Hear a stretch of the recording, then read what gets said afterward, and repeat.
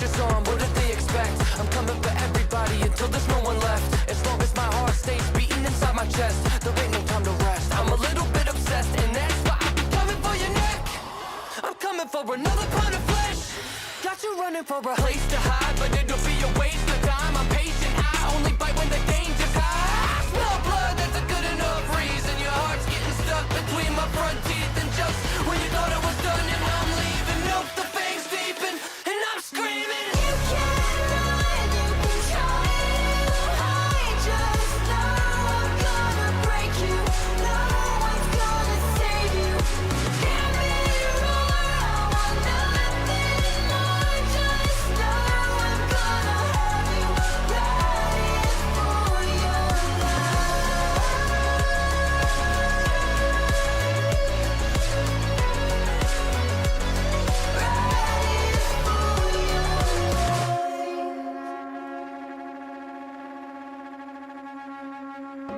bend me till I finally break.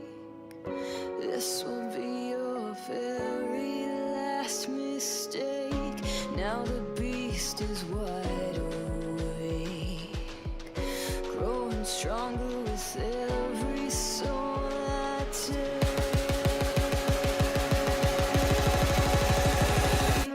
You can't run, you can try to hide. And just when you thought it was done, and I'm leaving, nope, the fangs deepen, and I'm screaming. Hear me roar,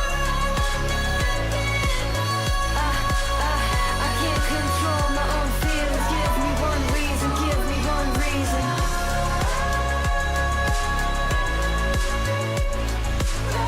I can't control my own feelings. Come on, just give me one reason. Do you have a mother? I can't control my own feelings. Give me one reason.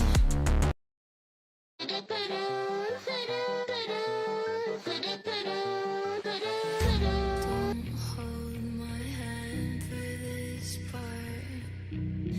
Full speed ahead. I know you noticed right from the start. Had my head held high since it began. 'Cause I laid it out for them. Just tell me, could you get it all? Welcome to the world of numbers. Would you leave it all out on the table now? Before the dust settles down. 'Cause right before the sunrise, I could see the fear in your eyes. You thought I'd disappear for good now. You thought you left me dead, dead, dead, dead. You thought that I was slowing down by now. But think again, think again. I thought that I was gone for good now. Praying I turn around instead. Hey, hey, hey. You thought that I was slowing down by now. Think again. Full speed ahead. Full speed ahead. Full speed ahead. Full speed ahead.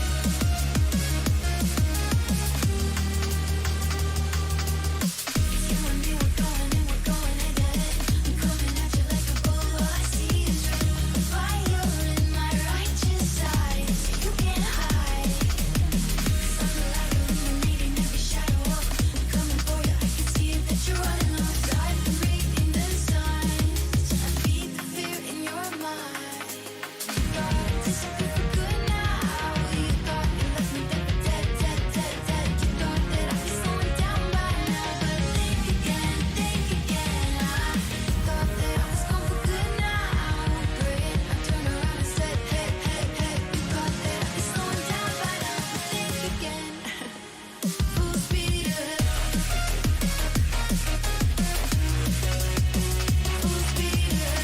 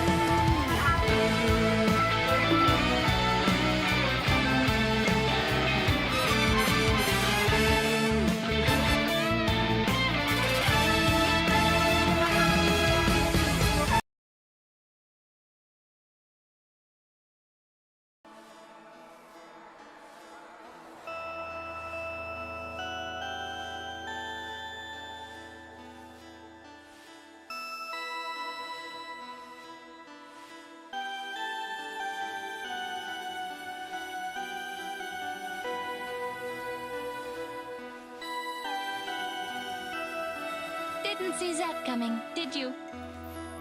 You have a mother.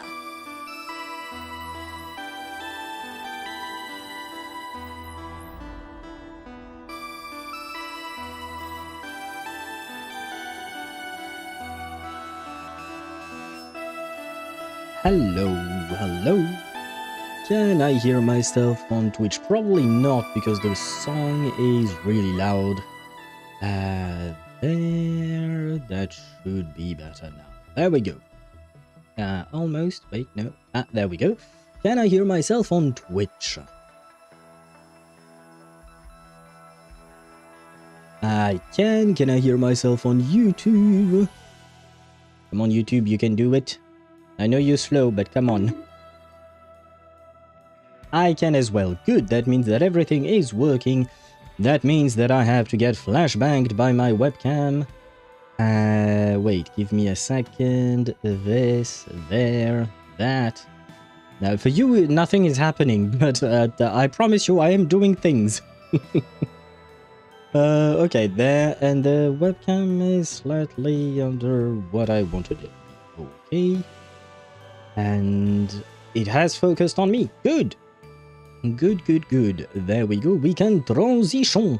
There we go. Hello, hello, hello. Welcome to the stream. I need to put this there and grab my chat. There we go. Hello, Jouk. Hello, Sparta. Welcome to the stream. I hope you guys are doing well. And Jouk says, I returned to this account.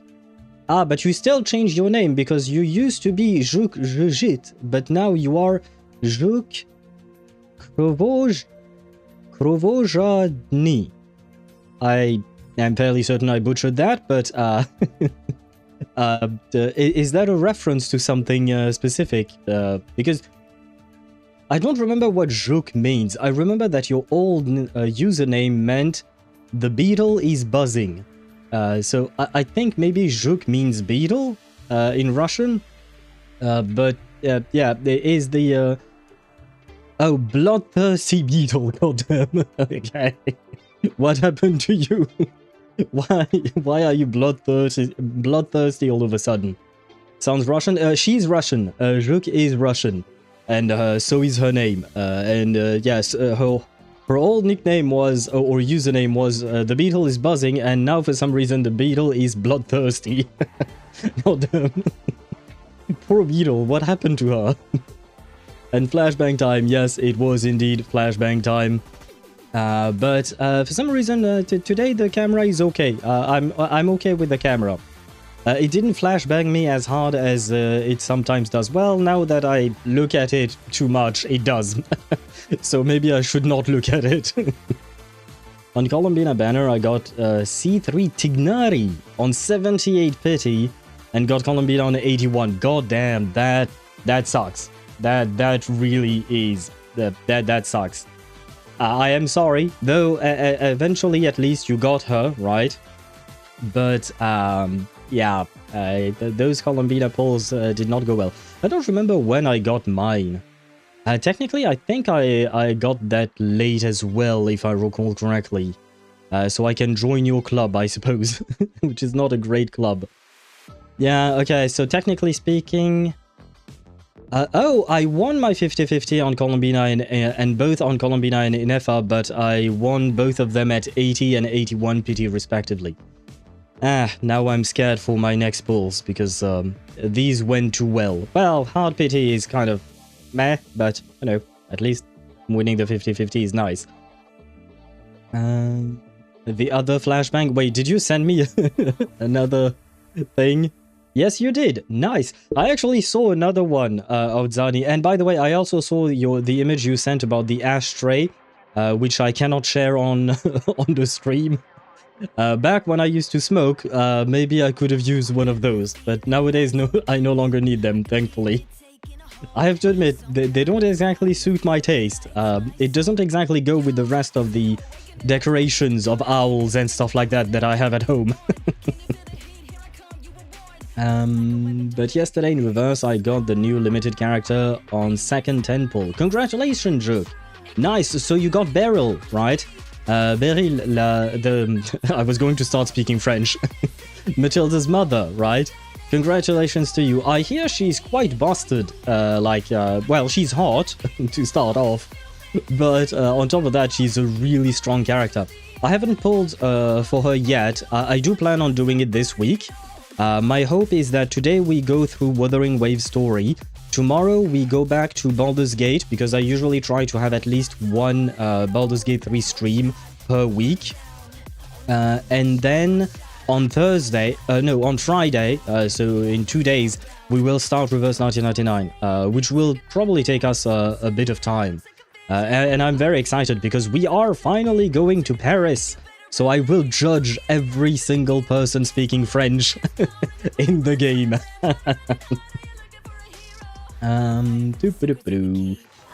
But yesterday oh, I read that. Love Reverse. I would imagine. You've been very lucky in Reverse 1999, as far as I can remember. And hello, Deidara. Welcome to the stream. I hope you're doing well. Hi, Owl. How are you today? Did you sleep well? I slept okay, yes. Over the past 3 days, 4 days, I would say. I slept relatively well, overall.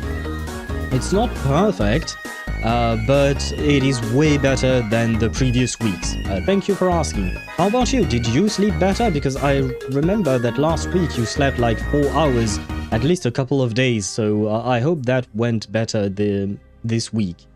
So you finished the Genshin story? Yep, Juk, I did finish the story in Genshin. I want the Moon Sisters to be playable, which will probably never happen, but well, we can always hope. I wish the Moon Sisters were playable, but yeah, I finished the story. The story was great. I really enjoyed it. It was long, not gonna lie, because the last stream I did on Genshin story lasted 9 hours. So yeah, it's it is a long one, and on top of that, like there were previous streams before that where I had streamed like 6 to 7 hours each. At least 3 streams total, 4 maybe, I don't remember, 4 I think in total. So yeah, the story was quite lengthy, but it was really good, and it dropped a lot of lore, and the traveler finally got a change of clothes, you know, so we welcome those. We welcome those. It's been 6 years and he finally changed clothes. I bought the garments for Anjo and Isolde. I bought the one for Isolde as well. I don't know if I'll buy the one for Anjo Nala. I also bought the battle pass in Reverse 1999 because there is a Kakanya skin. I will be honest, technically speaking, I'm not a huge fan of that skin. It doesn't look bad, but it doesn't exactly suit my taste. And I prefer the previous skins that Kakanya has, but it is Kakanya, so I bought it. Plus, you know, the thing is, you know, buying the battle pass, I don't mind that much because you get resources out of it, right? If the skin had been a standalone skin outside of the battle pass, I don't know if I would have bought it. I'm not sure. But it is Kakanya, so I kind of had to. Kakanya needs the best. We need to beat up your sleep so it treats you better. I wish we could. I wish we could do that. I've been fighting against my own sleep for the past 14 years, 15 years or so. I think I've started having sleeping issues before Ktosh was born. That should give you an idea. Maybe it's because Ktosh was born that I started having sleeping issues. I'm just kidding. Until we met on stream a year ago, I guess. It's been a year already, probably, with Ktosh that we've met. But yeah, no, just kidding, Ktosh. I don't know if you're here today, but I am just messing with you, of course. I slept, let me see, 5.5 hours. Well, that ain't great, but I suppose it is better than before, right? 5.5 is better than 4, I guess. That's how I usually see it. Like, the way I see it is just small steps, you know, small victories matter. Done so many screenshots with Dottore. I'll show you my favorite when I get home. Okay. He one-shots all of my favorite characters with just his smile. This was the patch for you, right, Rook? I know you love Dottore, so we went on a forced date. That was the running joke on stream. The fact that basically Dottore wanted us to be his friend slash his partner in crime, and he brought us into a date. Although I suppose you happily agreed to it, but the rest of us maybe not so much. Mistletoe in Genshin was the largest drop. A low drop. I don't really know about that. I do remember that the name was dropped and we talked about it on stream a tiny bit, but I don't really know how impactful that is. Although, you know what, guys? I wanted to share a couple of things with you. Wait, I need to find it. I need to go on YouTube first. But there was a Reddit post that I found very interesting that had the theory that basically Paimon is is our spaceship's AI, and that's why it's there. She's there to navigate and help us guide through Tevat and all of that. Like the post, it was a Reddit post, and it was really well detailed, and honestly, it made sense.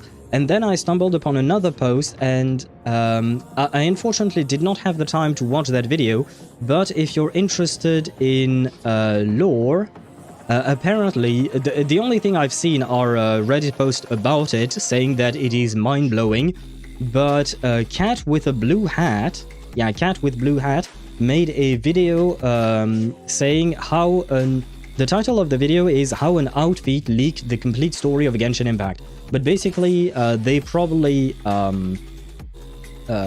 extrapolated or not extrapolated, but like inferred, deduced, or theorized some things about the outfit. And I do remember reading about the outfit and all of that. Let me share the link with you. I'm not going to watch it right now, and I will probably try and watch it later down the line. But apparently, if you're interested in Genshin lore, this is a very good video to watch, a very interesting one.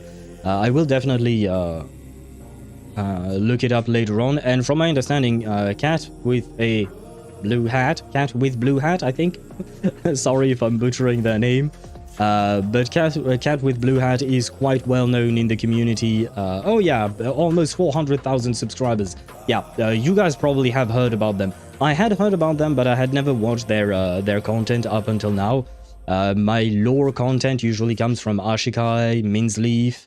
I used to have also Chill with Asta, but she stopped making videos. But anyway, so this will be my discovery of Cat with Blue Hat. But given the fact that bro or sis, I don't know if they're a dude or a dudette, but it seems like they have a lot of subscribers, so I'm guessing that they are doing a fantastic job. I mean, technically speaking, just because you have subscribers doesn't mean that, but in the lore niche, I feel like that's it's a vote of confidence, I would assume. Try some melatonin. I've already tried. I can't take it all the time, but I have, and it does help. It certainly helps. But the medicine I'm taking, because it is part of a medicine, the medicine I'm taking, I can't take it for more than 3 months. So basically, I just do it for a month or so, and then I stop for a few months, and then I take it back when I need it. But usually I try to go without medication, because basically, the last time I saw my doctor, which was quite a long time ago, they told me that the next step would be actual sleeping pills that have some side effects and potential addiction issues tied to them. And I was like, yeah, nah, I'm very prone to addictions. I don't need something, no thank you. So I try to manage with what I can. It's a pity we weren't given a choice. Do you mean like for Dottore? Why, you wanted to become his friend? Honestly, I don't think the world under Dottore's rule would be much better than the world under the rule of Phase. I will say that much. I am not entirely convinced there. I thought BP would have Andro skin. No, it's Kakania's skin that is in the BP. Andro skin is just part of the rerun garments, or maybe it's a new one, I don't remember. But Andro skin is just in the garment shop, it's in the shop.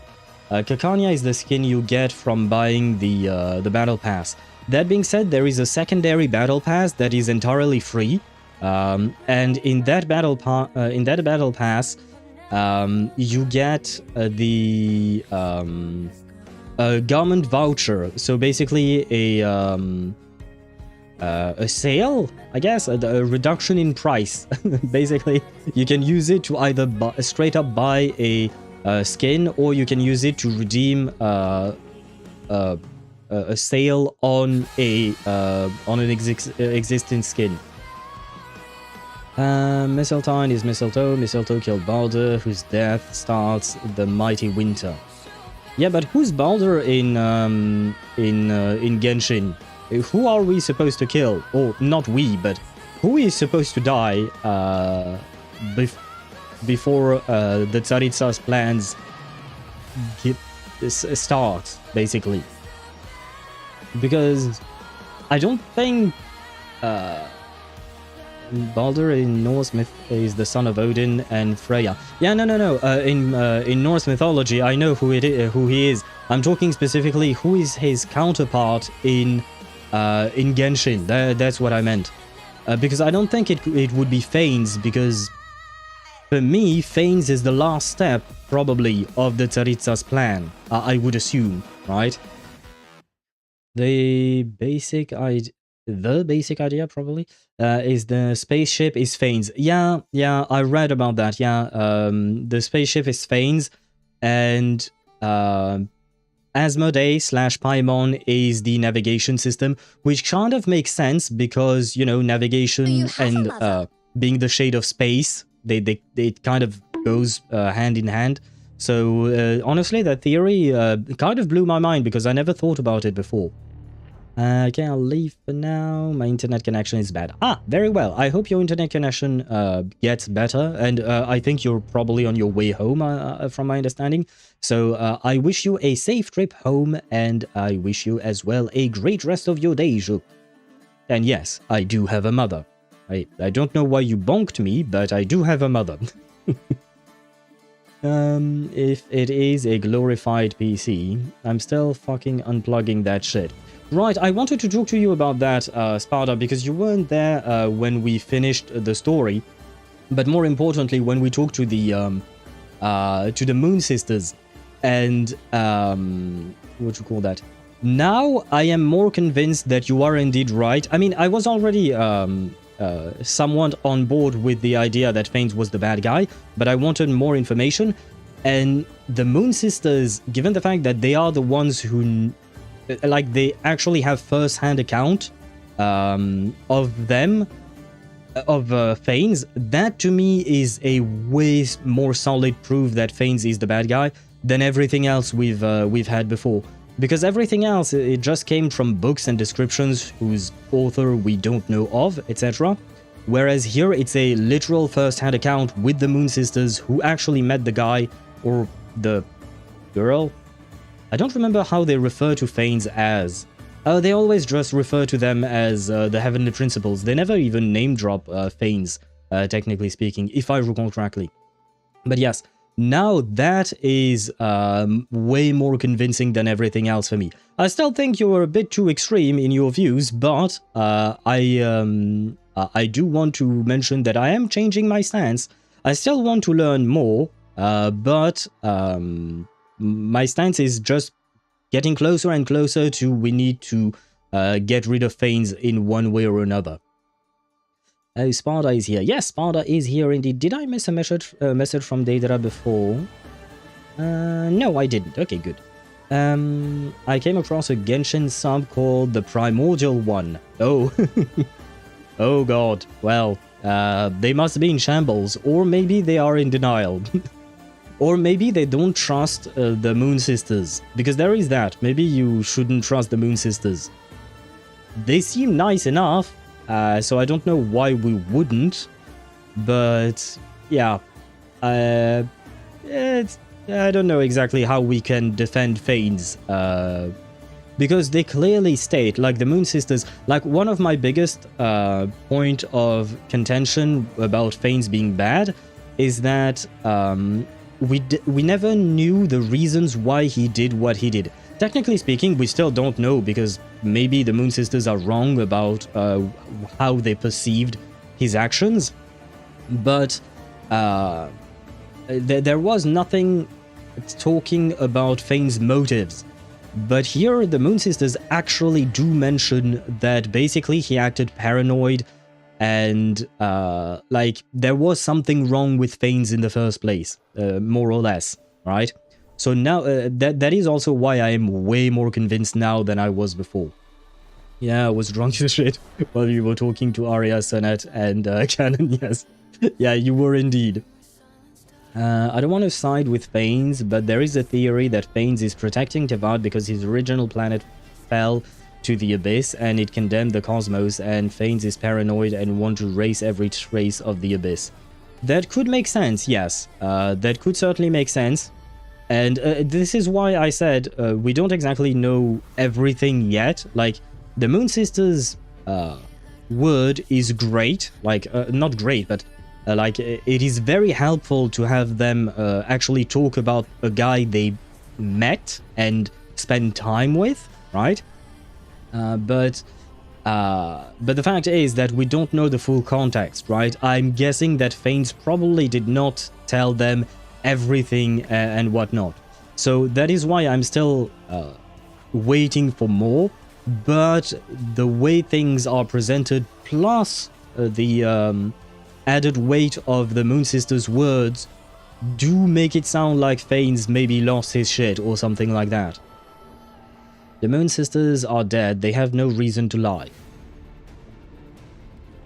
Well, yes and no. I understand your point, but technically speaking, like, if they were evil of some sort, they could lie, just to mess with the Traveler. I guess Columbina, because technically speaking, the Traveler wasn't there. I don't know if Columbina related all of that discussion to the Traveler. But technically speaking, they could have lied just to mess with Columbina or something, if they were, like, utterly evil and stuff. I don't think that's the case. I highly doubt that's the case. But the possibility is still out there. It is not in their advantage. Nibelung is dead, they're dead. What is it for them to gain by lying? I don't know, messing things up for Tevat. Maybe they want to see Tevat destroyed. Like, it doesn't seem to be that way, let's be honest, but technically speaking, even for dead people, there are reasons to lie. Like, I mean, in general, in fiction and stuff like that, you can see some reason out there. Like I said, I don't believe it for a second, but I still want to acknowledge the fact that it is a possibility. Yes, but Fane's paranoia does not excuse the literal war crimes they're doing. No, it does not, but it does explain them. And to me, having an explanation is a start. A start for what exactly, I don't know. But he should pay for his crimes, that's definitely true. That being said, I like to have an understanding. Like, that's why, you know, but I rarely enjoy villains whose motive is just, I'm evil. Basically, like, for instance, like the Abyss that we faced in, in Natlan. We talked about it, I think it was Deidara who mentioned it, but like, the Abyss boss we faced in Natlan at the end of the quest, it didn't make that much of an impact on me, and I didn't really enjoy that boss, because basically I knew nothing about that thing aside from it wants to devour the world. Okay, fine. Not really interesting. But for instance, when you have complex characters such as Rerir or even Il Dottore, who have their own motives, I would argue Dottore is a bit less complex than Rerir, emotionally speaking. In terms of emotions, he was just a curious dude. He was basically Xandar, right? He was Xandar 1 Kuwabara. He wanted to experiment with things. He took things too far and got his ass handed to him. So there is that, right? But at the end of the day, it is still way more interesting just to have, like, you know, a dude who wants to perform an experiment, who wants to do something, or someone who's just pissed off because the love of his life was torn away from him. Stuff like that. That, to me, is more interesting than just saying, yeah, Fanes is evil, or Dottore is evil, or the Abyss is evil. The Abyss, on the other hand, is a bit more complicated, just because it seems to behave like a force of nature rather than a, what do you call that, than an actual character. But that's also why I don't find them particularly or find it particularly interesting. I agree with you, but if Fanes wants protection from the Abyss, it already failed due to Khaenri'ah. Not completely, because the planet is still alive. Like, Tevat has not been completely corrupted by the Abyss yet.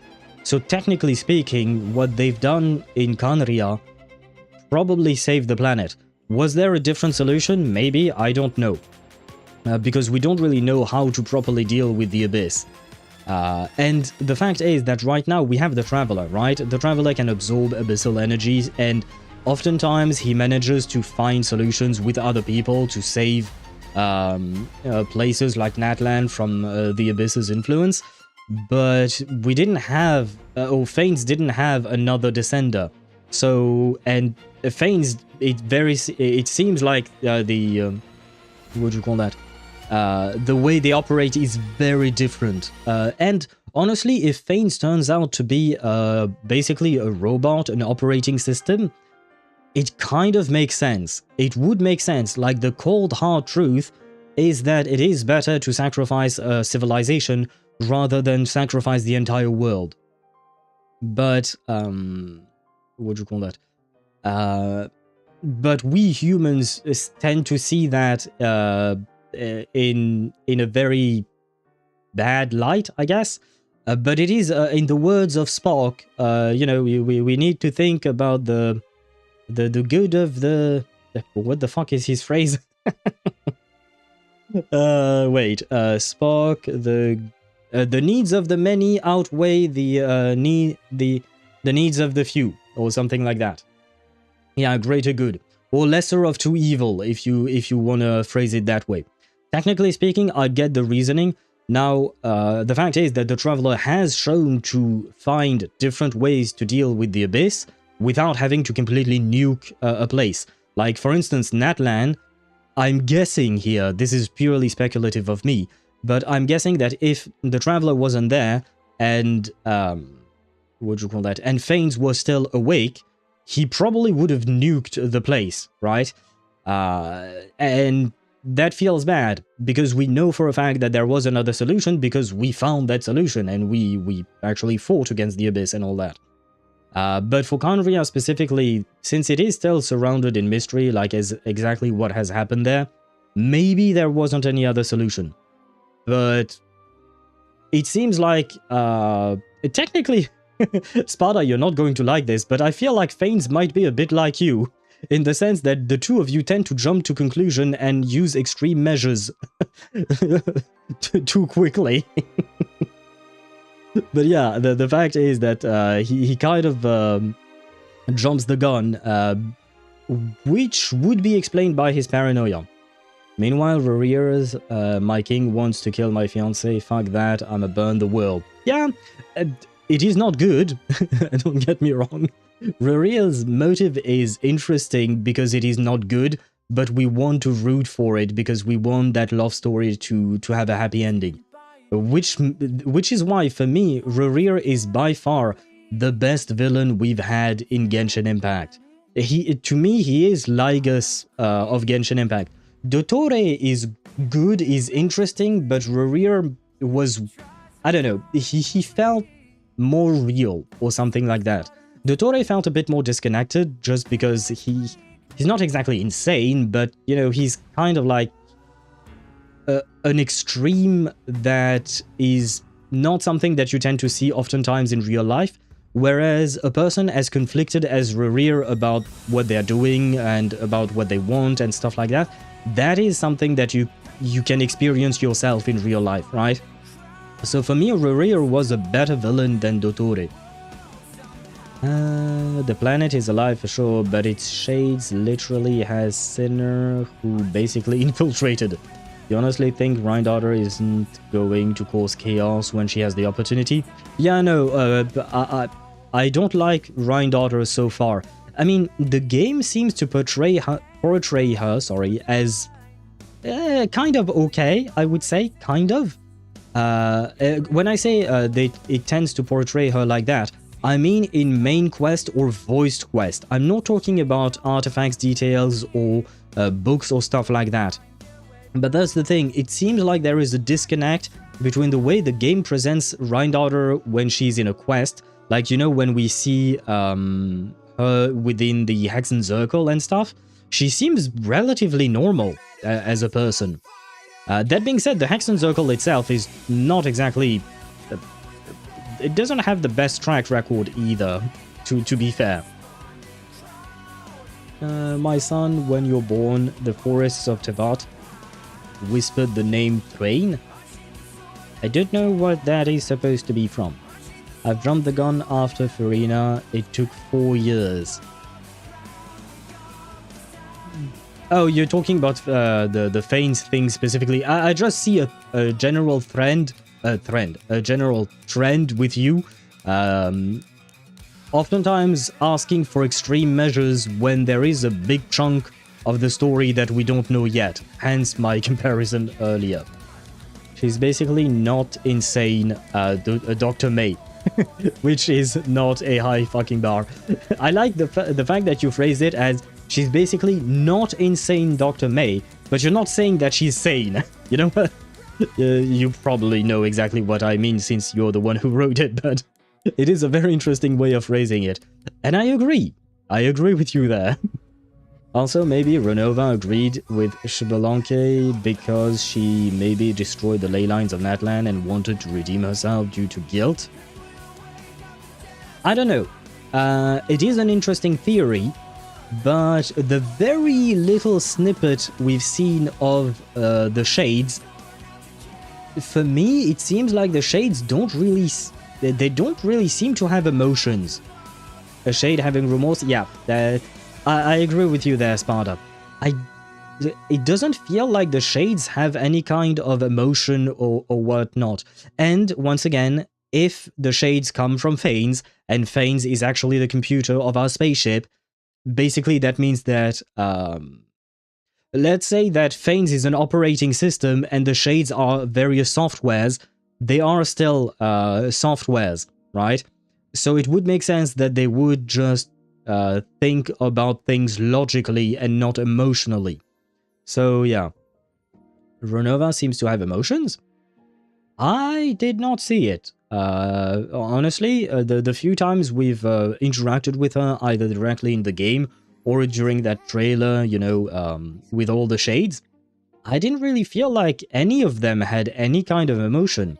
Maybe Naberius, but it was mostly because of Granddaughter, and it wasn't like emotion in the sense that like she felt sympathy or anything. It was more like, it felt like she, I don't know, she was not happy, but like there were things she wanted to do. For me, the Shades, it doesn't seem like there is anything they want to do. They're just basically there to enforce the rules that Fanes came up with, it seems. Again, I insist on the it seems. For me specifically, I don't see it for now, but maybe the game will prove me wrong over time. But she lost hope in humanity, that is why at the end of Natlan she was like, whatever happens to Natlan, I don't care. Did she lose the hope in humanity? What makes you say that? Because off the top of my head right now, I cannot think of why, so I'm kind of wondering. At this point, I'm expecting Paimon to be the emotional core of Fanes or something, so that could make sense because Paimon is definitely very emotional, which is lovely, by the way. The way she was worried about the Traveler and all of that, honestly, I really enjoyed it because it deepens our connection to Paimon, which is really sweet. So it could make sense. We gotta unplug that shit before Paimon touches that shit. Wait, do you mean Fanes? But, like, that's the thing. If Paimon really is derived of Fanes, can we unplug Fanes without killing Paimon? That could be a dilemma that we will face in the future. If Paimon is Asmodee and Asmodee is a part of Fanes, if we turn off Fanes, will it also kill... like, for instance, right now I'm using OBS Studio to stream the stream. Let's say that OBS Studio is Paimon. Well, Fanes is Windows. If I turn off my Windows, my whole computer goes down. And my OBS dies as well. You understand what I'm trying to say, right? So it depends what is the interconnection between Fanes and the Shades and Paimon. First, disobeying Fanes, that is a big feat, but why guilt or love? Those are the two options. There could be other options that we don't know of. Again, I often insist on the fact that there is a lot we don't know about how these characters think, specifically the Shades, I mean, because we've barely interacted with them, right? We just got a hotwire Paimon to the Traveler. I'm not sure it's really that easy, you know? I don't know if it's that easy. Could we do it? I have no idea. Because, to be honest, if we do happen to do it at some point, the explanation is going to be, it's magic, shut the fuck up, right? Basically, it's going to be some kind of magic bullshit, right? Which is the only way to do something like that, because you can't just hotwire one person into another person, right? So it is going to be that. So I'm assuming it is technically possible, but honestly, I have no idea. I do not support the theory that Fanes is Paimon. I don't think people say that anymore. I think people just say that Fanes created the Shades. The Shades, one of them is Asmodee, and Asmodee could be Paimon. That's my understanding of how people think of Paimon. Also, there is another theory, more crazy. What theory would that be? While you write, I shall switch scenes because I have launched Wuthering Waves. I will be honest, my goal today is to try and finish Wuthering Waves in one stream. I don't know if I'll be able to do that, but I will try my best. So we are going to cut the Just Yapping session a bit short, just so that we can do Mornye's polls and then start the actual quest. Fanes came from the same planet that the twins. He trapped them to protect his last survivors of said planet. That could be a thing as well, why not? That could be a thing as well. It's still taking prisoners of people, so I'm not a fan of the idea. Even if he's doing it to protect them, he should give them the choice, and not just force them to stay. But this is also speculation. Still want to brawl with Renova, also Asmodee. We need a rematch. I don't think we are nowhere near... I don't think we're anywhere near the fighting capacity to fight something like a Shade at this time right now. Though technically, maybe if Columbina's full power... she was at full power with the Trilune full power, because she did give part of her power back to Notgrai, right? She poured herself into Notgrai with the Kuvaki that she's giving them. But so I don't know how powerful she is now, but if she had the full authority of the Three Moons, she would be the equivalent of the Shades, from my understanding, because to me the Shades are just the Three Moon Sisters 2.0, right? Nibelung created the Shades to rule over Tevat. Fanes created the... Nibelung created the Moon Sisters to rule over Tevat. Finon created... Finon. Fanes created... that lapses. Fanes created the Shades to rule over Tevat, right? It's basically the same kind of deal. But sounds kind of crazy, and it makes sense also. This will connect with HSR and maybe leave the cause of the Abyss to a Lord Ravager or an Eon. I would love it if they somehow managed to connect Genshin more to the Honkai games, but I don't know if they want to. That's a question. Now then, I can hear Chiakona singing, and since she's singing, we shall start our polling session for Mornye today. There we go. Sorry, Chiakona, as much as I love you, now is not the time. Now we are polling for Mornye. I am in the Research Institute place thing. I think this is the first place where we met Mornye or something like that. So I figured this should be our the place where we pull for her. I have about 100 pulls left. I'm not going to pull for her weapon because from my understanding she does okay without it. Let me check again, and I just don't have the pulls for it, to be fair. Let me see. Oh, it's not. Oh, Pridewin on Wuthering Waves, they don't make up numbers, not make up, but they don't calculate numbers to compare the two. Huh. Well, I don't have much pulls regardless, so I can't afford to get her weapon. And I would like to save some pulls for meth addiction. A meth, the pink-haired girl. They really chose a poor name. I mean, I guess maybe her name is Amy or something like that, but her name sounds like meth, like methamphetamine, you know, like the drug. So it's not exactly the best choice of name there, but, well, it is what it is. Triland Authority might not be 100% equal to Shades, just same domains. Yeah, I agree. Because technically speaking, Nibelung created the Three Sisters, so it is derived of his power, and we know for a fact that he was less powerful than Fanes, sorry. I keep messing up with Fanes, the Shades, and Finon for some reason. But we know that Nibelung was less powerful because Fanes kicked his ass, even when he was juiced up on Abyss juices. So technically, Fanes could have created an equivalent, but just more powerful because he had more power. That could be a thing as well. Also, I saw a visual representation of Tevat and the False Sky, and the False Sky looked just like another atmosphere, and outside of it was just pure abyss and the fragments of the moon. That's the thing, when we actually went to the moon... Oh, but wait... I don't remember who it was, but I think maybe it was Daedra, but maybe it was someone else.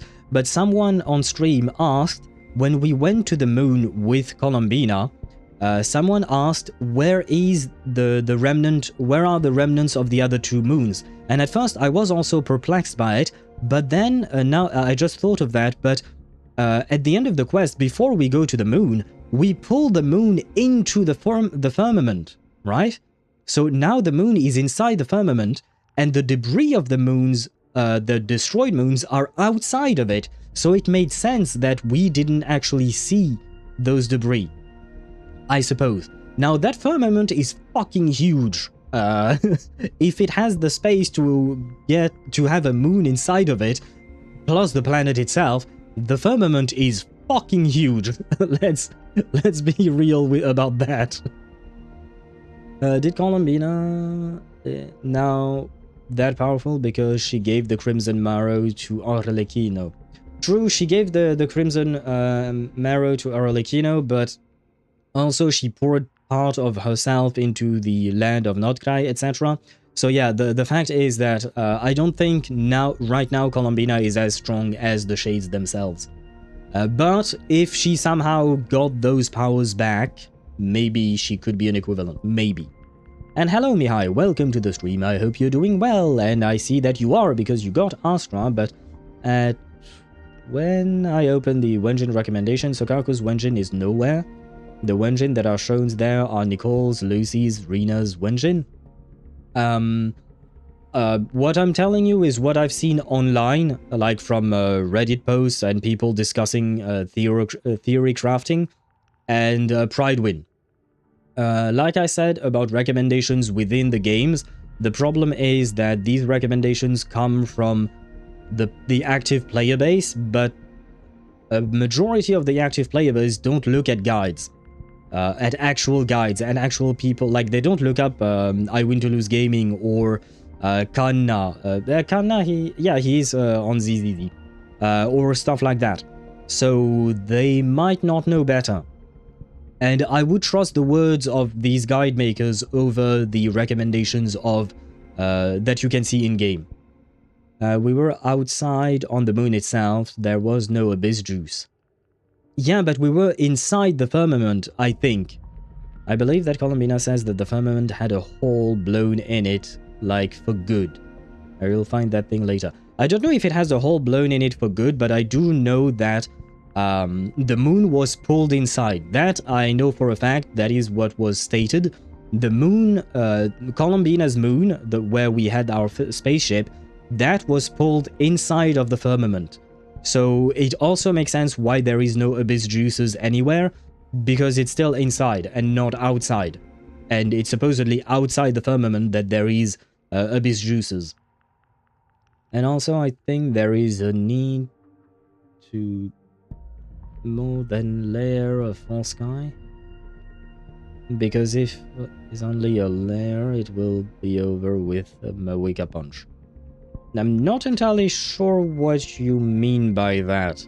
I didn't fully understand your sentence, Deidra, but I mean, technically speaking, Mawika's punch made a hole, but the hole repaired itself.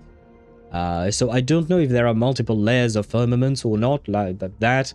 All we've seen so far is one layer, well, one dome, not dome, it's a... Well, I don't know what it is exactly. I'm guessing maybe it's some kind of a sphere, probably, to encompass everything. Anyway, it is time. We have made poor Mornye wait too long. We are at 8 pity after pulling for Lynae last time. I already farmed, pre-farmed for Mornye, so we are ready to build her. Now, Mornye, I don't really know a whole lot about you, but I think you get along well with Lynae. So you know what? Let me actually have Lynae on field. There she is. The beautiful, the magnificent Lynae. Will you come home for your blonde friend? Please. I ask politely. No, not for Lynae. Very well, but I get a Lumi. Ah, wait, this is a sign. Because Lumi right now is my placeholder. Lumi right now is my placeholder.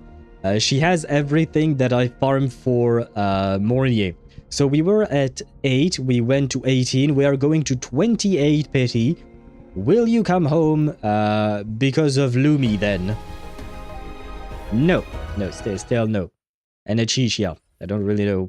Chixia was my placeholder for Lynae. So maybe it's a sign. Going to 38 pity, come on. We believe. Ah, man. Who is that? This. Who's the last? Oh, yes, okay. This is... I can't believe the level of coping that I'm doing right now. But this is a catalyst, no, it's called a rectifier.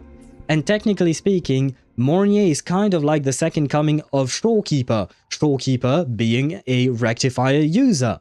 So this is a sign that Mornye is going to come home at 48 pity.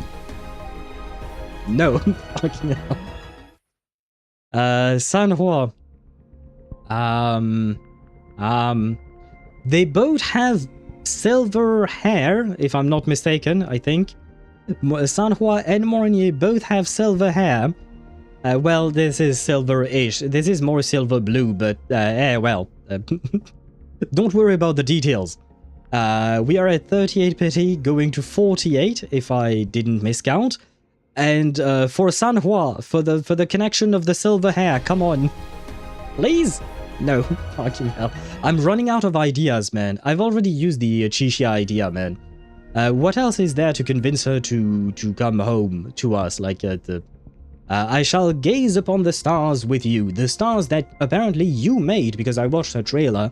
And the stars that you made in the sky of Lahai-Roi. I will happily spend time gazing upon them with you and Lynae side by side.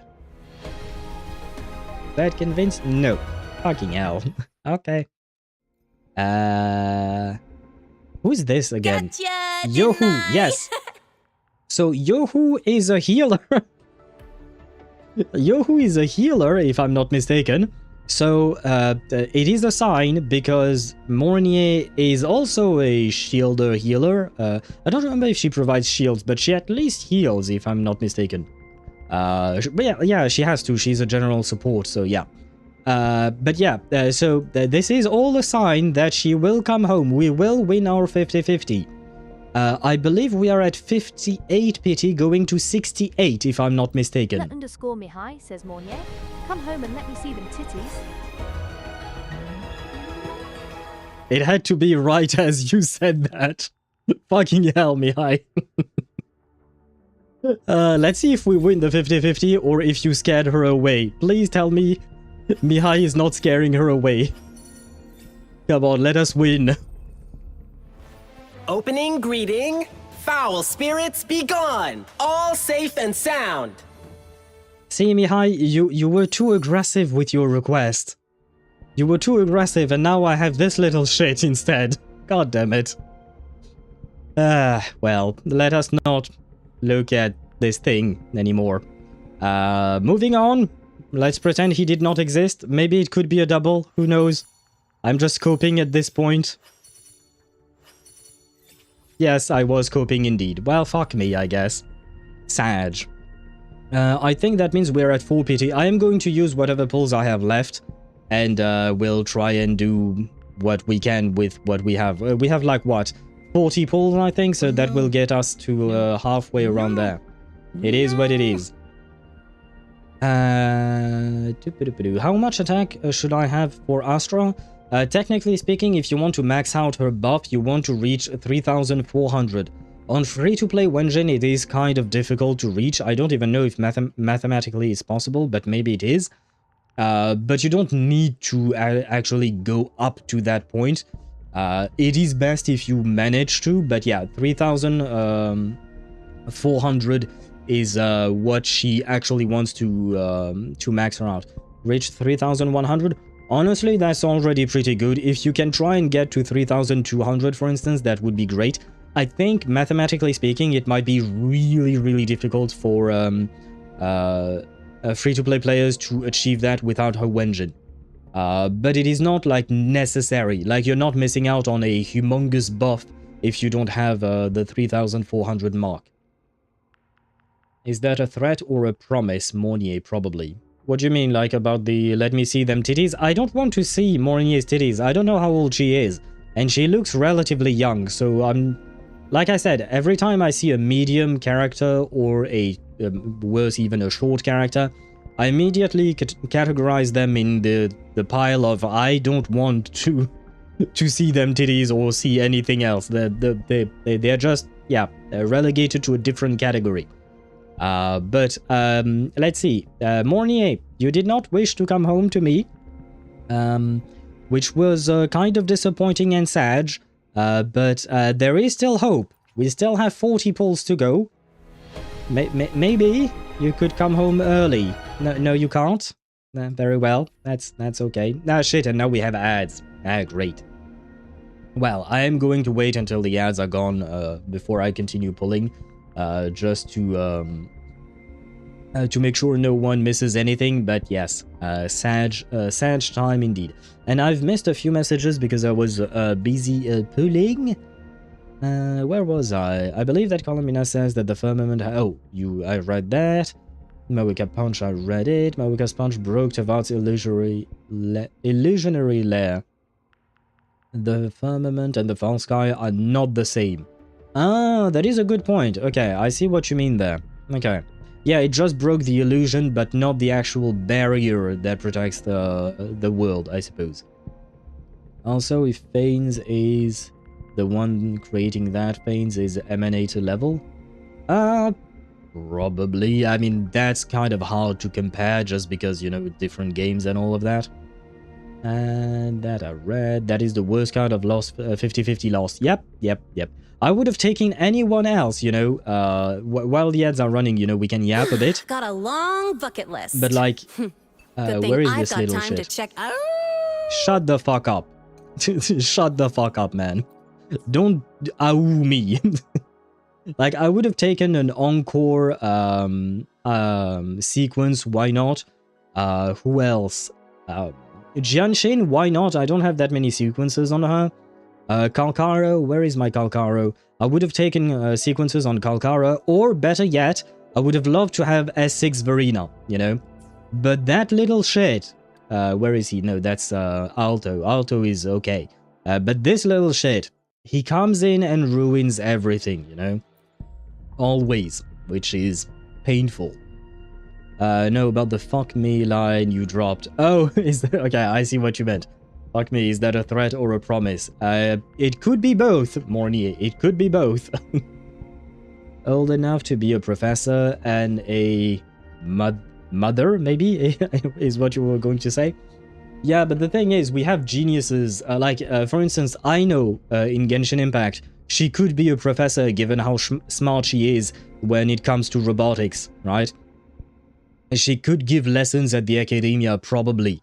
That doesn't make her old enough for anything like that. So, yeah, the fact that she is a professor does not mean to me that she is actually that old. Because in video games and anime media, we oftentimes see small geniuses, basically.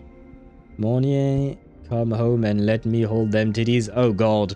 She's not going to come home. I'm not going to get her because of you, Mihai. Oh god. And the ads are over, so now I shall keep on pulling. See? Stop talking about her titties, Mihai. Leave them titties be. Because this is our last 10 pull. We're at going to 30 pity. I don't think we're getting her, man. I don't think that's going to happen. And no. I still have 5 more pulls. Technically speaking, I have those pulls, but I don't want to use them up because I want to buy a... what would you call that? I want to buy a 2 sequences for...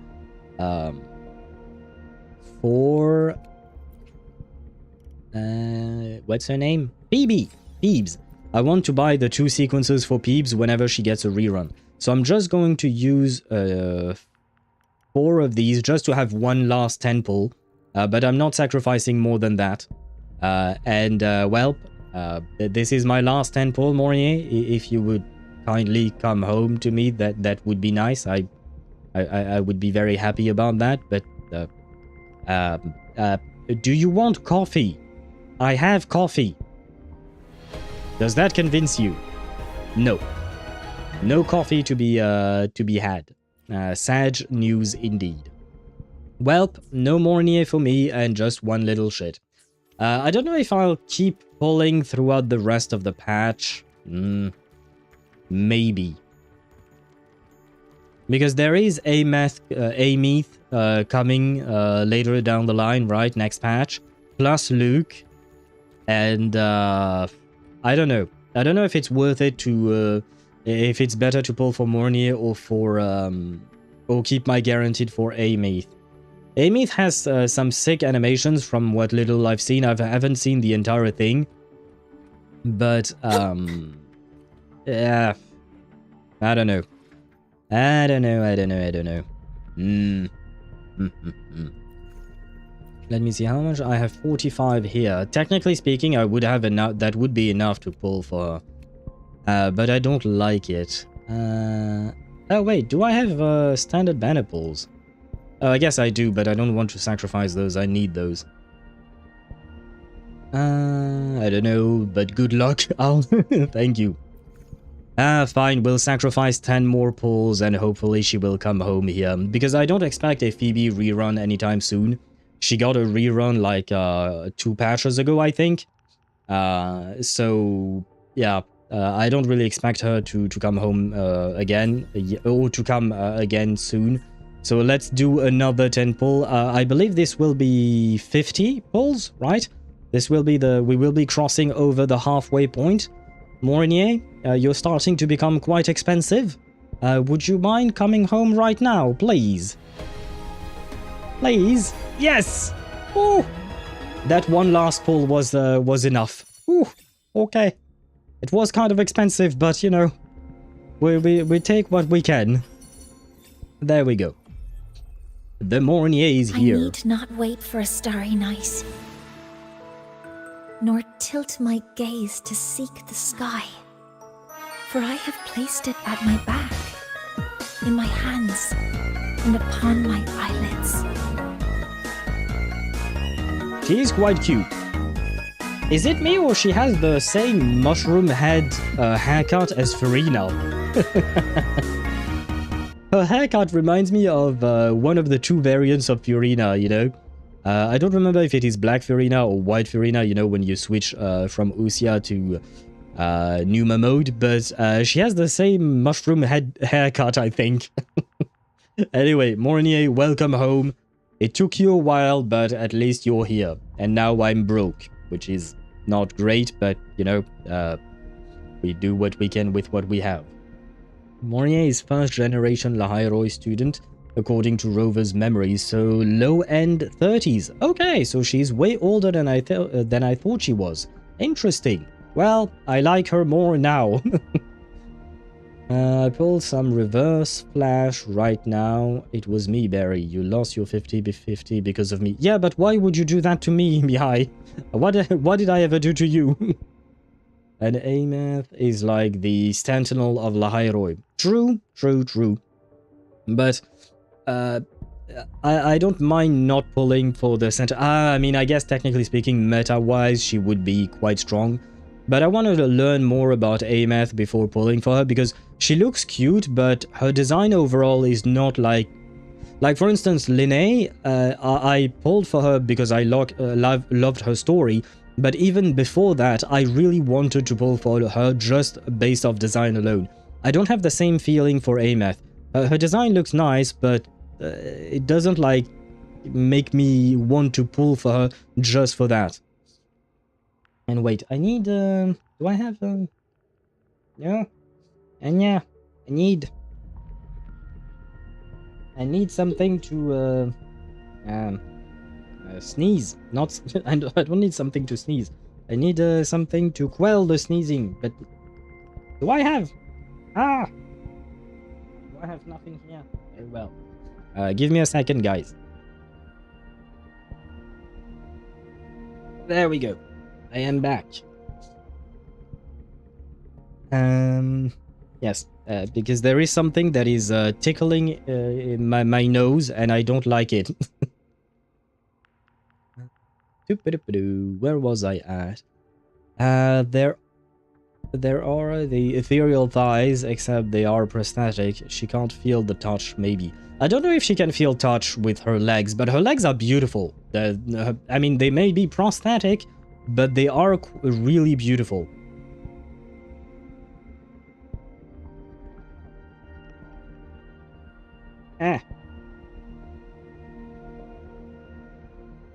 Also, hope you don't bench Shorekeeper. No, she's still going to be an important... I'm still going to play Shorekeeper with my Zani and Phoebe, especially like in endgame content and stuff like that. But I am going to play Mornye more with Lynae because it's fun. But she's not... Shorekeeper is not going to get benched. So Shorekeeper is wife. And I will show you my teams. But welcome home, Mornye. Thank you for being here. I appreciate it. And... What the... I need not wait for a starry night, nor tilt what my the gaze fuck? to seek the sky, What? for I have placed it at my back, in well... my hands, and upon my eyelids. I just missed it. Nope, you didn't, Quillo. You arrived right on time. The fuck? I wasn't expecting an S1. Oh well.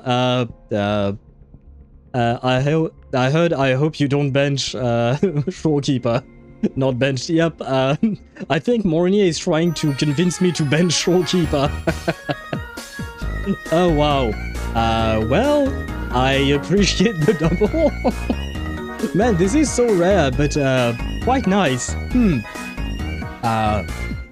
I will consider benching Shorekeeper. I will consider it. No, but seriously, I wasn't expecting a double. technically speaking, I will be honest about one thing. I was hoping that I would get a double, but that I would lose the 50-50. That way I have a guaranteed for A-Math.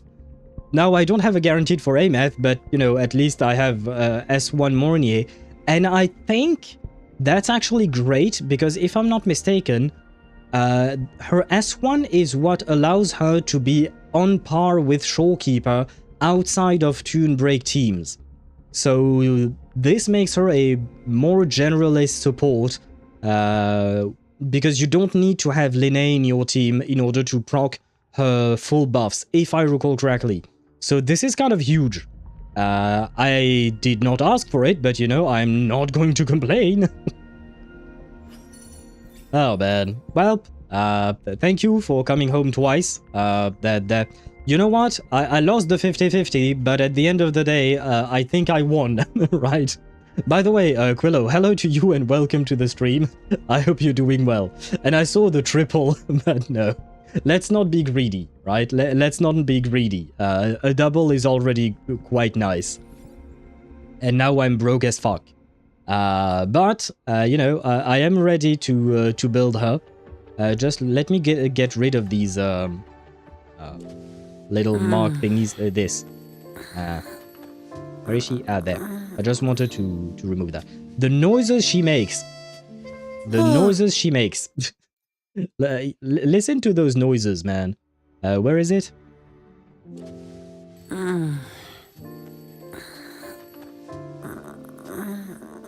The noises she makes, man. It's, yes, never mind. Moving on. Got a long bucket list. Wait, let me switch my team around. Because this is the team I use for exploration's sake, because I find it fun to play. But these are my actual official teams for, like, what do you call that? For, like, endgame content, like my Augusta team. Lynae has replaced Shorekeeper in here just because it's fun. It's not exactly the best, but it's serviceable. Here, well, I can't do without him, unfortunately. Shorekeeper is still there. Shorekeeper is still there. Verena is here because usually I play Shorekeeper in my other teams. But yeah, Shorekeeper is still basically everywhere. This team doesn't even work properly. I just wanted to... Oh, maybe I could make a monofusion team with Galbrena and Shangli. I don't know if that will work all that well. But anyway, where is the Mornye? Now, there is the I can Mornye. walk beside you. Yes, you shall walk beside me indeed. And let me see how tiny you are. So, okay.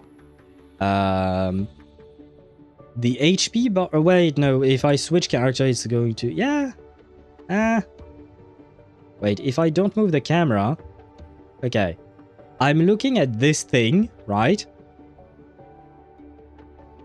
I know, she is noticeably shorter. Okay, never mind. I mean, she's not as short as I thought she was.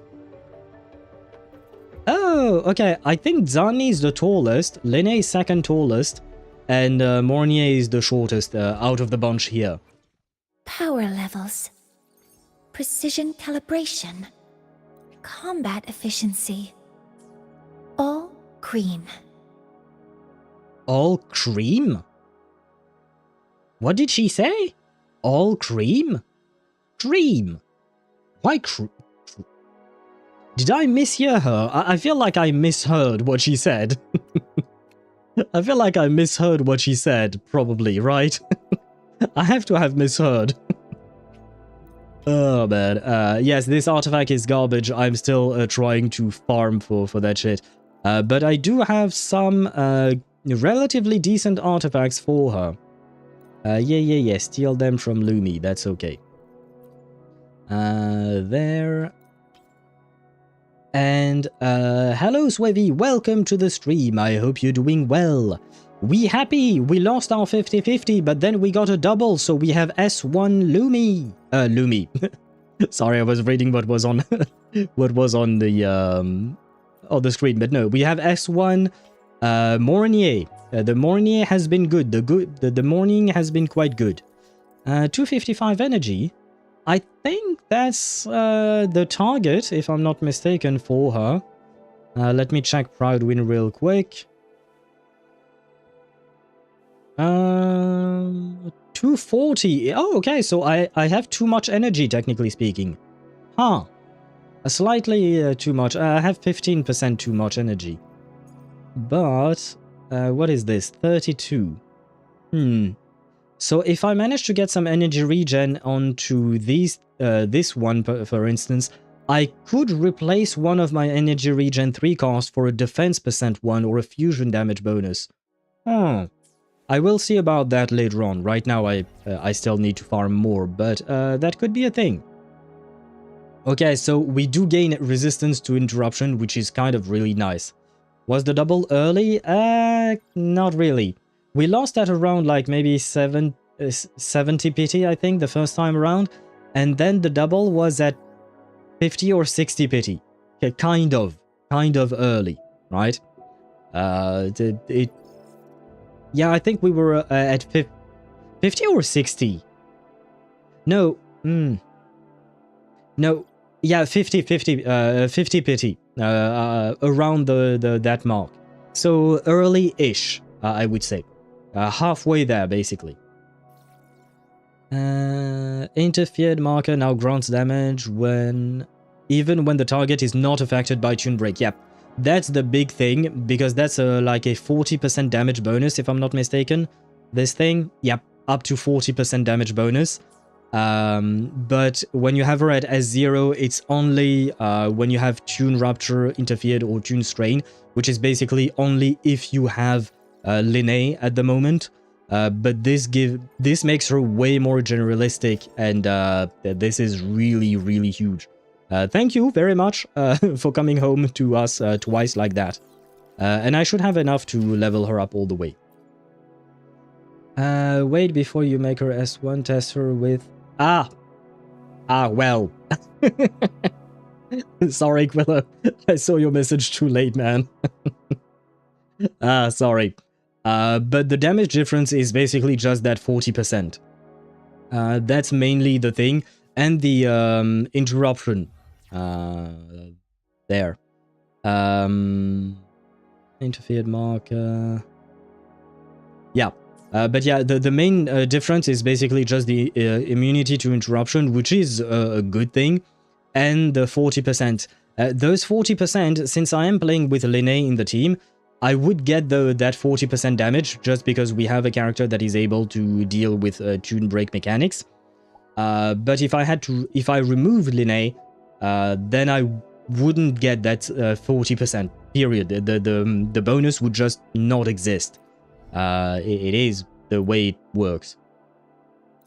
Genshin is so distracting. I see new possibilities. Why is it distracting? I go for my commission, and in the road I fight whatever moves.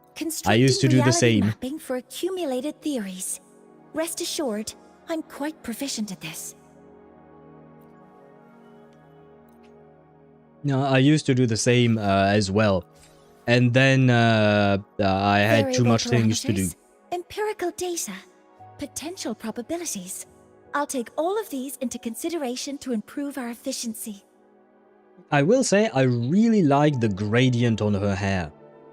The gradient from blue-white to purple-ish is really, really pretty. Like, it's a really beautiful gradient. Lupa is an alternative for Mornye, but she works best at S1. I mean, Lynae. But Lynae is not exactly a support the way Mornye is. Like, Lynae is more of a sub-DPS, right? Your influence has and catalyzed earlier, a change in me. Does this progress please you? And earlier you said Galbrenna, Mortafi, Mornye? Or Lynae, Mornye. Lynae, Mornye could probably work really well, I think. Galbrenna, Mortafi, and Mortafi, I'm not convinced. Because Mortafi deals with heavy attack damage, like his buff is heavy attack damage. And Galbrenna does not really take advantage of that. She's into echo skill damage. Me back to my first journey to the Frostlands. Oh, wait. Wind and snow stung my cheeks. It was the first time I felt alive after a lifetime in a wheelchair. Girl do be Thank yapping. you for bringing that feeling back to me. You're welcome. Once again. Ah, once again, yes. But wait, maybe I'm not This remembering takes me correctly. back to my first journey to the Frostlands. Wind and snow stung my cheeks. It was the first time I felt alive after a lifetime in a wheelchair. Thank you for bringing that feeling back to me. Once again. Ah, that was the same one. But Galbrana also works with monofusion. Yeah, but is it as strong as her regular team with Chiyu-Yuan? Let me see, what does he buff exactly? He buffs mostly echo skill damage. Okay, so where is Galbrana? There she is. Because if I'm not mistaken, most of her damage is considered... Oh no, it's considered heavy attack. So Mortafi could work. Okay, my bad. It's a mix of heavy attack and echo skill, if I'm not mistaken. But yeah, from my understanding, she might not be as strong as she would be with her actual main support, which is Chiyu-Yuan, right? Correct me if I'm wrong, because I've never tried monofusion. Because I think the monofusion team you're talking about is Galbrana, Lupa, and well, Mornye. But the fact is that I don't have Lupa, unfortunately. Nope, Chiyu-Yuan is objectively stronger. Yeah, just because of his I'm ready. outro skill. It's mostly the outro skill, because the outro skill is like grants 50% echo skill damage amplification. 50% is huge. I mean, the mother of all outro skills is her. Where is it? Extend spectral... No. Ah, yes. Granting 100% spectral frazzle damage. Phoebe is kind of insane, but they've toned it down with other characters, to be fair. Wait, where is my Mornye? Mornye is here. So I have leveled you up. Your weapon is already leveled up. You have your things. Okay, so all I have to do now is build these things. I should have enough to build everything up to level 10, if I'm not mistaken. There's somebody who has Mortafi at S5.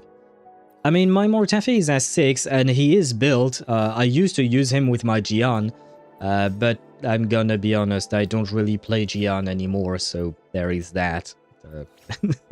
Poor Jian has been forgotten. I saw a person test it with monofusion team. It was only about 2 seconds behind. That's interesting. It's interesting, but is it like an anecdotal test, or is it like performed multiple times? Because when you're actually, like, if you're talking about actual calculations, those are just facts, right? But when you're talking experiments with like actual seconds in fight, you have to take into account player skill and the variations between each test. So it's a less accurate way of comparing things, but it is also more real because it is, like, you know, actual testing being done. So it's kind of a complicated thing, but at the end of the day, I still can't do it because I still don't have Lupa, unfortunately. And I don't mind playing what's his face, Mortafi, but I'm like, not exactly my cup of tea. What does her fusion attack? Clearing all, reset, yeah, sure, and what? Oh yeah, she enters her field mode. Yeah, okay, this is just more damage, so we'll go just level 5 or 6, I think, here. No need to waste weekly materials on intro skills as usual. There, and the rest, on the other hand, we can. Also keep in mind that monofusion team is also a skill check. Chiyu-Yuan is not as much of a skill check.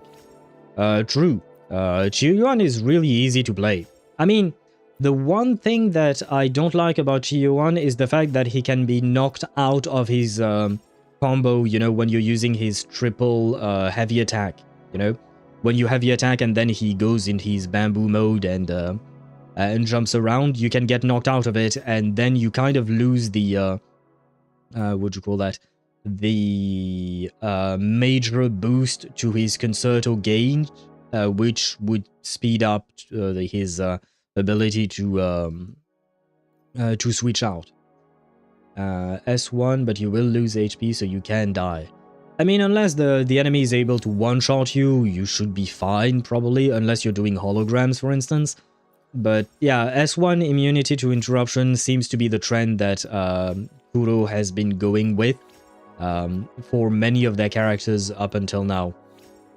Which is... I'm not exactly a fan, but it's also kind of accessible, so I guess that's fine. But I don't like locking quality of life upgrades behind sequences. I don't mind more damage in sequences, why not? But quality of life such as this is kind of feels bad, but well, I've seen worse. Oh, she's at 265. Huh. So I am 25% over the mark, which means I could almost I could remove one of these things. Yeah, but well, I will farm later for her. But there we go. We have the Mornye built. What does she do?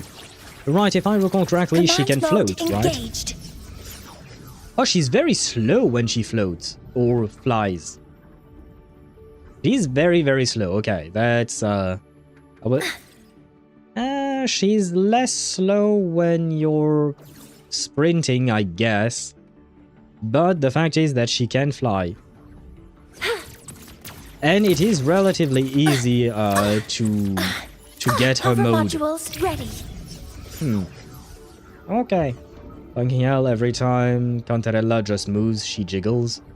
She does. She does indeed. The one thing I don't like about Cantarella is the fact that she can get knocked out as well. You know? When you're using her skill, I think, after using everything, you know, her big skill damage, she can get knocked out of it just like Camellia. And because of that, you can lose all the damage that they're supposed to do, which is kind of disappointing, not gonna lie, but it is what it is. Anyway, we have our Mornye. We have more than just our Mornye. We have 2 Mornyes. And we are ready to go. Now, Zani will remain in this team. I know, once again, that this team does not make sense, technically speaking. But because this team, because Zani is S6 in this team, she kind of destroys everything. And yeah, so I need to nerf her by not giving her the, what you call that? The Phoebe buffs and stuff like that. Now, to start the quest, we have received a message from Mornye. Yeah, there you go. This is how the quest started, and I received the message when the update went through, so yeah. I am going to read it to you guys, but this is how the quest starts. Hello, I'm Mornye from the Space Track Collective. Sorry to bother you, but I need a clear report on what happened during the Hivatia detector's failure, so I can lead a repair plan. Since you and Lynae were the only witnesses on site, I'd like to meet with both of you tomorrow. If you're willing, please respond with, I accept. I accept. Thank you. We'll meet at the Academy dormitory at 9 o'clock tomorrow morning. I'll be there on time. Besides that, I want to ask you about something unrelated to work. During the Void Worm's attack on Star Torch Academy, were you injured? If you experience any frequency issues again, we can help. I'll handle your case myself. I'm fine. The frequency loss has stopped for now, but I appreciate you checking on me. There is one thing. It's a bit strange though. Would it be possible to bring some delicious Space Trek snacks to the meeting? Okay. Sorry, it's Abby's idea. If it's inappropriate for a work meeting, don't worry about it. No, it's fine. I'll make a note of it. And there you go. We have a meeting with her at 9 o'clock. What's the time? It's 1 a.m.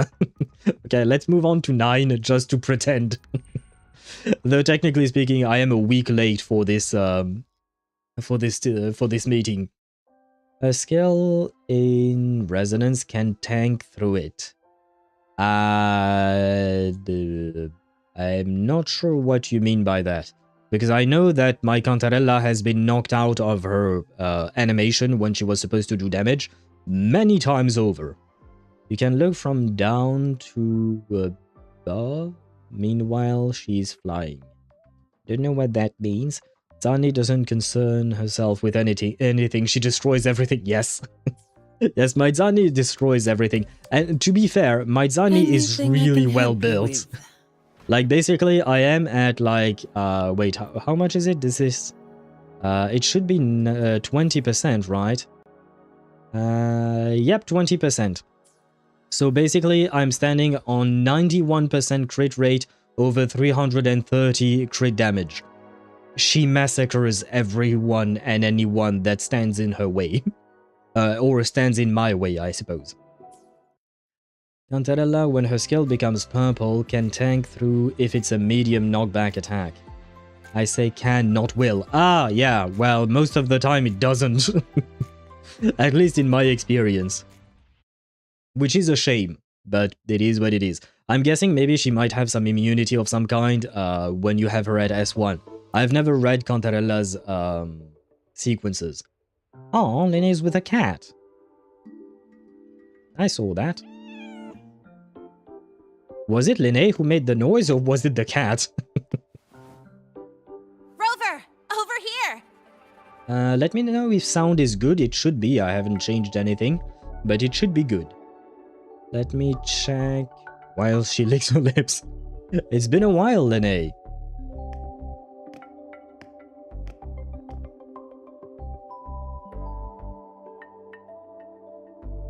You bet. Just passed all my entrance exams yesterday. Congratulations. You know what? I shall take you to lunch. My treat. Which means today you're officially meeting Lynae, first-year student in Star Torch Academy. So when is our next droid ride going to be? No. Congratulations on a successful enrollment. I'm happy for you. I really want to hit the road with you again, but I'm kinda on a mental health watch list. If I break even one tiny rule on day one, Miss Lucilla will be dragging me in for a friendly chat. Oh, she looks adorable. But yes, you should watch yourself. You just barely got reinstated into the school. You don't want to be expelled the same day. Come on. I gotta hold out until I figure out a route that slips past the cameras. So yeah, okay, so she's not exactly watching out for it. She's just trying to find different ways of doing the bad things that she wants to do without being scolded for it. I see. Let me... Oh, I read that. The noise she makes when she tells you she has cats at home. Hey, you know what? If this is the cat I have at home, not gonna lie, I'd be happy. 50% knockback interrupt on S1. Just 50%? Huh. Because Mornye here was completely immune, right, to being interrupted. And I think it's the same with Lynae. She can be immune to interruption at S1. And there might be someone else, but I don't remember who. I want to knock back a few drinks is what my mind ran to. I would love that too, but for now all I have is coffee. Which reminds me, hydration time. Oh, but hey, you got Mornye's email about the Hyvatia detector, right? It's almost go time. How about we hang by the entrance and then we... huh? Wait, I know she's being interrupted by something else, but I want... No! I wanted to read. Fuck. Material fatigue, thermal cycles, boundary conditions, initial stress states. I fucked up, guys. Infraction detected. High wattage devices are strictly prohibited in dormitory zones. Wait, is Mornye going to get differential scolded? Equation is elastoplastic transition, cyclic strength coefficients.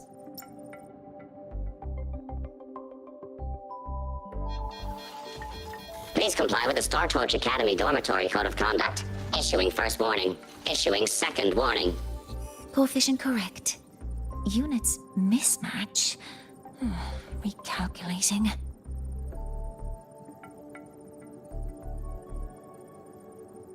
Non-compliance confirmed. Initiating restraint protocol.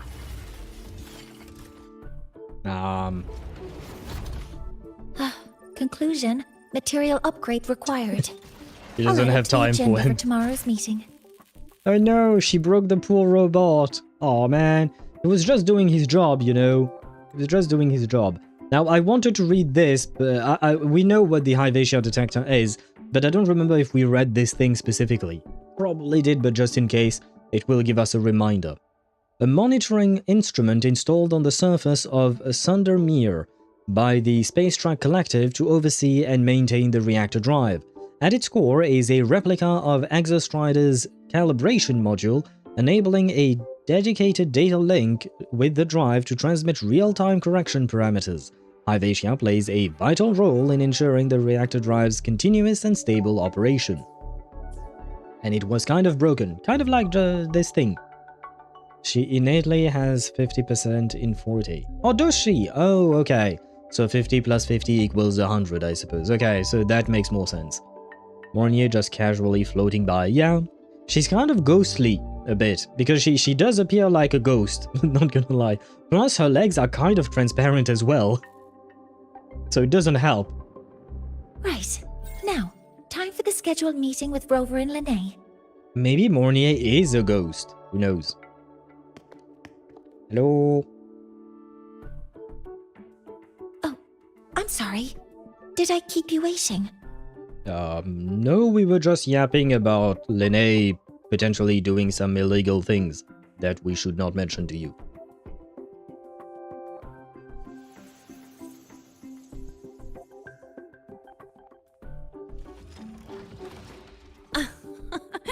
Not at all. Actually, you noticed us right as the clock struck the hour. Perfect timing, Professor. We were just yapping about your legs. True, and speaking of her legs, why is she floating right now? Because her prosthetic legs work just fine, right? So she could be walking. Is it because, like, she got used to being in a wheelchair in her younger years, so she keeps on using one? I guess this is a hover chair instead of a wheelchair, because there are no wheels on that one. They're battery powered. Her legs, you mean? So what, she was recharging her legs or something? I guess? Is the robot going to be okay? Yeah, I'm not too worried about Mornye. I think she's fine. Is the robot okay? Just a minor short circuit. It triggered a restraint protocol. I assumed it was malfunctioning. Oh, I forgot to disable the reactor emitter in my weapons system. That's probably what it was referring to. Ah, so you're floating around so casually on a weapon? Ah. Yeah, well, maybe that is indeed an issue. Just saying. Apologies. After this meeting, I need to return to the Space Trek Collective for a presentation. I had hoped to finish some calculations first.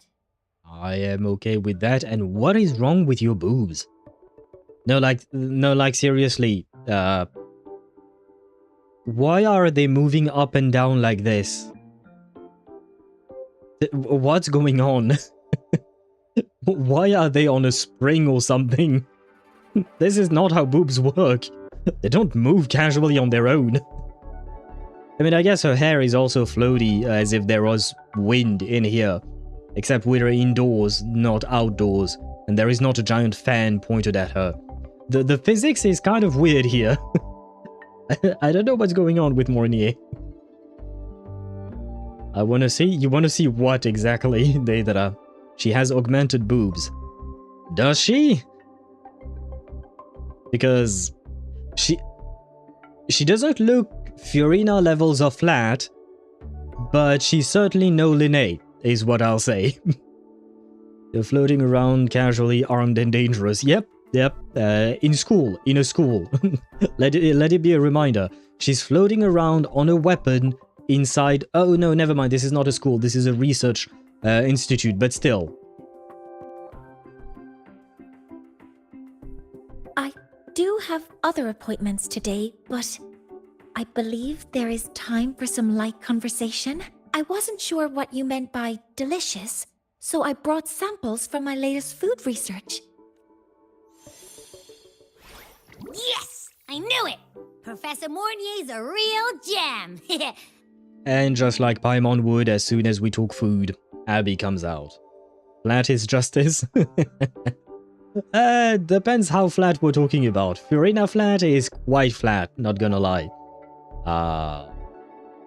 I don't have good examples because that's the thing I have a hard time with anime characters in general. It's always extreme.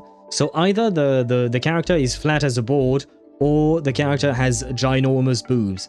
It's kind of hard to find an in-between, I think. Like, there is no medium-sized boobs. Like, where is the medium, you know? Because I don't remember what it was, but like, I think there was a phrase for each boob type, like, big is something, flat is justice, and medium is premium. I remember the medium is premium, but I don't remember for the other two the sayings, but yeah. Medium might be premium, but that's not exactly what we see in anime in general. You just gotta plant a couple of seeds in Fiorina to augment... Oh, I mean, technically speaking, you're not wrong.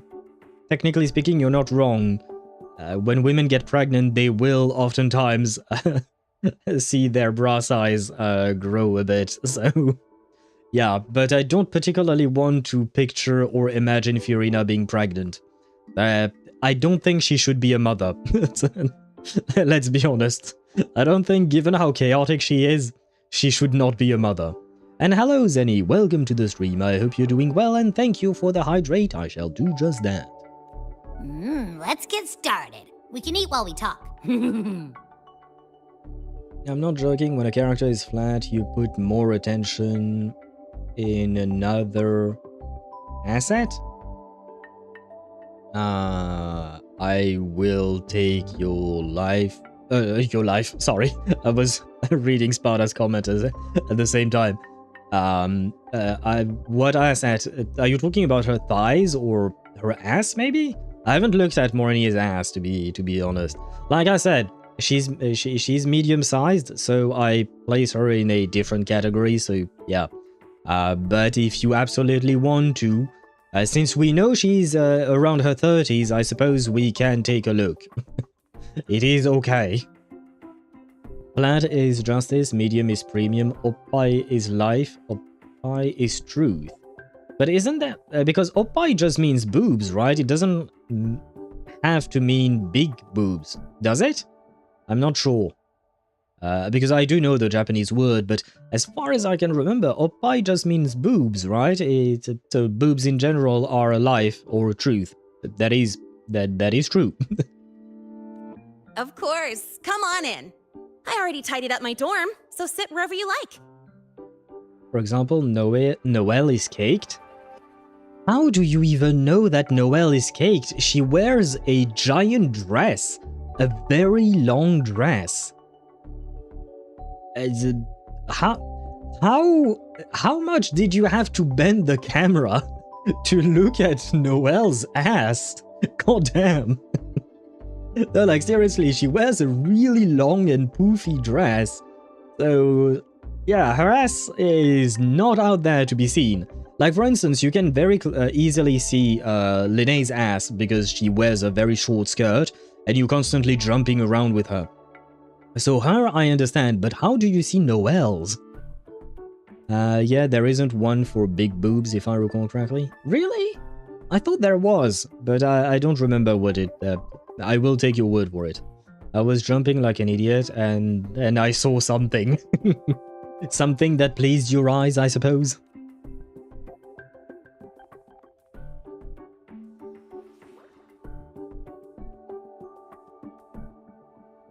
Oh no. Oh no. They gave me Havoc Rover. I mean, I suppose Havoc Rover is better than, what do you call that? That Arrow Rover. At least in terms of gameplay. But I have to admit, I'm not a fan of the gameplay. Like, the animations look good, but the gameplay feels clunky for Havoc Rover, and Spectral Rover is the worst in my opinion, like in terms of clunkiness for me when I play them. Havoc Rover is okay, and Spectral Rover feels fine, but Spectral Rover is the least useful of them all, so there is that too. Well, I suppose it is what it is. Mind-bending herder, the eccentric traffic illuminator, the ghost girl.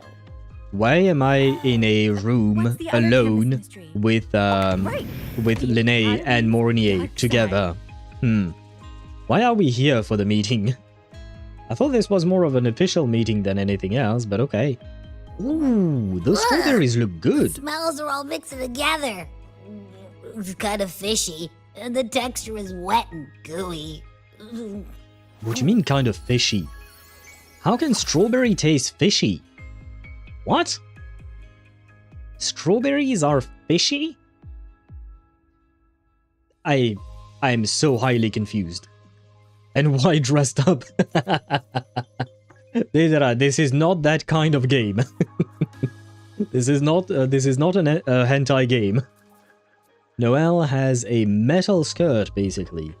There physically needs to be cake there to be able to carry all that weight. Let me put 2 kilos of weight on your hips for a couple of months. Yeah, I didn't know her dress was metallic, but it wouldn't surprise me because Noelle is incredibly strong, right? It is canonically known that Noelle is strong as fuck. Like, way stronger than she should be for her build. But I never really thought about it. But yeah, no, it does make sense. You'll have plenty of ass after a while. Yeah, I know. My own ass has been built over countless kilometers of walking. So I do know if you use your legs quite a lot, your ass is going to be built at some point.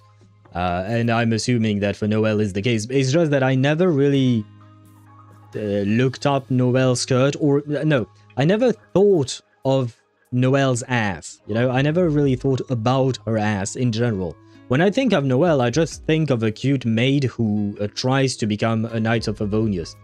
That's about it. That's all I have in my mind. I don't think about her ass. So, it's true, huh?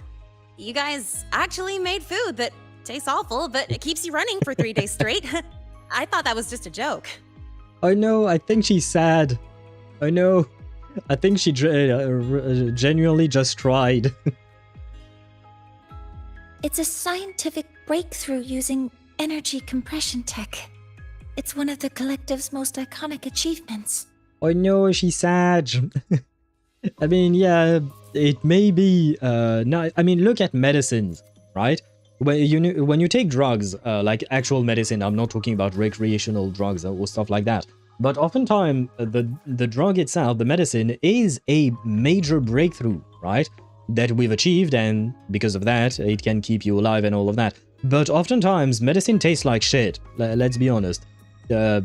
Some medicine have some various tastes, like they will sell you versions of the medicine that can taste nice-ish, depending on what it is, but most of the time, medicine tastes like shit. So this was to be expected, I think. I was jumping, I promise. You can tell that to the judge, Deidara. You can tell that to Neuvillette. He shall judge you. Do you also not like it? I know, I don't want to answer. I don't want to break her heart. She sounds so sad. This is peak science. If this is what progress tastes like, I want to go back. No. I'm going with the first one. The second one is probably true, but it is peak science, right? At the very least, this is not lying. The truth is, this is science, and this is where science leads us, right? I don't want to be mean. Poor Mornye. This is peak science. I knew you would understand. Yes, I said nothing about the taste, but yes, I understand the idea. In fact, its energy compression efficiency exceeds 95%. That exceeds the benchmark set by both the New Federation and Washu Academy, even nearing the theoretical limit. Look at Mornye flexing on China and What is the new federation? Is it more like the US, maybe? I don't know what the... because Huashu Academy is the academy in Jinzhou, right? And Jinzhou is part of Huanglong, and Huanglong is basically China. But what is the new federation supposed to be like? Because the only thing I know of the new federation is that it's supposed to be futuristic or something, but not much more. So, I don't know. That's a question. Although I guess I don't really know what Lahai-Roi... Lahai-Roi has some Norse mythology, if I'm not mistaken, in it. So there is that. New fad is Super Lawless Japan.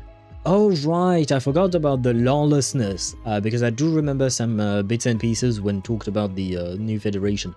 Oh, that's a good point. Good point. I didn't remember about the Japan part, I'm not gonna lie, so I'll take your word for it. So, yeah, Mornye is basically flexing on China and Japan. From a scientific standpoint, it's a far greater achievement than taste.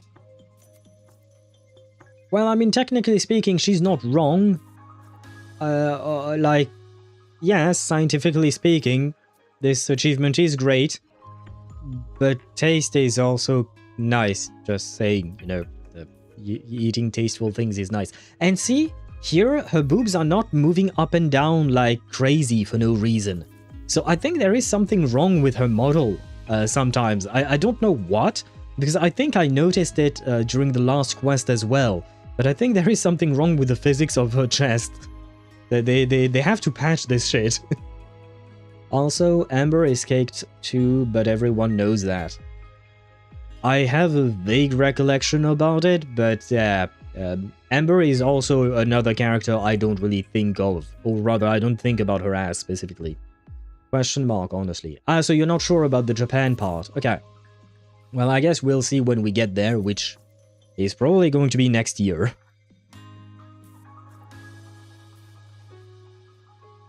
Now, I'd like to review the incident with the Hyvatia detector. Lynae, Rover, can you walk me through exactly how you managed to contain it?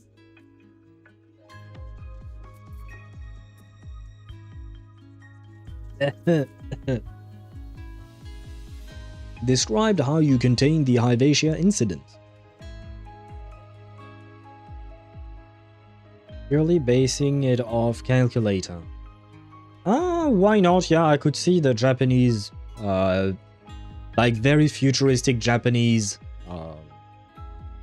mercenary. Okay, yeah. Honestly, why not? It's a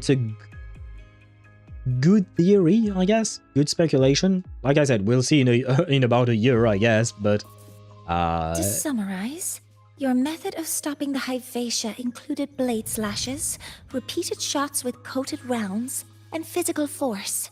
Stomping, striking, until it was rendered inoperable and immobile. Yeah, basically we beat the shit out of it and then we broke it. yeah, we basically broke, yeah. That's a good summary, I guess. Did I miss anything? No, I don't think so. I think Lynae threw some grenades at it as well, if that matters. Professor Mornye, you're not here to... Make us pay for it, are you? Hey, sister, I just spent like 4 million shell credits to build you. You're not going to take away the 4 million remaining that I have to repair that Hyvatia thing. Come on, please. I'm not that rich. I mean, technically speaking, 4 million would probably be quite a lot, I would assume. I don't really know the, the cost of living in Lahai-Roi. And on top of that, I guess it depends on where you are, right? The cost of living in Lahai-Roi is probably different than that in Jinzhou, etc. Huh. Yeah, I don't know. Also, Lynae, she's Gyaru, which is Japanese. Good point. Good point. And does Chisa come from the new federation as well? Because Chisa is definitely, like, the definition of the Japanese schoolgirl, right? The Japanese high school girl.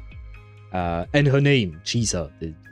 Well, So is she from the New Federation? I don't remember much about her personal life aside from, you know, the broad strokes of her story quest.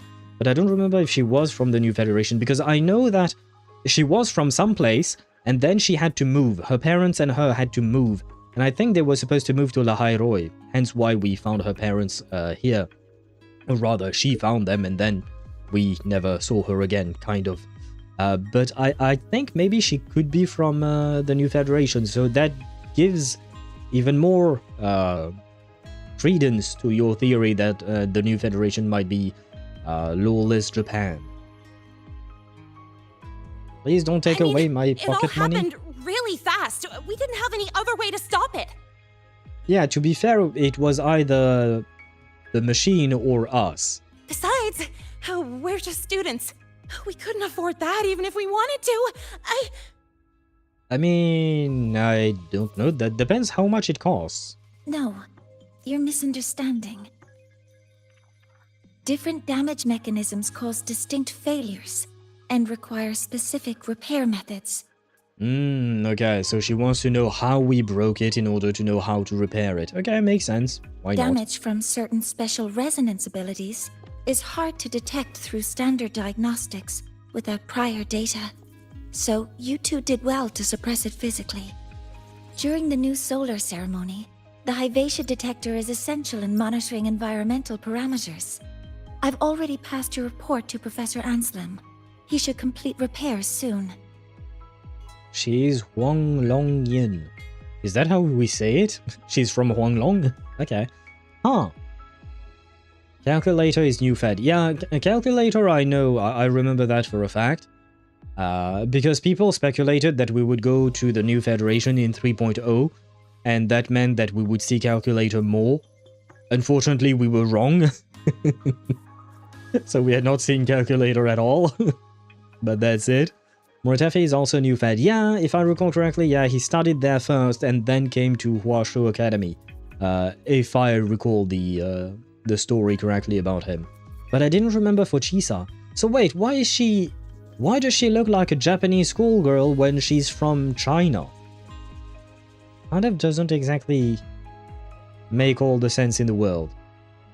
And Verena is also new fed? Really? That I had no idea. Or perhaps I did and I just forgot, but yeah, to be fair, I don't remember much about Verena. She's not exactly my favorite character. I mean, I don't hate her, but she's a child. At the upcoming meeting with the Roya, the Space Trek Collective will need to present a full restoration plan to keep our partnership intact. Wait, I forgot I wanted to read.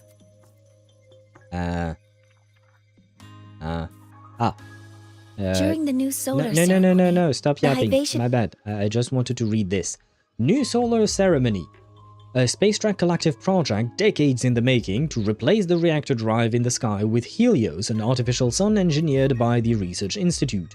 Its ultimate goal is to retrieve the drive as a power source to awaken the Exostrider slumbering in the Frostlands, all while keeping Lahai-Roi's ecosystem stable.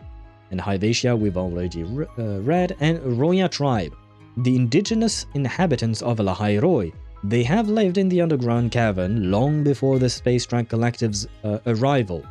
They now maintain a cooperative relationship with it. By observing the reactor drive's operational cycles, the Roya devised their own calendar. They guide the growth and migration of the exoswarm, a sacred duty they regard as their tribe's calling. Yeah, the Roya was a big surprise for me, because they were barely mentioned in Act 1, and now they're again barely mentioned here. But you truly learn about the Roya when you do world quest and exploration quest. I haven't done every quest there is, and I have to admit there were some quests where I just used the skip button because I was in a rush and I didn't feel interested in the quest itself. But yeah, most of what we learn about the Roya, it seems like we learn it through side quests, basically. Mornye is also new fed, you can check. Right, I can probably check. I didn't know she was new fed. That I don't think I knew. No. There is a third party involved in the new solar ceremony. What are you talking about? Yes. Though it's a long story. Where do I even begin? Scanning for offenders. Violation detected. Unauthorized high wattage device in the dormitory. An offender has assaulted this unit. If sighted, report immediately. Ah. Even Professor Mornye isn't safe from Tard-E's wrath, huh? No worries, I got this. I'll draw its attention while you two make for it. 3, 2, 1! Yes. And that shot on her boobs was really integral to the plot. You saw that, guys. You saw that just as much as I did, right? The shot of her boobs was really important to the continuation of the plot here. That's our cue.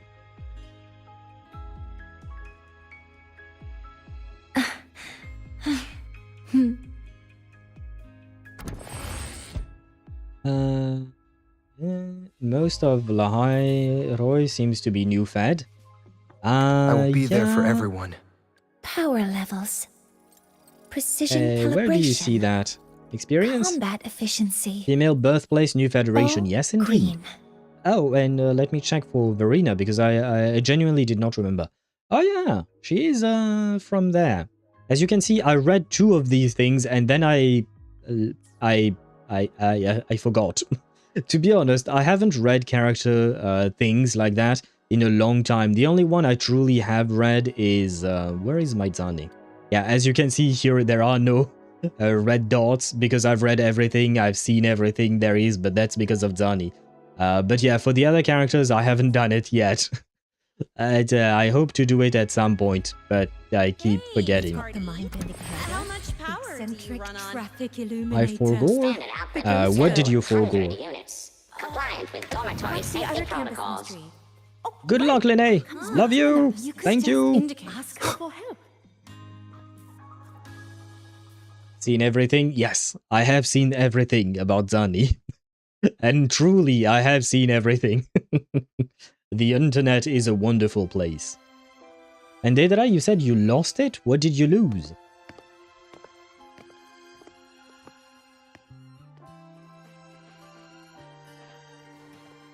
Thank you. You don't need to go any further. I can head back to the Research Institute by myself.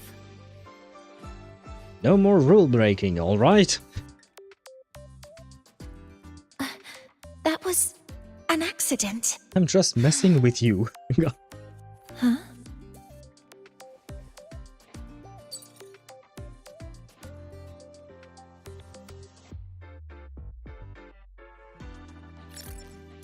Something wrong?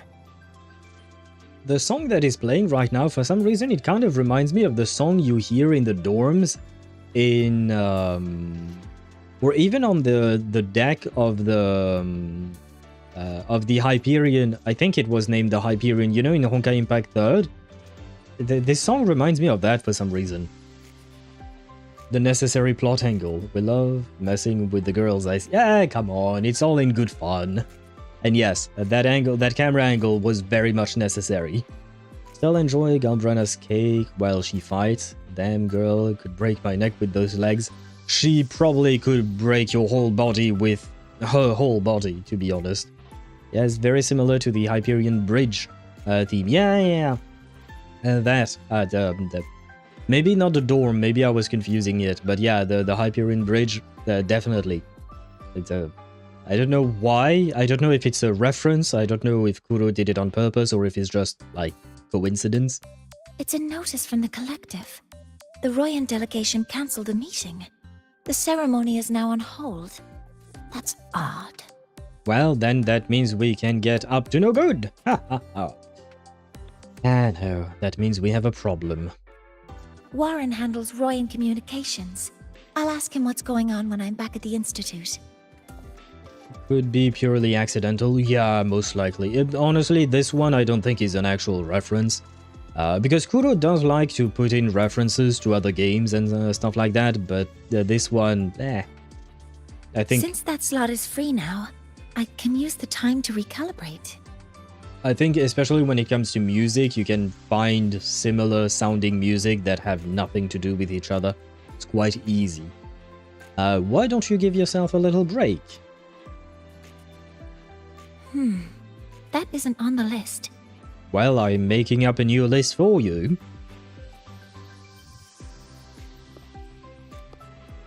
After coming twice in a single temple, you know, you deserve a break.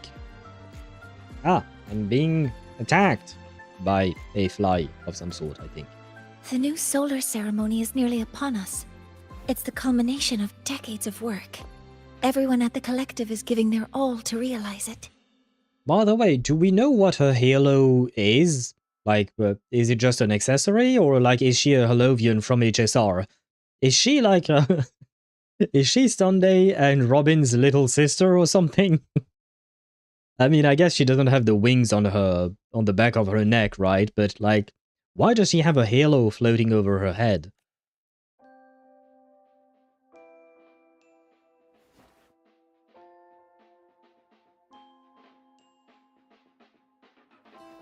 Last time we met at the Institute, we made each other a promise. Do you still remember? Yes, of course. I remember all the promises and all of that. Shit! No way! Wait, guys, I have big news. You guys saw nothing, but the auto-moderation for once finally managed to block a bot. Usually, auto-moderation fails with detecting bots, but this time it actually managed to do it. Goddamn, I'm proud of you, Automod. Yes, let's celebrate. This is the first time. I've been streaming for a year and a half, I think, if not even slightly more.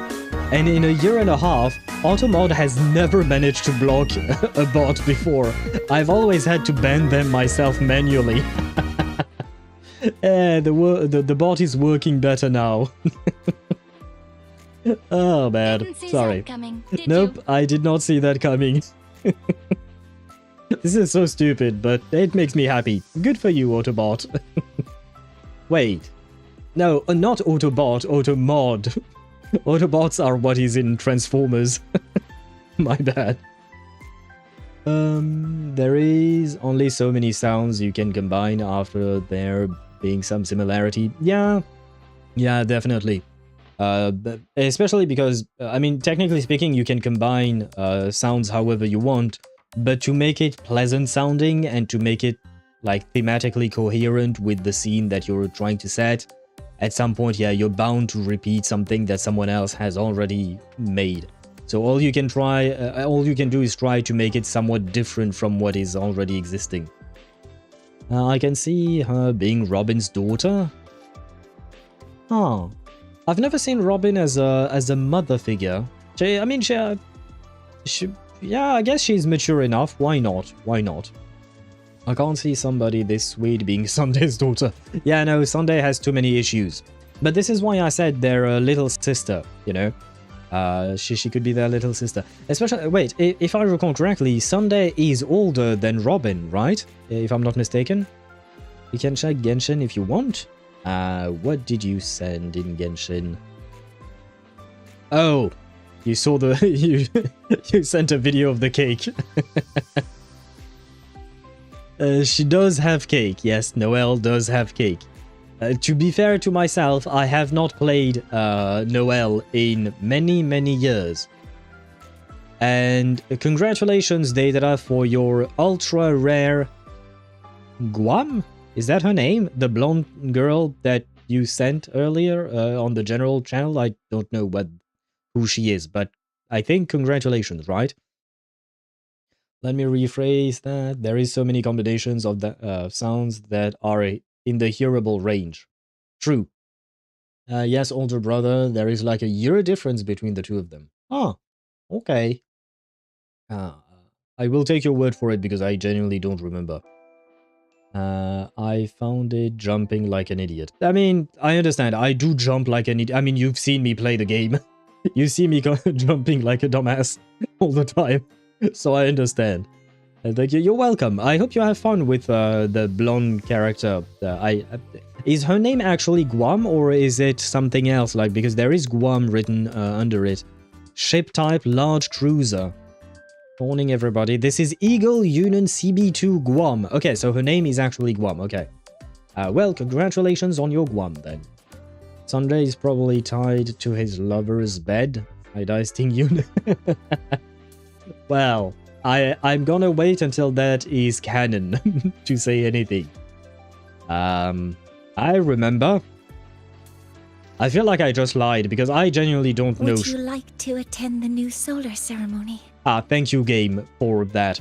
Because I did not remember that specific detail. So, yeah. I'd want you there to witness it. The rise of the new sun, and humanity taking their first steps into the future they've built with their own hands. We did promise to witness it together, didn't we? Is it me or Rover's voice sounded deeper here is he trying to raise her up by deepening his voice or something? Yes. I mean, I don't mind, it's working on me. As the ceremony draws near, the Space Trek Collective will become increasingly occupied. Opportunities to meet like this will be rare, but this promise will still stand. Then it's a promise. Hopefully one that we won't break it. Abby? Before my power is spent, I have little time left. Who the fuck are you? The only choice now is to force the Heliogyre to a standstill. What the What? The last of its strength I will share with you. So fade you will not. But you must hurry. Before that, take this memory to him. Take it to the one they call Arbiter. That would be me, but who are you? Oh, what happened? Are you alright? Not really. Apparently a solar skin invaded my mind and gave me a memory of a dude who, quite frankly, he said things, but I have no idea what they meant, so I don't really know the point of giving me that memory, to be honest. Nice eyes? Yeah, he did have nice eyes. I wish we could have seen more of him, but I'm guessing we will see more later on. It's canon in my heart, and foxes like chicken meat. Yeah, but usually when foxes enjoy chicken meat, the chicken is dead. Do you truly want Sunday to be dead? No, he just had a pack of smokes, like an entire pack in one go. Before speaking, that's a lot. 20 cigarettes in one go is a lot. Even I wouldn't smoke that much in one sitting. Like, over the course of an evening out, sure, I used to smoke even more than that, technically, sometimes, but, like, just between two lines, like, that's a lot of smokes, man. He knows about him being the Arbiter, which might be a problem. Why would it be a problem? It could also be a good thing. Why are you negative like this? We don't know who this man is. He could be a nice dude. Maybe he's a friend from when we had Jouet as a pet. I saw someone's memory. Whoa, you scared me. And just now, a frequency jumped into your tacit mark. It felt like some kind of connection. Ah. Can you trace where it came from, Abby? AKA, can you sniff it out? Yep. I smell it. Coming from over there. Good. Let's go check it out. Come on, Mornye. Oh, but that means I'm that... fine now, Mornye. Sorry to worry you. You must need to get back to the Space Trek Collective, right? That's okay. But you just... You looked shaken just now. I'll stay with you. If it involves more frequency loss, I'd like to stay close to transport you to the infirmary. Transport me? Exoswarm. We guide them? Yeah, okay, this is too slow. Check this out. There we go. Let's use the one that is... yeah. The flying of Mornye is probably nice in other circumstances, but this this is Gotta go fast. what is really useful. I mean, I guess technically speaking, the motorcycle is even better, but you know, we take what we can. I mean, inside the city, I don't like riding the motorcycle. I prefer using a Lynae instead. I feel like it makes more sense, you know. The frequency that connected with you was coming from here, but now I don't smell a thing. Maybe it disappeared? It must be so weird for your hand to suddenly start speaking. I think at this point the Rover is probably used to it, right?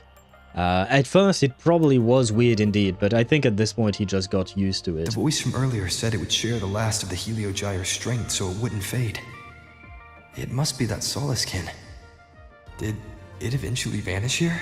Did you find what you're looking for? Oh, wait, let me... Ah. No. The trail ends here. But I saw other things in that memory. Okay, I'm gonna ask a stupid question, but if you voice the Rover to say this, why not voice the Rover to say this as well? You know what I mean? Like, why does he stop voicing at this sentence, but he doesn't voice the question as well? Mornye, do you know of a Heliogyre? Yes. Ah, well, that was a short answer. I will grab a screenshot of this because it's pretty. The Heliogyre is one of the most important components of the new solar ceremony. Ah, let's read what it says here.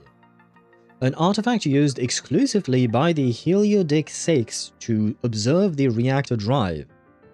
During the new solar ceremony, it provides Helios with raw observational data on the reactor drive. Hyvatia can monitor environmental data, but raw observational data on the reactor drive can only be obtained from the Heliogyre, a component of the exostrider itself. This is also very pretty. Time for screenshots, I suppose. Only the Roya tribe can discern the Heliogyre's readings. That's why the collective need their cooperation during the new solar ceremony. In that memory, I heard a voice say he would force the Heliogyre to a standstill. A standstill? Describe what you saw to Mornye. You're saying you heard a voice asking for help?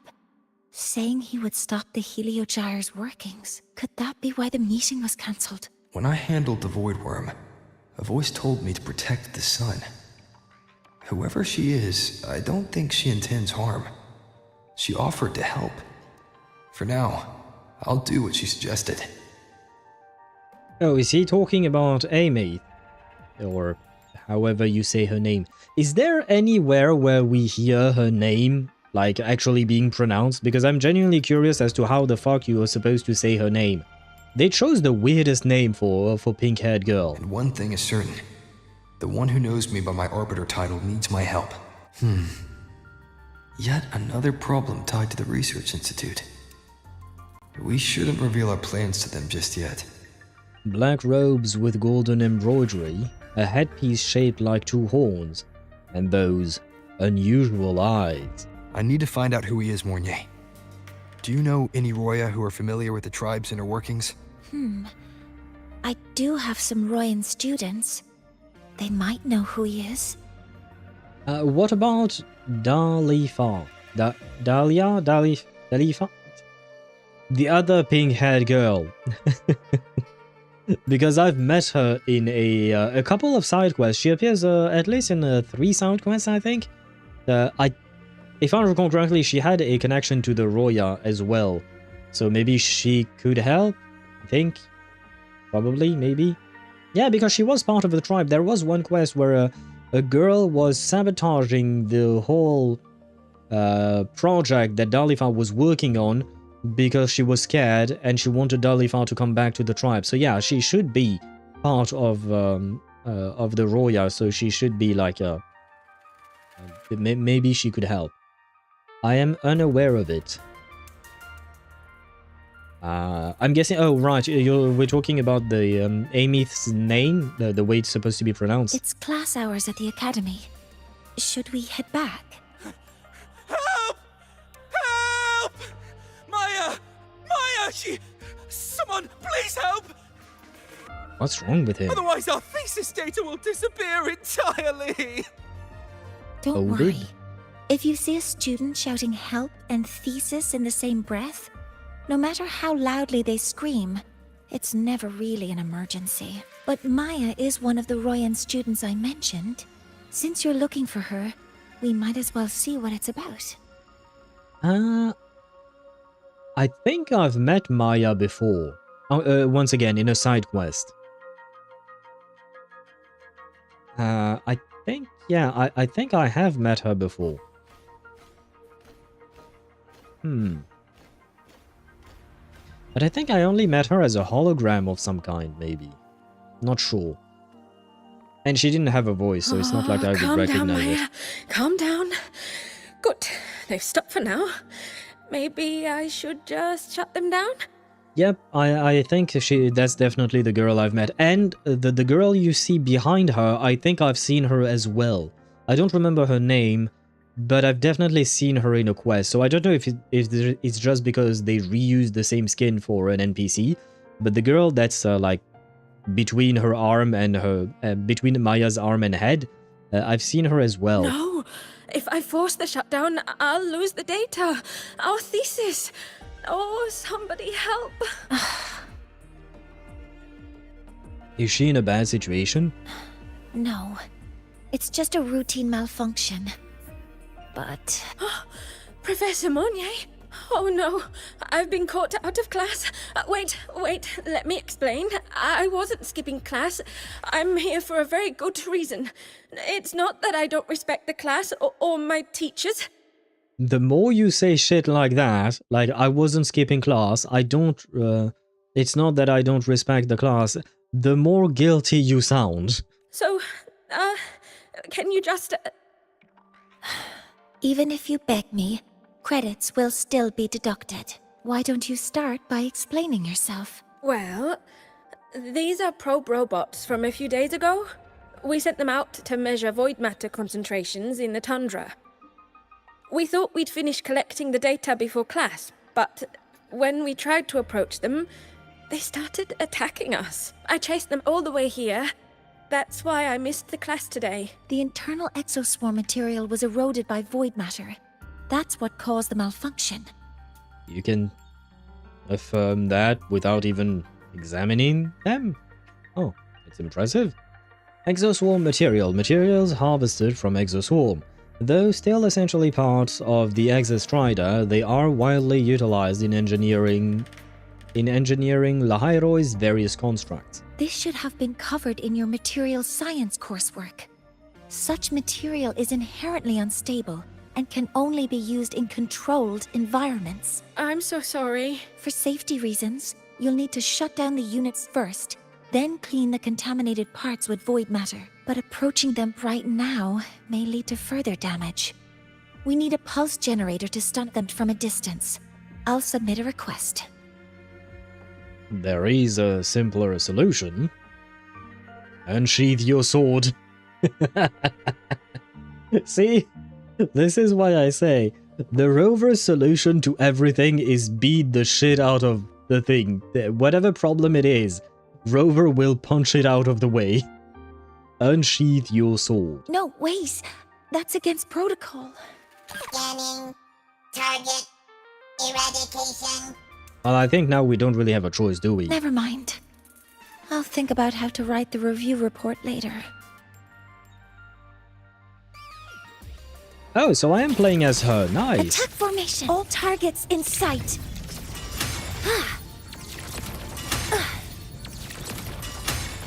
Well, that was easy.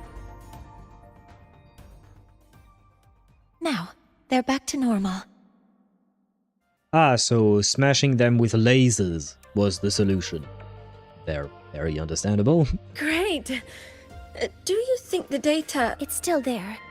But sending the robots out there broke the experiment protocol. Even if you got the data, it won't count in your thesis. What? But... Oh, well... Thanks anyway for helping out. Professor Mornye and... You can call me Rover. Maya, we do have something we'd like to ask you. Describe the vision you saw. You want to find a Roya in black robes with gold embroidery, wearing a headpiece shaped like two horns. The horns are a symbol of the Exostrider. Shepherds wear them, but no shepherd would wear a robe like that. Ah, I remember the shepherds as well, in a different side story. Like I said, a lot of the Roya lore is hidden well, not hidden, but is in side quests. But it seems like maybe we'll learn more about them through the main quest here, maybe, hopefully. Female friend has a problem. Rover unsheathed sword. I thought about something similar as well, but the way you phrased it was really well put together. I mean, he is the gatherer of wives, right? So it makes sense for him to solve problem like that. Rover is really a harem protagonist, hey. Shepherd. Roya chosen by the Soliskin for their pure nature become shepherds. Their duty is to guide and care for the Soliskin. They lead the Soliskin to the best sunlit areas of Bjartr woods and keep them safe. And that's a very easy word to say, of course. Could be someone higher up, like the Soul Swarm from the Sol Asylum, or even one of the Heliodic Six. I was wondering what the Heliodic Six was, because they mentioned it before, but they didn't have a little paragraph for them. Soul Sworns. Individuals gifted in calendrical calculation. You mean like making up a calendar? And a degree of resonance with the Exostrider and Soliskin are permitted in the Sol Asylum. There they serve the Heliodic Six as aides and the tribe as healers and teachers, all while being groomed as the Six's eventual successors. The Heliodic Six, the Roya elders such as the Eye, the Binder, and the Shaper. Each pair in the Six is entrusted with the roles of observation, archival, and exploration. They reside within the Sol Asylum, tracing the reactor drive's trajectories and forecasting void storms. The Heliodic Six. They're the ones who are supposed to give us the Heliogyre's readings during the new solar ceremony. That's right. They're the 6 most powerful members of the Roya tribe. The highest in rank, too. I've heard they use the Heliogyre to predict everything, from bird migrations to void storms. They know it all. This Heliogyre seems to be one hell of a convenient thing. I will say that much. It seems to be one hell of a convenient thing. I swear Lahai-Roi is just Norse lands, but just in the fucking desert. Yeah, it's a different kind of Norse, but it does seem that way indeed. And hello, someone who sits there. Who sits here, sorry. Hello, someone who sits here. That's one hell of a name. Welcome to the stream, and I hope you're doing well. Do you plan to finish the story today? I hope so. Usually things take time with me, but I hope I can finish the story today, yes. How do I meet with one of them? I'm back. What happened? Not much. We met this Maya girl, who is a Roya, and she's able to give us more information on the vision we saw. And that's about it. Yeah, we haven't learned much yet. Oh, that might be hard. She said that maybe the dude could be one of the... What was their name again? The something 6. The Heliodic 6, which are basically the elders of the Roya.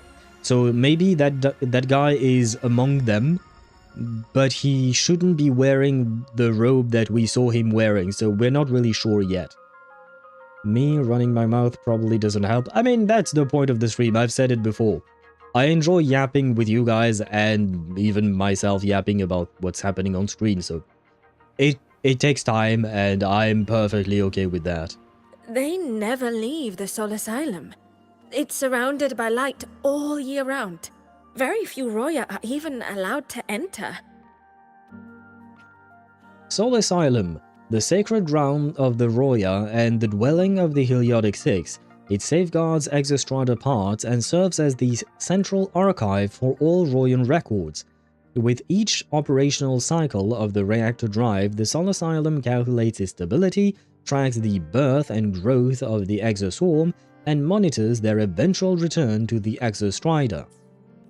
But maybe you could try meeting with one of the unappointed Heliodixics.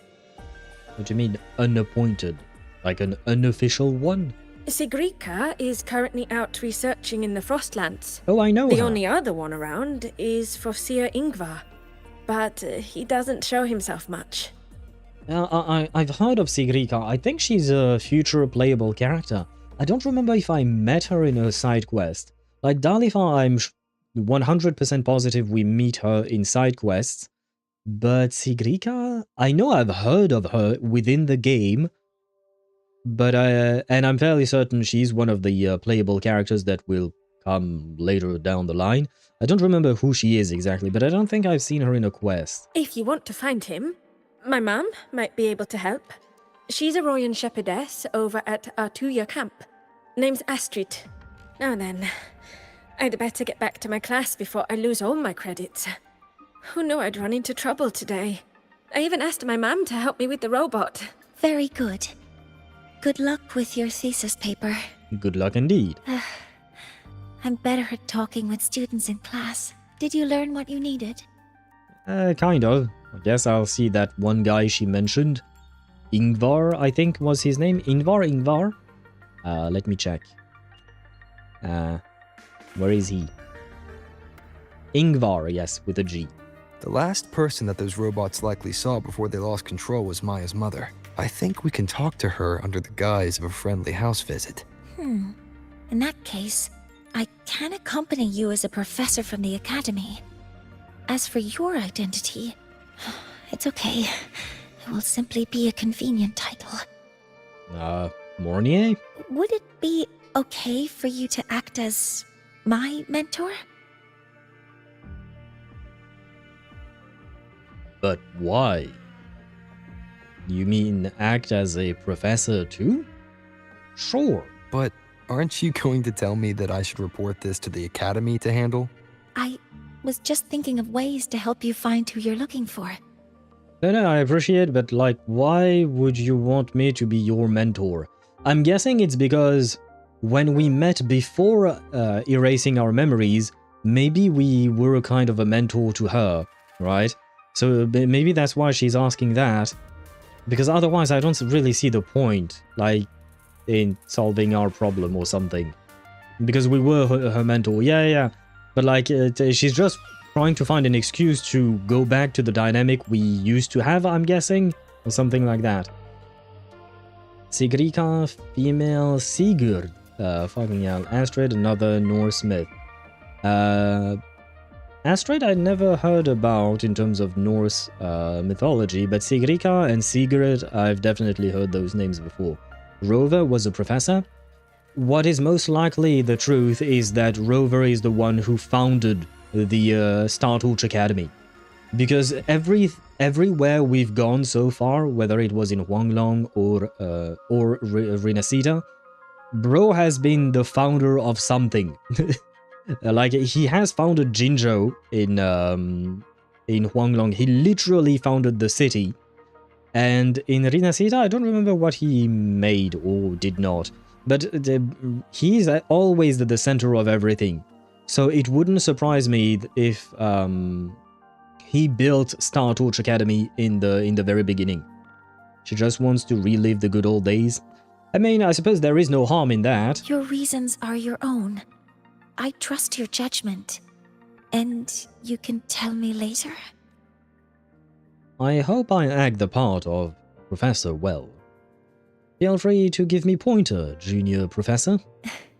Yes. Feel free to give me pointers too. I think the person I am now can be of help to you. What does that mean? Why was the person you were not able to help? Optional, talk to Mornye, sure. Ready to go to a Tuya camp to find Astrid? Let's go! Okay, let's go together, mentor. Very well. Okay, I'm teleports Mornye, me. And this is my mentor. Oh, Let me try that again. Is it really that hard to say? What are you... She's preparing herself. Just practicing. I'm not very good at speaking with parents. And this time, I don't have an assistant to help write a script for me. You need a script? Why don't you leave it to me? You just focus on what you're good at. Yeah. All right. Yeah, no worries. Rover is good at yapping. I mean, if technically speaking the Rover is a self-insert for the player, and since I'm the player and I'm good at yapping, that means Rover is good at yapping. But in truth, he is also good at yapping. Renacita, he was a sort of king. Do you mean like in Septimon specifically, or was it just like the whole of Renacita? Imagine Rover dictating classes? So that means he rizzed every student with only his presence. Yeah, but you should... I mean, I suppose Star Torch Academy is for adults, right? I think. So I guess technically speaking it's legal, but it is kind of not too moral when teachers seduce their students. So yeah, that's I don't know if that would be that would be a good idea. But I mean, as long as he doesn't act on it, right? I mean, if his students end up being raised up by him, that's one thing, but he should probably not act.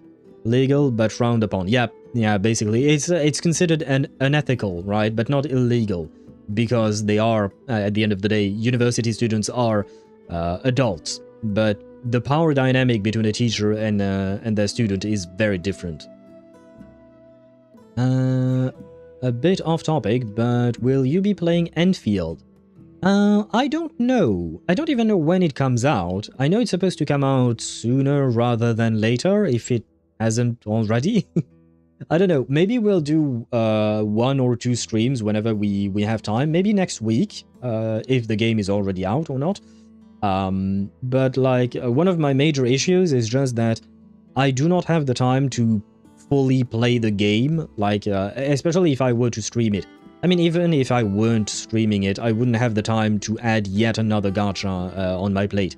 I already play 6 gachas and I stream 5 of them. And usually we tend to stream the main storylines for each of them. Plus, I also stream Baldur's Gate 3. So yeah, it's kind of complicated to add yet another game in the rotation. So I don't... unless I really fall in love with the game, I don't think I will be streaming it for long. Like, I might try it out of curiosity. But yeah, it's... like, it would be going in with a disadvantage in a way, just because of the fact that time is really difficult to find in life. Mornye is a proof. But was she a student of his back in the day, or like was she already a professor when we met her? I wonder. I'm not sure. The fear is that the prof would give preferential treatment.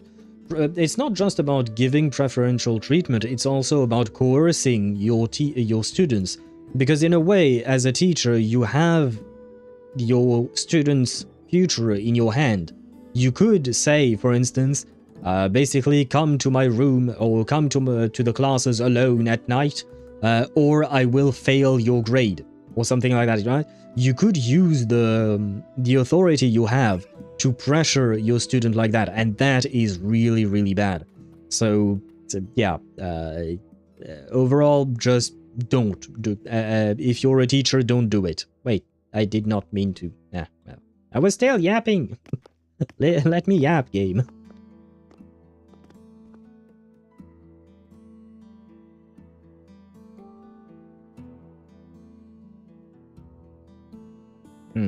I have to admit, I am not a fan of the enemies in Lahai-Roi.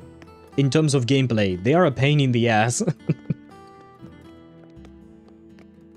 Although I will say they kind of remind me of Horizon Zero Dawn. Hi, are you Astrid? Wise mom? Right, you know the game with Aloy, the girl that was forced into Genshin Impact and then was very quickly forgotten about. But yeah, those enemies in Lahai-Roi really remind me of that game. I haven't played the game, but I've seen a playthrough of it. Seems like an interesting game, like the story aspect of it, I mean. And after they finish their studies, you can bet them. Well, yes and no, because again, it depends on what the power dynamic is between the student and the teacher. But I suppose it is more okay-ish after the teacher no longer have a position of authority in the student's life. Why not?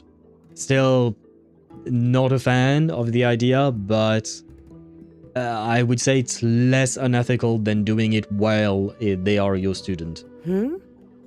Greetings. Yes, I am. And you two are? I am taking care of my nose, but hello. This is Professor Mornye, Maya's teacher. Oh, pressed the wrong button. My bad. Yes, and this is Rover, a senior professor at the academy. You were almost convincing with your lie. Hello. We've come for a home visit. A home visit? Has the girl broken any school rules? Kind of. Yes, she severely violated the experiment protocol. I don't like the severely. We don't need to make the mom worry. Come on. She created a robot that caused significant damage to the academy. I mean, I know we are using this as an excuse to talk to her, but come on, we don't need to put the girl, to push the girl under the bus. She doesn't deserve this. Oh man. Yeah, she severely violated the experiment protocol. I really don't like either of these answers. What? How could she? Have you seen Mornye's surprise face? We had a surprise Pikachu there. She broke some shit. Yeah, she just broke some shit, but honestly, I've seen worse. Come on, we didn't need to say it like that. I am deeply sorry. I should have taught her better. Whatever she has done, I offer my apologies to the academy on her behalf. Now I feel bad for the mom. The mom doesn't deserve to worry about her daughter like this. Is the punishment severe? If compensation is needed, I will pay for it myself. No compensation is necessary. But we will need your cooperation in the handling of this case. Professor Mornye, could you explain how Maya's robot caused the damage? Yes, as my mentor just explained, she failed to follow the proper protocol. She used unstable exoswarm material in her design, which led the robot to act unpredictably. I've already spoken to her about the dangers of using materials susceptible to void matter during field research. Void matter? Oh god. Are you okay? What exactly are you asking? I am sorry. I have not studied at your Star Torch Academy. I'm not familiar with your terms. Her demeanor changed just now. Yep. She's hiding something. Maybe more pressure. Okay, I see why the Rover did what he did, but I still don't like it. We need to understand the full scope of the robot's malfunction. We understand that this morning, it was you who helped Maya activate the robot and enable autorun. Yes, exactly what my mentor said. Thank you for participating, Mornye. Please, lead us to the site of the incident. Once we're there, I'll reconstruct the robot's actions from the trace evidence. You did good. I think she's waiting for praise.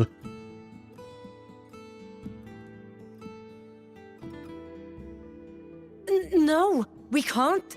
If the robot's path is traced, it will expose that thing. Wow, you are quite a terrible liar. You're quite terrible at hiding things. That thing? What are you hiding? I am deeply sorry. Yes, help Maya activate the robots I did, but I can't remember the exact location. Please, you must return. Well, I think we have seen the exact location. That's a void storm. How can this be? The collective hasn't received any recent warnings. We need to ensure the safety of those here first. At Pat Mornye, I think she would like it. She would probably be embarrassed about it, but she would like it. That actually reminds me, yesterday I couldn't sleep at night. I mean, thankfully I managed to fall asleep around 1 AM, but before that I couldn't fall asleep. So I rewatched the first couple of episodes of Rerun in anticipation, because right now the second season is airing, and I wanted to plunge myself back into that anime because it's a goated anime, honestly. And it reminds me of Heiter head-patting Freerun. And I don't know if Freerun liked it or not. She says she doesn't, but I'm not sure. In Mornye's case, I think she would probably enjoy it, but just be embarrassed. Questions can wait. Let's go. Let's go. Wait, am I going to have to fight alone with Mornye? Like a Rover and Mornye? Yes, like I the am. center of the storm ahead. Let's see what we're dealing with. Where is my Lynae? Where is my S6 Zani? Give me back my characters. Where and wait. Power levels. See? Precision calibration. I can't even enjoy my S1. Combat efficiency. God damn it, you and your trial characters. I do wish sometimes that instead of forcing... Yeah, you can't adjust the lineup. Instead of forcing the characters, they gave us the option. Either you use the trial characters, or you use whatever character you want. Or, if you really want to force it, then give us the option to, instead of using trial characters, use our own characters. Like, for the people who don't have Mornye, they can use the trial Mornye. And for the people who actually have Mornye, they can use their own Mornye. You know what I mean? Like, at the very least, if you really want to go that route, I'm fine with that. We're in the Void Storm's range now. Check that your FCR is working. I don't know what that is. Don't stray too far from me. I'm right there. But yeah, I wish I could at least use the character Threat detected. my Careful. own characters. The exoswarm here have been contaminated. Would you mind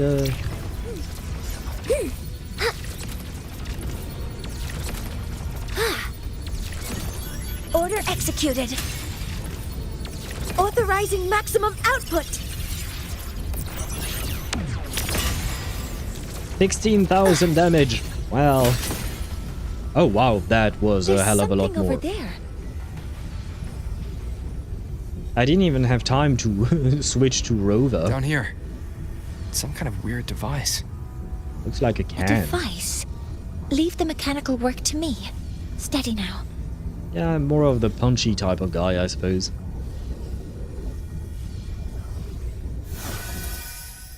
Once again, I appreciate the the little animations, you know, to show that something's happening.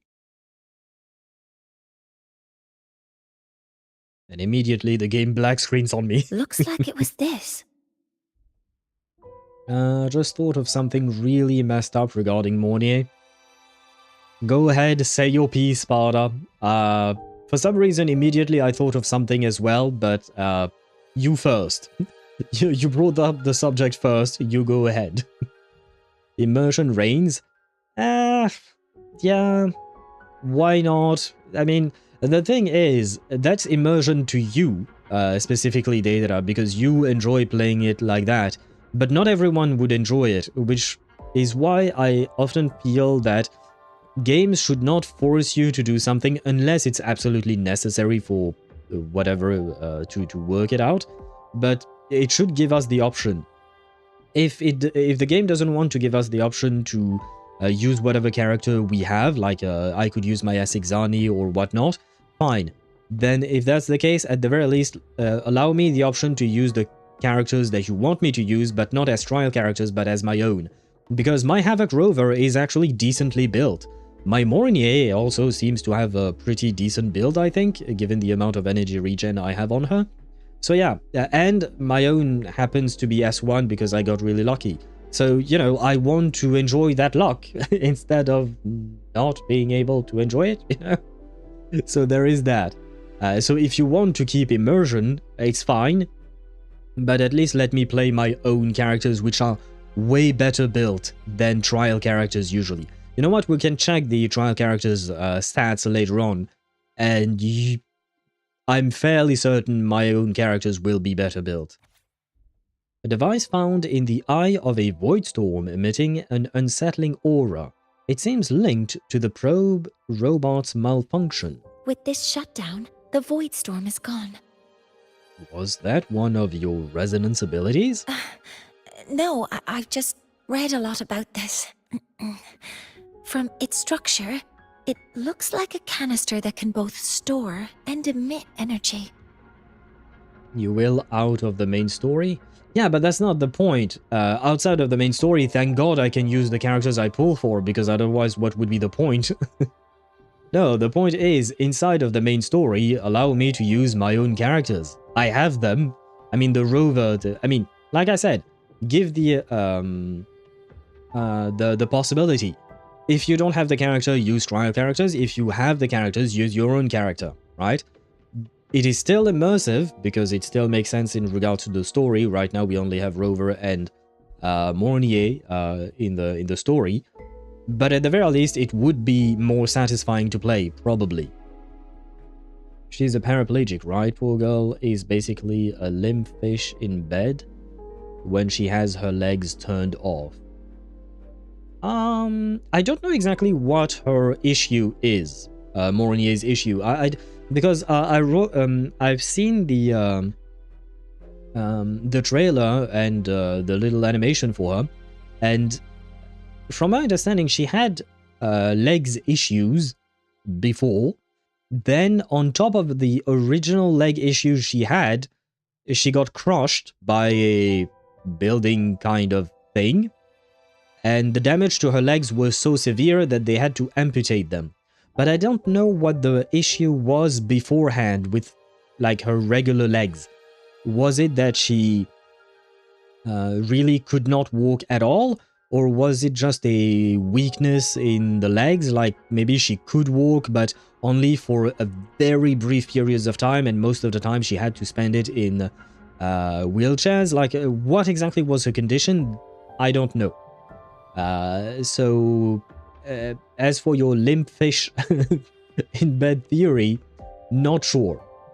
They finally delivered my SSD external drive, and then I've been having trouble, and I now finally resolved it. I probably spent at least like hours just trying to make the most out of it, considering I spent money on it. I mean, wait, what kind of issue could you have with an external SSD? Because I have a few external drives. Some of them are HDDs, some of them are SSDs, but I've never really had any issue. Usually, it's kind of like plug and play. You plug them in and you're happy. But I'm happy that you got your SSD, and more importantly, that you managed to solve the issue. But I am curious about what kind of an issue you could have had. Because the only time I've had an issue with a hard drive, it was an HDD back in the day, because there weren't that many SSDs. And it was on my laptop, and my HDD just died. Like, it literally burned and died. And I lost all of my data on it, which was really, really sad. Most of it was already backed up on another drive, but some of it wasn't, and I lost that part. And unfortunately, I was quite sad. I was trying to transfer file, and then errors came up. And then I made it worse, and now I fixed it. Errors when transferring files? That is curious. I can finally download my games without having to delete it. Do you mean just like transfer the game from one hard drive to another, or something else? Don't tell me it ain't a little morbid. What do you mean, like the fact that she can't move in bed? I mean, that's just life. If she's indeed, or was originally a paraplegic, I mean, there are plenty of paraplegic that, I mean, Wait, I don't know. It kind of depends on what she can or cannot feel. Like, at which point, which part of her body stops feeling things or not. Like, I suppose it depends on all of that. But I'm guessing there are ways? Still? I don't know. I've never dated a paraplegic person, so I have no idea, but they would probably have more information on the matter. They probably would know better than I do. I was transferring from my HDD to SSD, so I'm guessing it's the port cables? Could be, yeah, it could be a cable problem, because, yeah, I genuinely can't think of what the problem could have been. But hey, you know what? Let's not talk about the problem. We're happy that we have a solution. That's the best part, right? Because oftentimes when you buy an electronic product, you might have issues with it. And, well, it always takes hours to repair. And yet we always very happy. It's always very satisfying when you actually do manage to repair it. Less so when you don't, but that's not up there. I'm thinking it's a little AB with an R in front of it. Well, no. Well, yeah, I mean, yeah, if you don't ask for the person's consent, yes. Yes, if... yeah, but you ask the person consent. I wasn't even thinking about that. That's on you, man. Hence the morbidity. Yeah, but that's on you for going that road. But if you have the person's consent, the fact that they are paraplegic or not doesn't change anything. So no, that's on you and your dark mind. Sorry for bugging you. You are not bugging me. Zenny, stop with that. Do not apologize for just chatting. The only reason I said let's not focus on the problem is to go back to the positive note. That is the fact that you managed to solve the issue. And that's the positive note. Me asking about the problem is just talking about something negative in a way. I didn't switch the subject because you were bugging me. You are not bugging me. I see that you have that tendency to think that you may be bothering me. You are not bothering me. I've said it right before you... Well, no, technically speaking, you were there, but you weren't chatting yet. But I've said it before. I enjoy yapping with you guys, whatever the subject may be. So you can talk to me about your SSD. I mean, we've talked about technical difficulties with other people as well. So do not worry, you are not bothering me. Please do not apologize for just sharing stuff. You're perfectly fine sharing stuff. Well, I mean, don't share your postal address and social security number. Don't share those things. Don't dox yourself. But otherwise, you're free to share whatever you want. Not my fault, my mind is as dark as damn oil.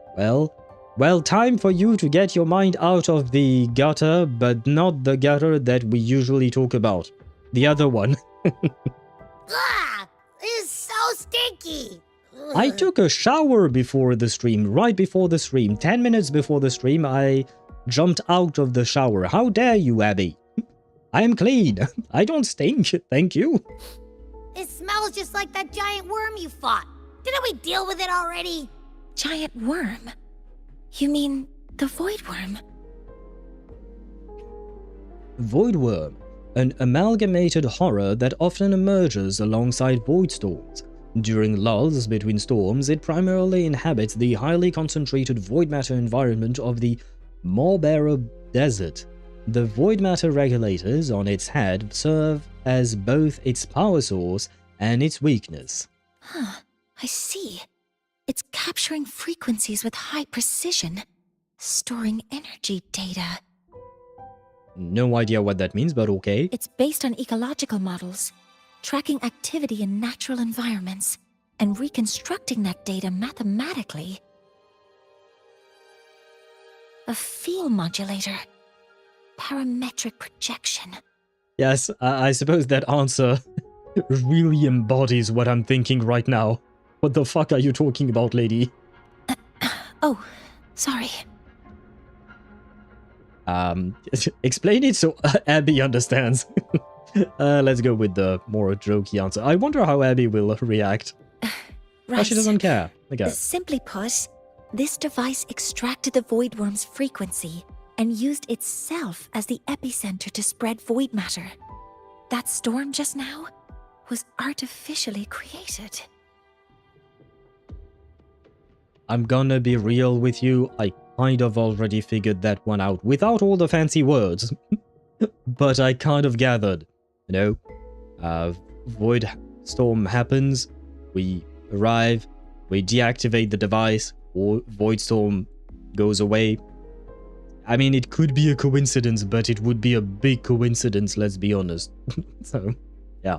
Maya's probe got contaminated because they likely made contact with it by accident. Chu? Oh god, it's going to be a solid skin. Yeah, the solid skin are basically the Aranaras of Wuthering Waves. They're sweet, but yeah, no.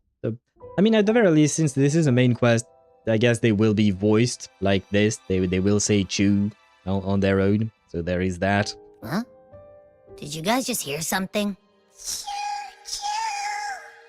Why is it making a train sound?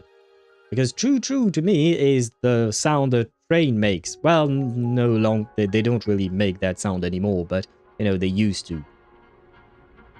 Mornye is like me. When something hits my interest, I go off on a tangent.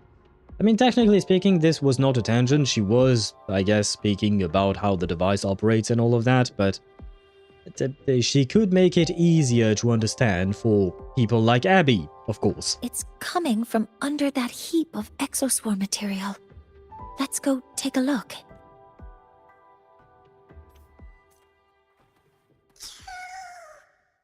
Yes, true indeed. Oh, well. Well, there you go. It is indeed a solid skin.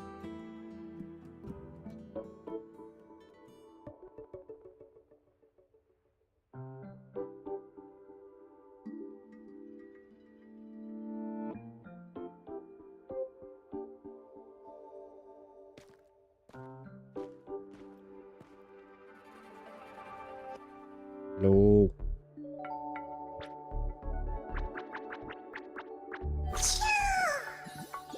Hello to you as well, I suppose. It seems happy. I know the Solace skin, technically speaking, it's Solace and then kin, as in the kin of Solace, right? But in my mind, I can't help but hear it as Solace's skin. It's like it's the skin of someone called Solly or something like that. So it's very weird in my mind, but I know it's just supposed to be akin to the sun, I guess, or something like that. But yeah, the Solly skin remind me of my ex's behavior. Your ex used to say choo-choo like a train, and then she would dance around when she was happy? She did the same type of shit. Not gonna lie, your ex sounds weird. Cute angelic horror. I mean, it is cute. It is not a horror per se. It is a bit weird, though, but it's okay looking. Like, the monsters in HSR are worse.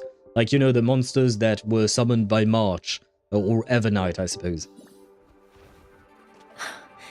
It's a Solace skin. Solace skin, a type of exoswarm originating from the exostrider's neural structures. They are believed to embody fragments of its consciousness. So that's what they look like. Well, I've seen those before. I've completed a whole ass quest where I collected 30 of them. Yes, hence why I say that the Solace skin are just like the Aranara. Except the Aranara, you had to collect like 72 of them or something like that. Here it was just 30, and honestly, it was easy because they were on our path. Solace skins are better Aranaras, I suppose. As cute as a 170... Oh, she was like trying to be adorable. As cute as a 170 centimeters tall woman can be. Ah, I mean, that might be cute. But if all she says is always a choo-choo motherfucker, it's gonna get old real fast. So I'm hoping and I'm guessing that she had more to say than cute noises. Just because it's a little, it doesn't erase the fact that just give some food and grow and you will end up with an angelic horror. As far as I know, they don't. Oh, they do grow somewhat. There are some grown versions. I think I could show you one if I remember where they are. But there is an adult version, I guess. It's not that much bigger. It is bigger, but it's not that much bigger. I'll try to show it to you. It's in one of the regions that we absolutely did not go there during the main quest. I only went there for side stories. I'm excited to try out Arknight's Enfield because it officially comes out tomorrow, for me at least. Okay, because earlier there was another viewer who asked about me playing the game or not. I mean, I definitely won't be playing it tomorrow because tomorrow we have our, if we manage to finish Wuthering Waves today, tomorrow we have our weekly Muscle Mage episode. And after that we jump on to Reverse 1999 because we have our French patch and I will welcome you all to my city of Paris. And Reverse will probably take us a while. So I don't exactly know when we could try Arknights. And more importantly, I need to uninstall Where Winds Meet because I need that 100 gigabytes of space on my hard drive. Otherwise, I can't install shit. But it would probably be a one-off. Anyway, I hope you have fun, Zenny. Let me know what you think of the game when you actually do play it tomorrow. She had more to say, but she had the tendency to be adorable. I suppose that's nice. Aside from everything else that you've told me about her. My teeth hurt because I had an appointment this morning and they took the old braces out and put new ones in and it feels more tighter than ever.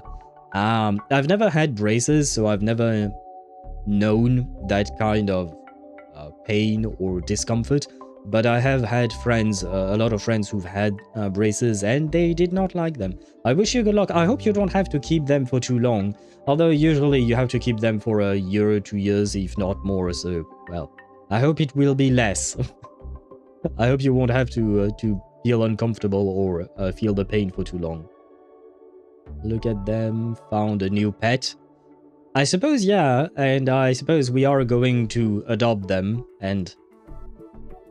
Yeah, but Mornye is not my wife. My wife is Zandi. That is... Or I suppose my canonical wife is Shorekeeper, you know, so there is that. I've seen these before. I've collected them. Yes. So you've done some exploring already? I basically have the entire map at 100%. There is only one region I have at 94%, and I don't know why, but everything else is at 100, yes, Mornye. I've been busy over the past 3 weeks. I've done some shit, yes. Royan records state that Sala's skin first appeared in Lahai-Roi the day the Exostrider fell from the sky. They're believed to be fragments of the Exostrider's consciousness. The shepherds protect them, shielding them from voidstorm contamination until they mature and return to the solace trees in Biarter Woods. Biarter Woods, that's how she pronounces it, okay. This one must have hidden under the exoswarm wreckage when the voidstorm broke out. Well, good for it, I guess.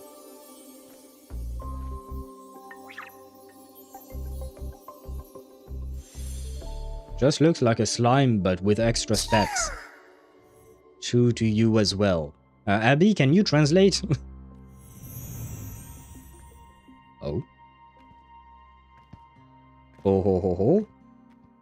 Maya Mama or Mama Maya? What are you doing?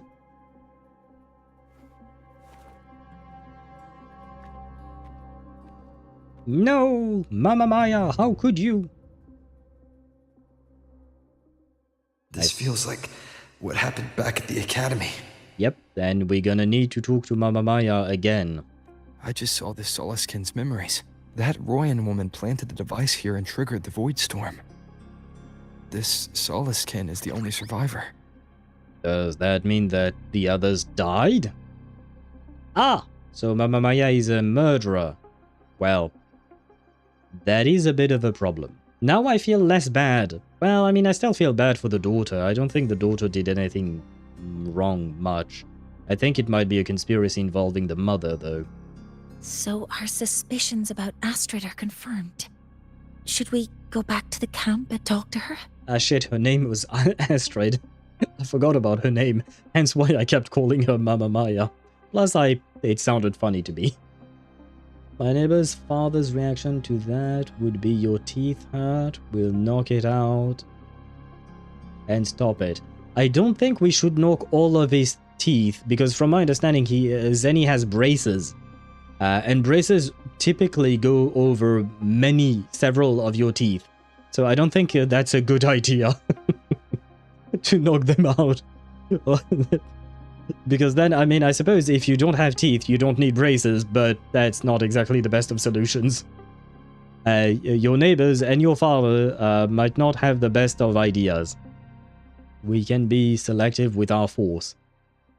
What do you mean you can be selective? If your tooth is knocked out, that you no longer have to worry about braces, but you also no longer have... I mean, that's a bigger issue, in my opinion. How are you supposed to chew? Or are you supposed to just eat soup for the rest of your life? Mornye, look, Mentor is cute and mysterious, just like you. I don't know if I would describe the Rover as being cute. He's definitely an aura farmer, but cute, I'm not sure. I wouldn't be able to eat again without my teeth. Yeah, that's my point, Zenny, yeah. Unless you really, really like soup, I think having teeth is pretty nice. Don't have to hit so hard that all the teeth fall out. But then what's the point, because you still hurt? Because the problem Zenny had was that the braces hurt. Hitting Zenny will just make him hurt even more. Why? What's the point? A slime from Genshin? Yeah, a slime but with extra steps, because it has wings and legs, I guess. But it kind of looks like a slime, basically. Soup depends on what it is. But do you really want to eat only soup for the rest of your life? I feel like that's a kind of a Knock out the problem child of the teeth. The problem child of the teeth? I mean, you're assuming there is only one tooth that is problematic, but you've never seen Zenny's mouth. It makes sense. Sometimes it's several teeth, sometimes it's a jaw issue. Like, we don't know the exact details of his issues. See, this is why I keep telling you, Sparta, that you jump to conclusions, or rather you jump to violent solutions and extreme solutions without having the full context. It's supposed to shift your teeth and make it straight. Yeah. I know how braces work. But the fact is that Sparta's solution of hitting you, I don't think that works quite well. I'm not being serious about it. Yeah, I know. I know, thank God. I just have to make sure I brush my gums. I suppose so. I will take your word for it, because I have no idea how to maintain braces. Because, like, when you have braces, like, how do you actually brush your teeth? You can't, because the hair of the toothbrush will get stuck in your brace, right? Maybe? I genuinely don't know. No need. I heard everything. Are you here to confess? I did place this device here. I guess she is here to confess. But the logic is sound, because the crooked tooth problem is literally the bone tooth not having enough space. Yeah, but hitting it is not going to help. Otherwise, that's what dentists would do. I think there is a reason why your dentist is not hitting you. I just use electric toothbrush. And it doesn't pose a problem with the braces. Huh. I never knew that. I almost had braces. Well, almost.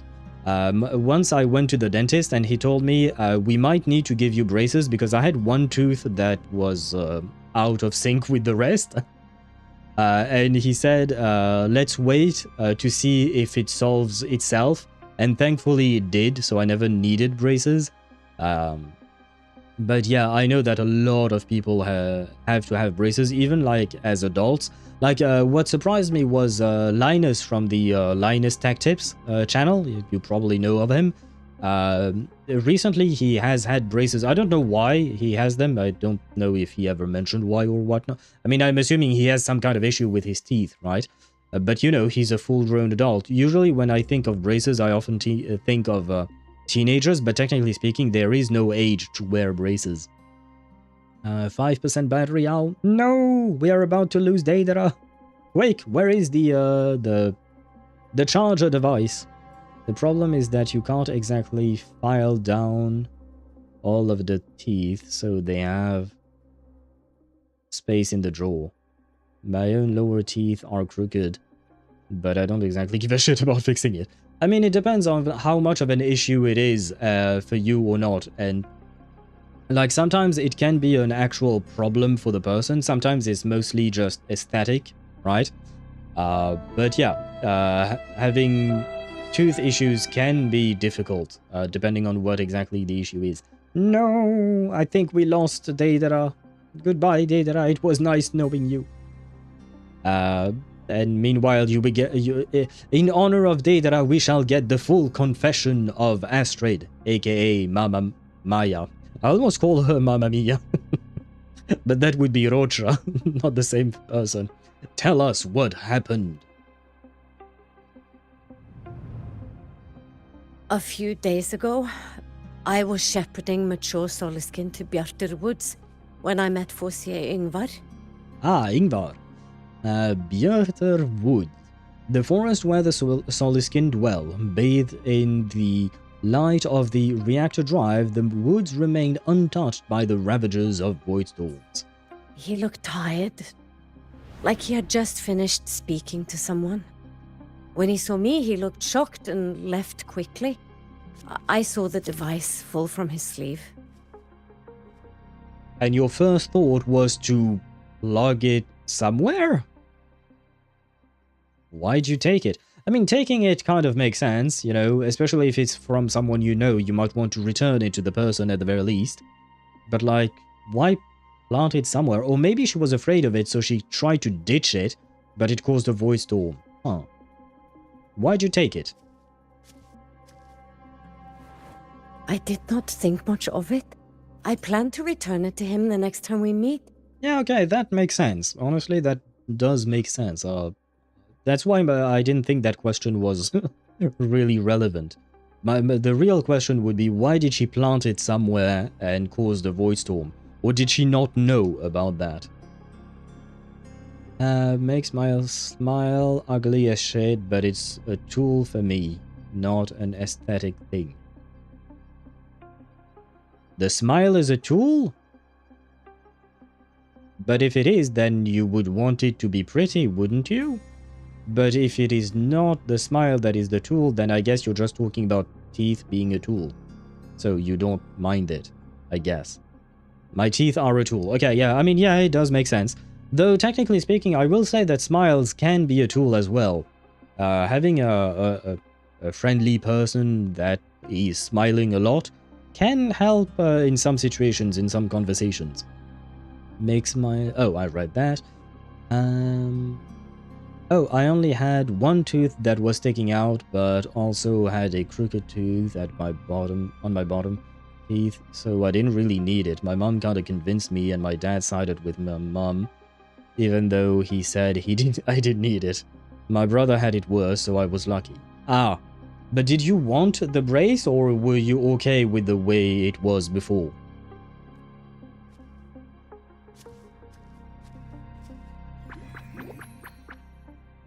But, the Soliskin did not like it. It had an unnatural energy. I did not want to keep it at the camp, but I also did not want Ingvar to know I had taken it. So, I buried it here. The rest, you already know. Okay. I am somewhat convinced. So this device is Foreseer Ingvar's. Mentor, what do you make of this? He doesn't seem to be lying, but we need to verify this ourselves. I trust your judgment. This Foreseer Ingvar is the one Maya mentioned before. The unappointed member of the Heliotic Six. Could it be an attempt to tighten his grip on power? No, that is impossible. Each of these successors is chosen when their resonance ability first awakens. Even if someone decides the position, it is impossible to change the appointment. Meaning no one can threaten Ingvar's position. But he could harbor animosity toward the current Heliotic Six. Ingvar is still our lead to find them. Things are getting complicated. A direct approach with Ingvar might not be a good idea. Where can we find him? The Solace Islands people usually abide in the village bordering Bjartur Woods, called Haldarheim. I don't know where she's from. I don't recognize her accent, but I like it. It is the time of the Rite of Return. The Soliskin will return to the Solace trees and to the Exostrider. As is tradition, Forsir Ingvar will attend the rite. Rite of Return. A ceremony held by the Roya for the Soliskin. During the rite, the Soliskin transform into ethereal energy forms. Guided by shepherds, they enter the Solace trees and disperse into luminescence as they rise. The Roya believe this marks the Soliskin's return to the Exostrider. Well, so it's a belief, so they don't know. It could be that the Soliskin are just dying. We don't actually know. I see. But you are not Roya. You may not be allowed to witness the rite. Well, yeah, but if your dude is planting hands of void storms, I think, you know, we should probably make an exception because this is kind of a problem. Oh, he didn't say chew, he just said ooh. Huh? Wait, but we did find this little one here. Is this the Soliskin you saved? Well, perhaps you may attend as shepherds? So now I'm a shepherd.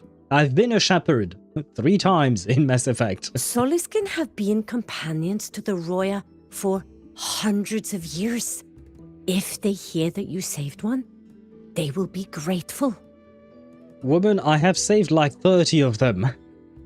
And I've collected even more, technically speaking. The 30 I'm talking about, like 20 or 30 was just in one quest. But there are all of the ones that I just collected throughout the entire map. I think I'll be good, yeah. We're in this together now. I've never been this close to a Soliskin before. Please let me know if I'm doing something wrong. There isn't much wrong you can do about them, you know, they're just slimes with limbs that roll around in the grass and dirt, I guess. So I guess it's just a weird looking dog. Talk to Mornye optional. Oh, I'm guessing this is a way to teleport you faster, right? So, we need to find Forsir Ingvar at Halderheim's Rite of Return. Is that right? Do you want to leave now? Let's go. Okay. Let's be on our way then. This is nice. This is kind of like a more immersive way of teleporting you from one place to another. Nope. Oh, wait. People seeing me smile are freaked out because I smile so little, it's almost freaky. You remind me of some anime characters. Nope, but I didn't even know until they told me. I would have been more happy to get rid of my back tooth and not get braces. I'm pretty sure my back teeth are back to normal now. I'm glad doctors told me I had a bad growing tooth. It's a shame that they had to get rid of my other normal tooth. Wait, so they got rid of your normal one, but they didn't get rid of the one that had a problem? That sounds counterintuitive, I will say. It sounds Nordic, so like Iceland, Sweden, Norway. It would make sense given the region we're in. Hello?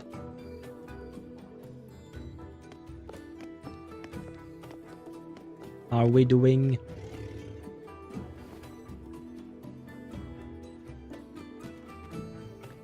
You too. Please halt. Have I committed crimes against Skyrim? From your clothing, I see of my people you are not. What brings you to Haldarheim? I bring a friend. Yeah, they have chew to say. Oh, a Soliskin. We are shepherding it home.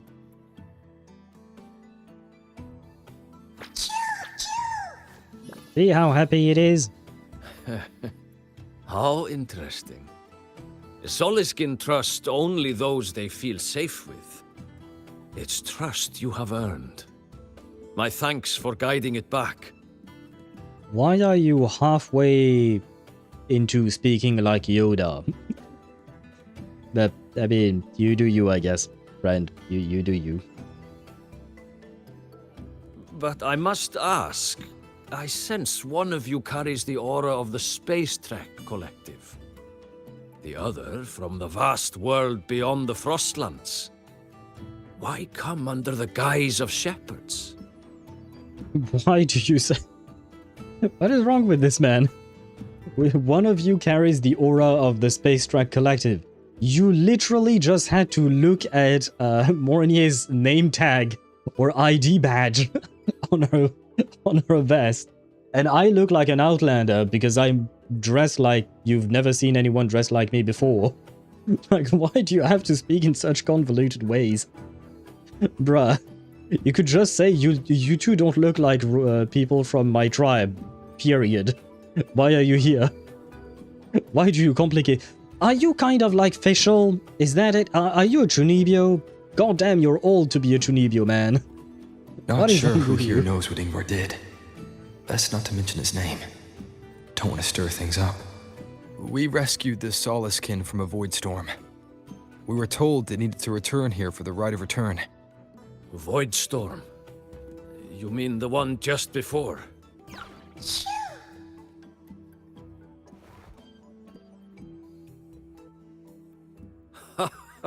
Then grateful I must be to you both.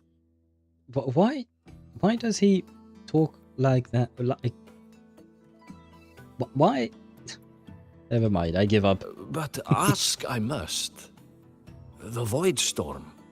It happened near Atuya camp, yes? You can't, like, this is not a regional or accent thing, right? This is him choosing to speak like that, right? Like, do people actually talk like that in real life? Because I've never met someone who actually does that. I've seen them in anime and games and stuff like that, but... Or Yoda, I guess. But, like, do people... I don't know. From what I remember, it even when the teeth regrows back again. Oh, so wait, was it like a children's tooth? I don't know what they are called in English, because normally your tooth don't grow back. You have two sets, one when you're a child and then they fall out eventually, hopefully, and then you have the adult set that sets in milk teeth. Is that the wording in English as well? Because I know it is in French. We call them dents de lait, which is translated to milk teeth. Dents means teeth and lait means milk. Okay, I for some reason I thought there was another phrasing for it. I would do it for fun. Do you mean like speaking like this? Sure, but like maintaining it every day, kind of like Fischl does. It's honestly, as much as I like Fischl in the sense that I find her interesting as a character, her long ass sentences really kills me. Like, I don't want to what do you call that? I don't want to actually listen to her because it takes too long, basically. Yeah, Lahai-Roi reeks of Norosheim, that's realm. Yeah, I can't think of them, but I know about the different realms. I've heard about them. I've watched a playthrough of God of War, the latest. Well, I think there was a second one, but you know what I mean, right? A shepherdess named Astrid abides there. Saved the stray Soliskin you did, yet entrusted to a true shepherdess you did not. Why come all this way? Because it is attached to us. Or something. I forgot about that.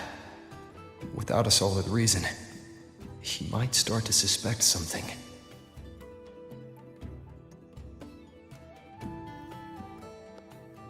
Because Astrid has been hiding something from you. Your meaning? I want to say something that is very stupid. Well, not stupid, but it's not necessary. But I want to appreciate this man's nose. I know it sounds dumb, but most characters oftentimes like have the same shape of nose, but he has a full-on nose. You know, like anime characters when they have nose being drawn. Oftentimes they have the same shape of nose somewhat, right? But he has a particular shaped nose, and it is like more detailed in a way. I know they do that, especially for older characters in anime, for instance, but I still appreciate the fact that they actually did it here, because it would have been weird having him with a cute little nose like Mornye, for instance. Axel's nose looks similar to Owl. My nose? Does it look like it? I will take your word for it. I'm gonna be honest, I don't really look at my own nose all that much. So I will take your word for it. But yeah, I just wanted to appreciate the fact that detailed nose, basically. And Sparta, why do you need my UID? Oh god. Oh god, what are you going to do to my account? Well, you can't really do much, can you? But yeah, I don't know. You'd have to rip out your eyeballs to look at your own nose. No, technically speaking, I do see part of it here when I close... Well, even when I'm not closing my eyes, I can see somewhat. But Sparta, again, you don't have to jump to the violent solution. You can just look at yourself in a mirror. You don't need to rip out your eyeballs. Yes, but for a front view, look at yourself in a mirror. Or if you're amongst the younger generation, take a selfie. You don't need to rip out eyeballs, man. Why always so violent? Owl should be lucky, IRL anime nose. I don't really know if my nose is the anime looking like. To me, my nose is just a nose, you know? Axel nose is so symmetrical as fuck. It is, but I think that's just because, you know, it's maybe more... I mean, we as a species tend to like symmetrical things more than asymmetrical things. Like, there is a reason why Alice in ZZZ is the way she is. Though she actually kind of pushes it to the extreme.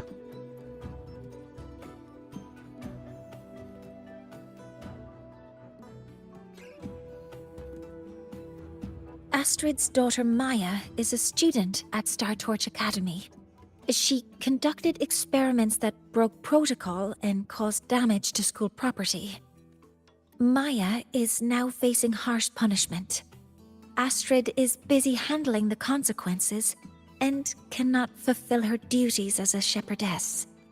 According to the Star Torch Academy faculty code, as Maya's teachers, it is our duty to address the repercussions of a student's actions.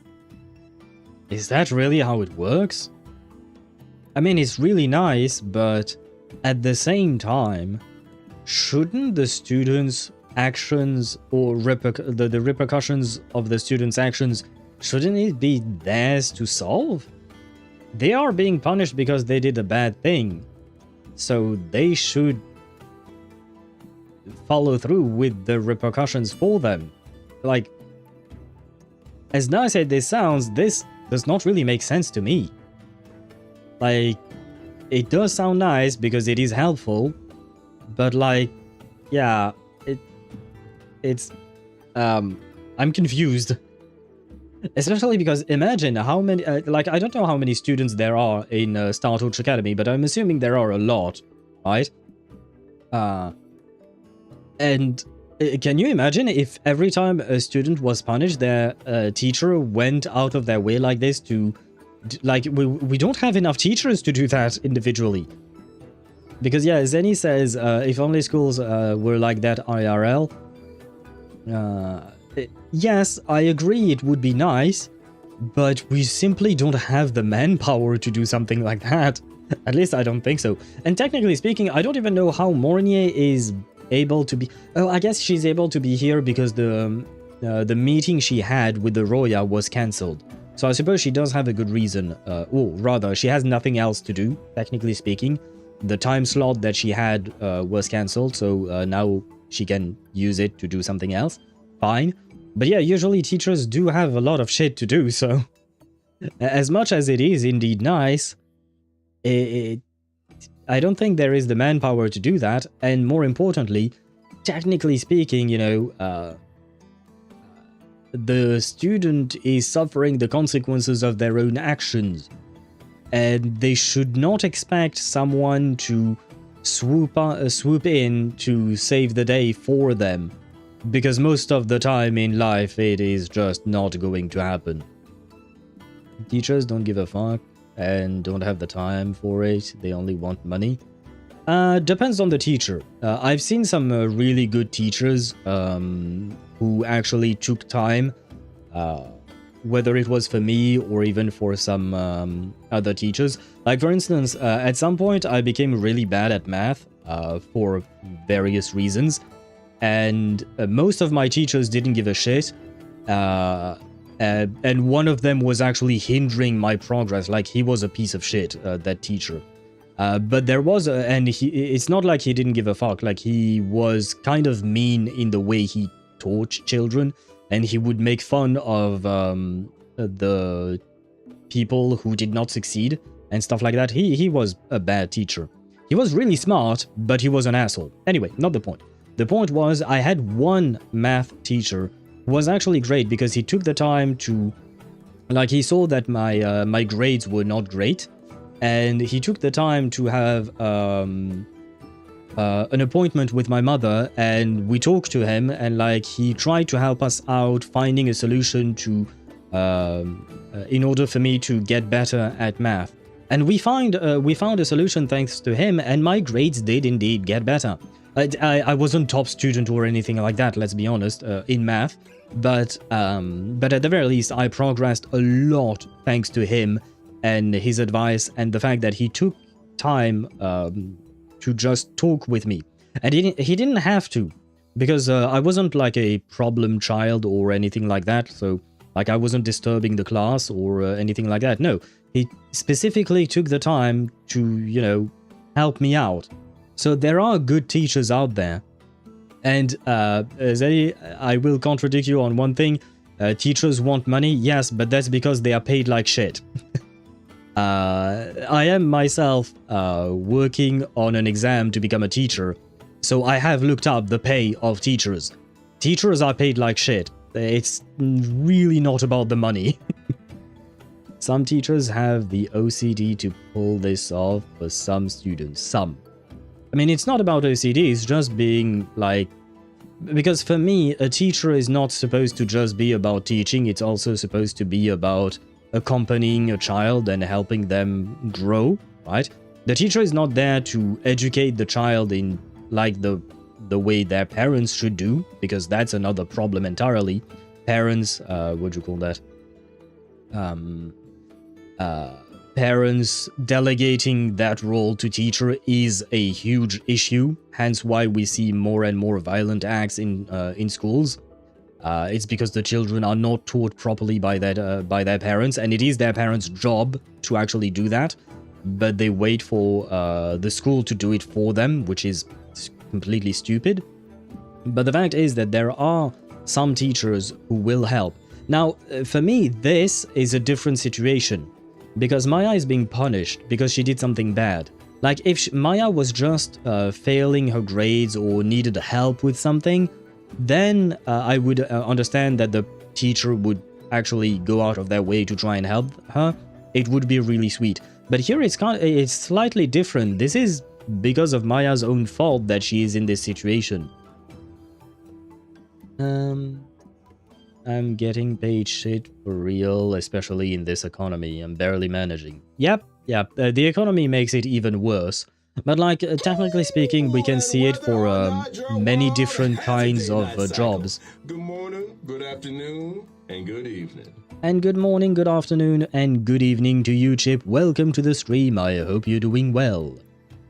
We're talking about teaching, and Chip also wants to become a teacher. He's on his way to becoming one. We were talking about the fact that teachers are paid like shit.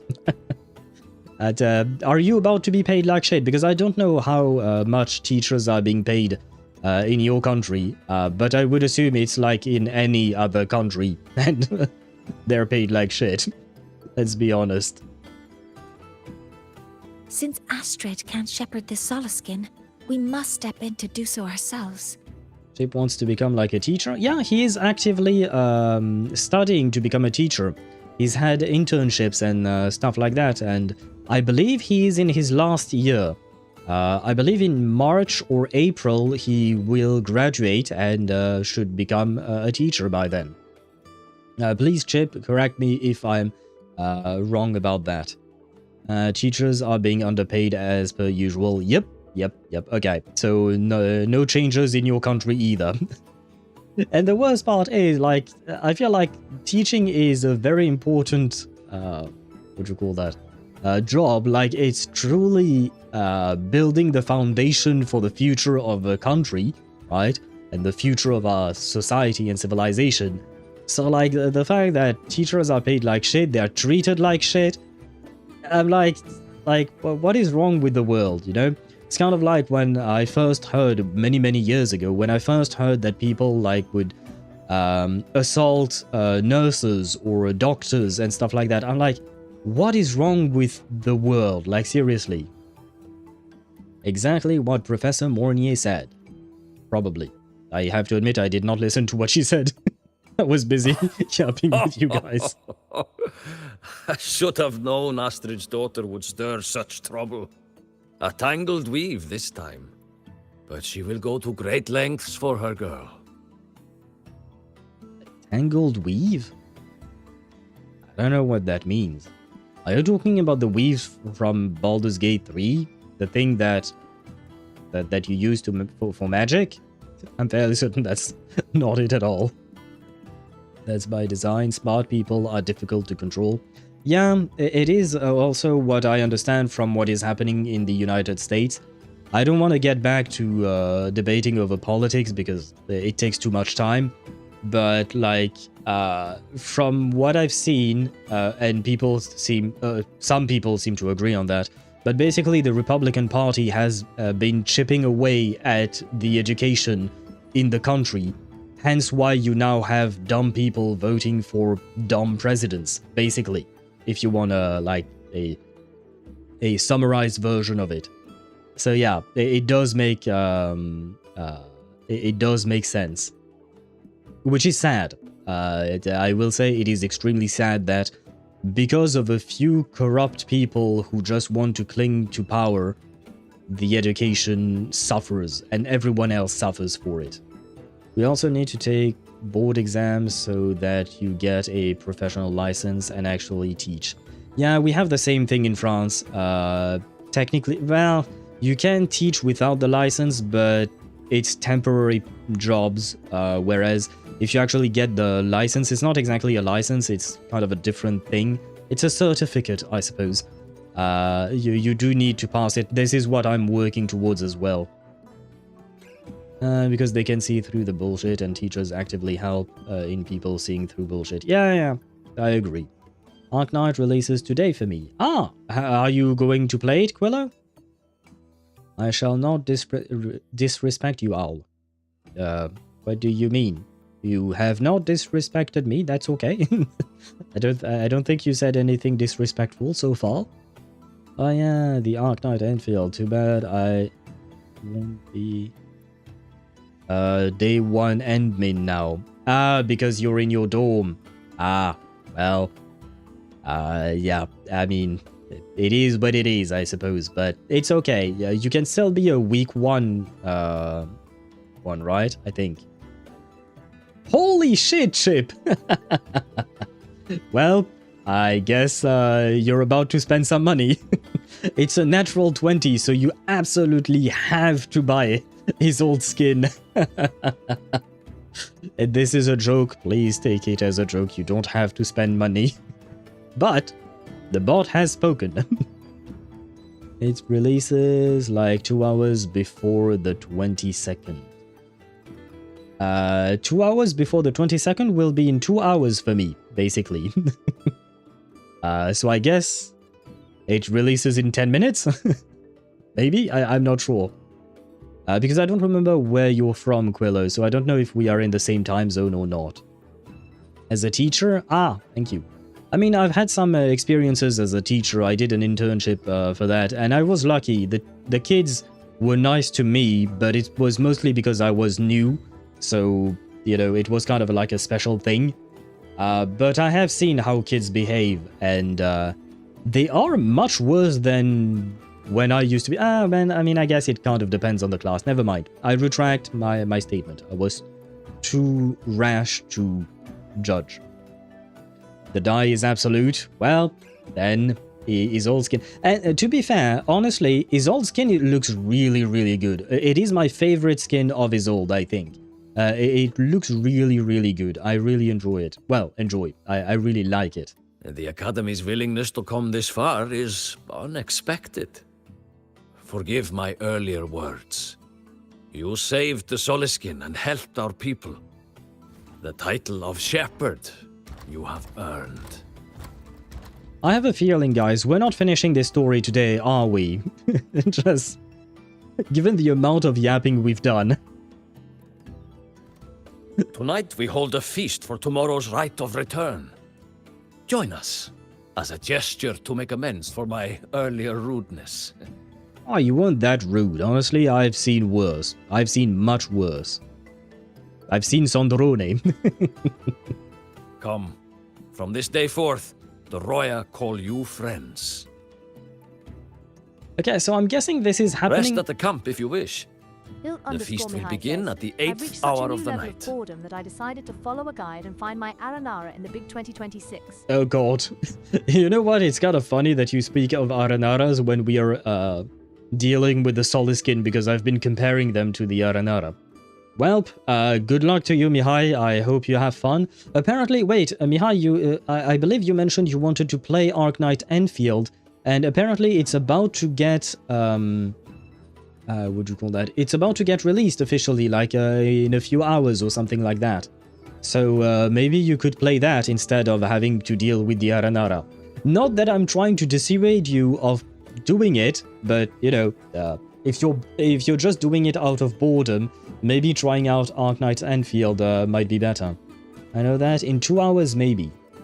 Do you mean like the game will do it in 2 hours? Release in 2 hours? 10 PM if you're in the USA, I think. Oh. I don't know what time it is in the US. Well, I mean, it depends on where you are exactly in the US, I suppose. Oh, but wait, you said it releases on the 21st UTC -5. Wait. I need to calculate this in my own time zone. I don't know what UTC -5 is for me.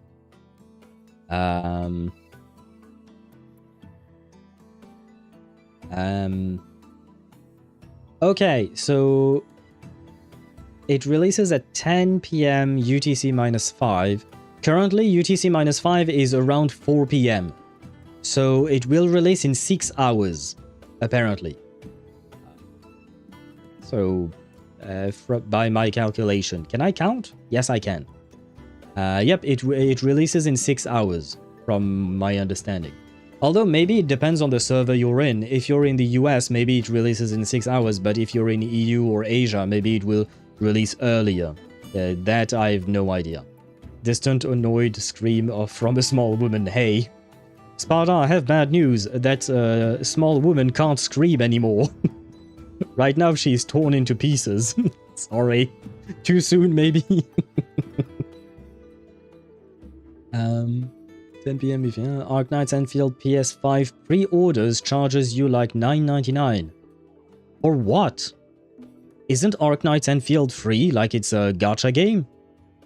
What is the PS5 pre-order? Like, what do you get in exchange for the price tag? I mean, it's not that much, $9.99, but like, why is there a price tag on a free-to-play game? What the... What? I'm genuinely confused. I've already found like 30 of them without the guide. Ah, I mean, I hope you marked them off. Because one of the problems I had with the Aranaras is that I found a shit ton of them without any guides, and I was missing like 10 of them or something like that. But the problem is I didn't know which one I had already found or not. So when it was time for me to find the rest, I had to look up a guide, but I had to go to every single one of the locations because I didn't know which one I had already found or not. So it was a major pain. There are 72. Yep, I know.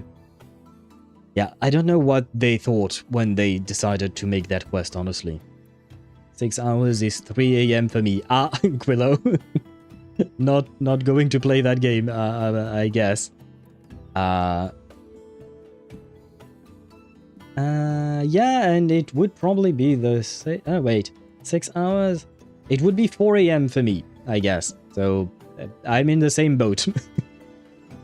She gave me a tape of her annoyed voice. Really? She had pre-recorded it? Did you grab the bunch of chests for finding all of them? Yes, I have. If you're talking about the Aranara, yeah, I have gotten access to that place. I've done everything there is to do in Genshin, more or less. Except for Notcry, I'm still missing a couple of... Never mind, I've done the quests in Notcry as well. I'm just missing one of the local legends stars. I've done... wait, it's 3 stars per, and there are 3 of them. So I have 8 stars in total. There is just one local legend I'm missing. Oh, I am missing some local legend achievements in Natland because I forgot. I forgot to do them. But I guess there is that. But other than that, I've pretty much done everything there is to do in Genshin. 5 AM for me. The Chinese got lucky. Yeah, I mean, technically it makes sense. These are Chinese games, so it makes sense that it would come out early for them. It would be 8 AM for you. For me, for Zenny. Huh. Well, are you working tomorrow, or are you not? If you're not working, then you might be able to play. If you are, then you might not be. But I suppose it will be a nice consolation prize once you get off work. I'm not. Nice! So that means you can spend... before the feast begins. Maybe someone here knows something about Foreseer Ingvar. So that means you can spend the day playing the game. I could not finish my sentence because the Rover was speaking. Oh, guest from afar. Oh, by the way, Chip, since you're here, look at this. Take a look at this. Marvel at this. Precision calibration. Combat efficiency. I got her S1. All green. We got a double on her. Well, technically speaking, we lost the 50-50 to Lynae first. So there is that. But we also got a double afterwards. We lost to Lynae at around 70 pity, I think, and we got the double at around 50. So yeah, we happy. The Mornye decided to be very nice to us. I don't have her signature weapon, as you can see clearly here. But I also no longer have any pulls. I am poor as fuck. I am poor as fuck. How can I have your luck? I wish I could transfer it, especially because I was lucky. I was lucky as well earlier today. I didn't do these pulls on stream because it didn't really make sense. But you know, today the ZZZ banners they didn't change because Ye Shungguang and Zhao are still there.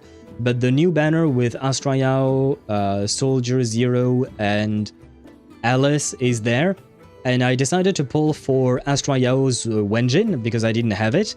And I wanted to have the complete set for my Evelyn team. Once again, just like I mentioned to Mihai, you do not need to pull for Astra Yao's Wenjin. It is not that big of a deal.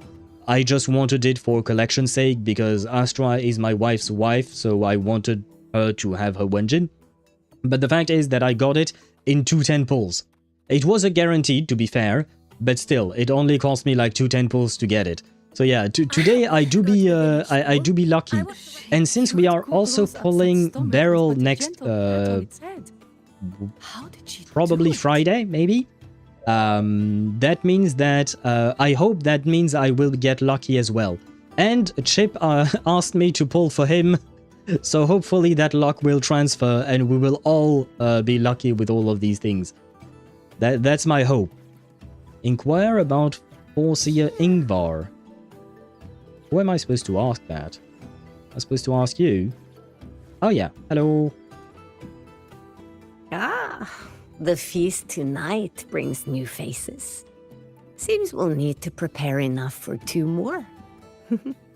Shit, now that I think about it, last week we won both 50-50s on Colombina and Inefa. Today I got 2 10 pulls in the Wenjin, and then I got a double. Okay, we are... The owl is in his lucky arc. Let's hope that that arc will last long. Let's hope that my lucky arc lasts for a long time. Because I've been in my unlucky arc for a while, to be fair.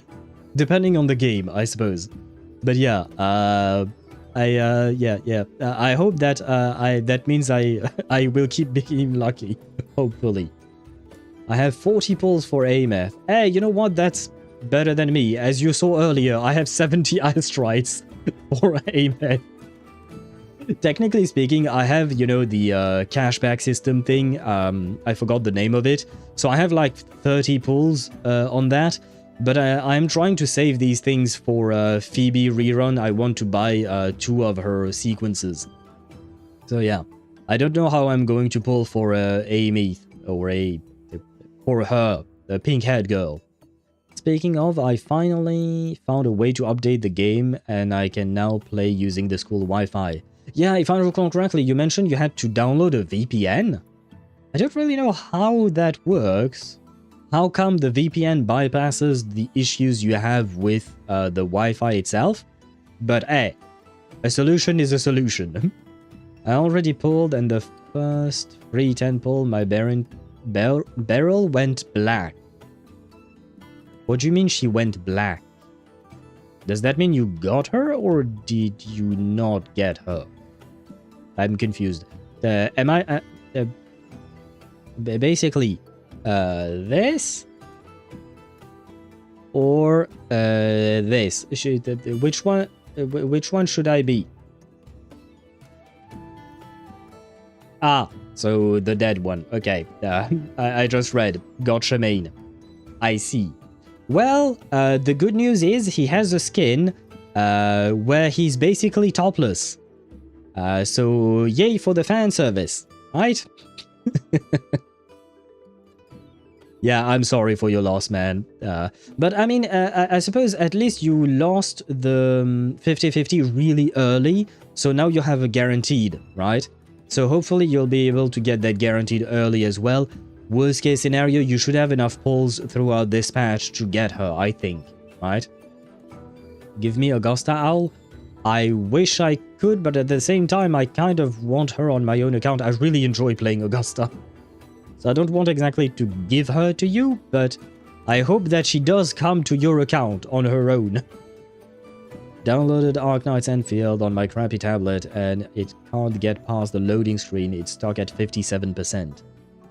How long has it been stuck for? Because sometimes it may be stuck for a while at a certain percentage, but you just need to let it do its thing. Sometimes, unfortunately, that means it's broken and you might have to restart. My Sanhua is at least S6, so yay. I mean, Sanhua is a good character. She's not on par with 5-star characters, but she's still decent, and I still use her in some teams. I don't remember which ones, but I do. I use her with my Camellia, for instance. And I used to use her with my Cartathea. It just keeps restarting and then it goes back to being stuck. I do... Do you have a storage issue, perhaps? No, because usually it would tell you right off the bat, even before downloading, that you have a storage issue. I don't know what that could be. I mean, there is the fact that it is a new game, so depending on how well polished it is, there might be some issues when the game launches.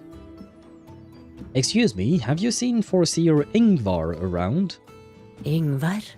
Ingvar? That boy Yes. doesn't come around here anymore.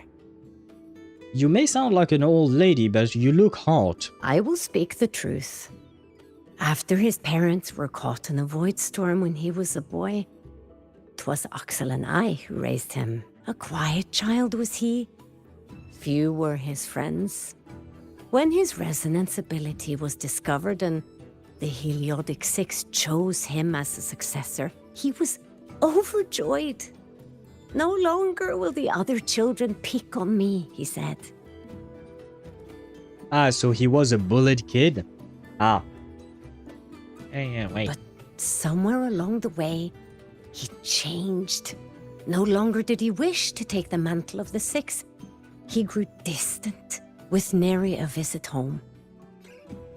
I'm gonna have a... what do you call that? A feeling. Maybe he was contacted by the Fraxidus. Because ever since we stepped into Lahai-Roi, there was a distinct lack of Fraxidus activity. So... And I don't think I've even seen them as enemies on the map, have I? I've grown so used to beating up everything on my path that I don't really notice what are my enemies, honestly. But I don't think I've seen them in Lahai-Roi so far. At least I have most 4-star units at S6, so I have the cash back now for the future. That is a good point. That is a good point. Though I will say, one of the reasons most of us have most 4-star units at S6 is because the game doesn't come up with new 4 stars. Most of the 4 stars in the game are from 1.0. The Fraxidus aren't here, Nero's eyes. Yeah, I don't really trust that, you know. I have a feeling they are here, but they are well hidden for some reason. Missed the Chip, it took me a bit of time to see that, but there you go. I have deleted your message. That's all you deserve for that. Chip, please do not become the new Ktosh. We already have one Ktosh. One is enough. Yes, exactly. You deserve a bonk. You know what? Let me do that for you. There you go. This is for you. Oh well. Even if it's but for a meal, it warms the hearth when he returns.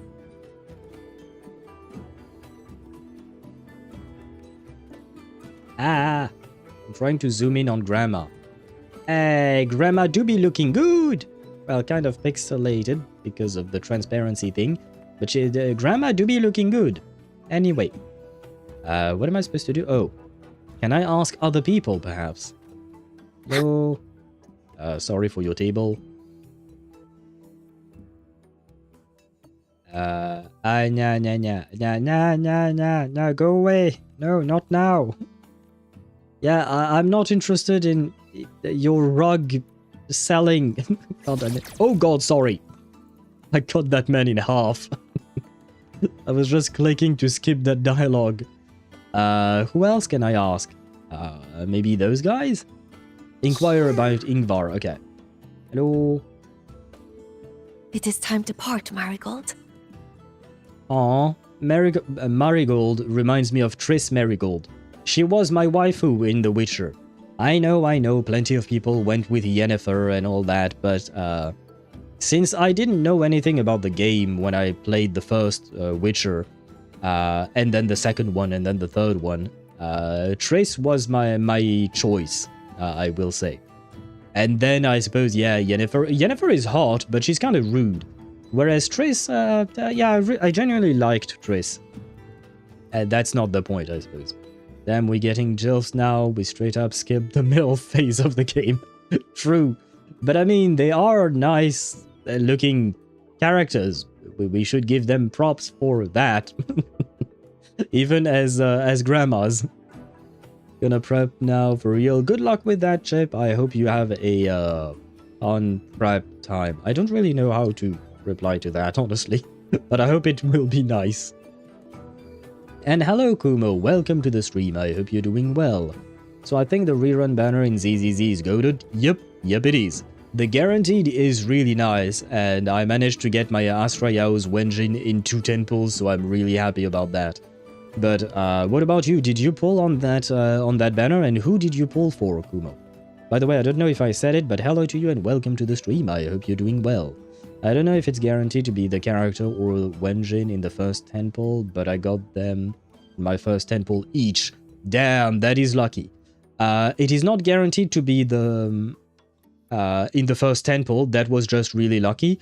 But it is guaranteed the first time you get an S rank on those banners, whether it is for the Wenjin or the character, the first S rank item will be the one you selected. So, for instance, you say that you pulled for Ambi, or a Sambi for a Soldier Zero Ambi. That means the first time you get an S rank, whenever that may be, whether it is in the first temple, second temple, etc., it is guaranteed to be Ambi. Now, if you keep pulling on the banner, you won't, then you don't really know. It will probably be a 50-50 again. But for the first time, it is a guaranteed.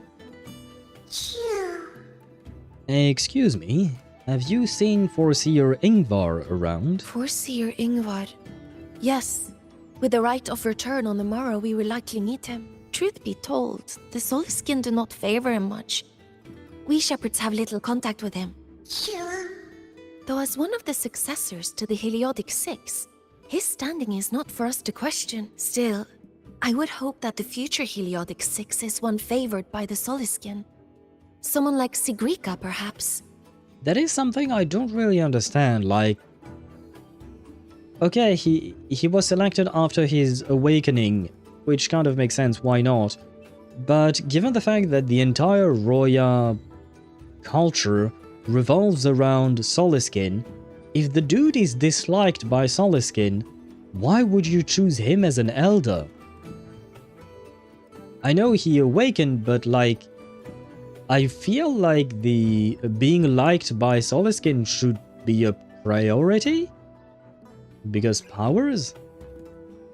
But it doesn't exactly jive much with the whole culture, or at least the vibe they've been giving me so far, whether it is through the main quest or even through the side quest and all of that.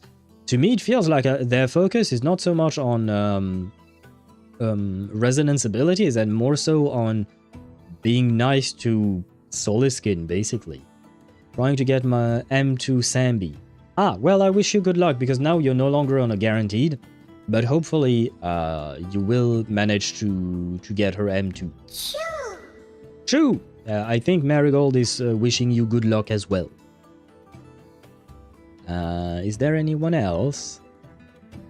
Inquire about Ingvar. You have made an error.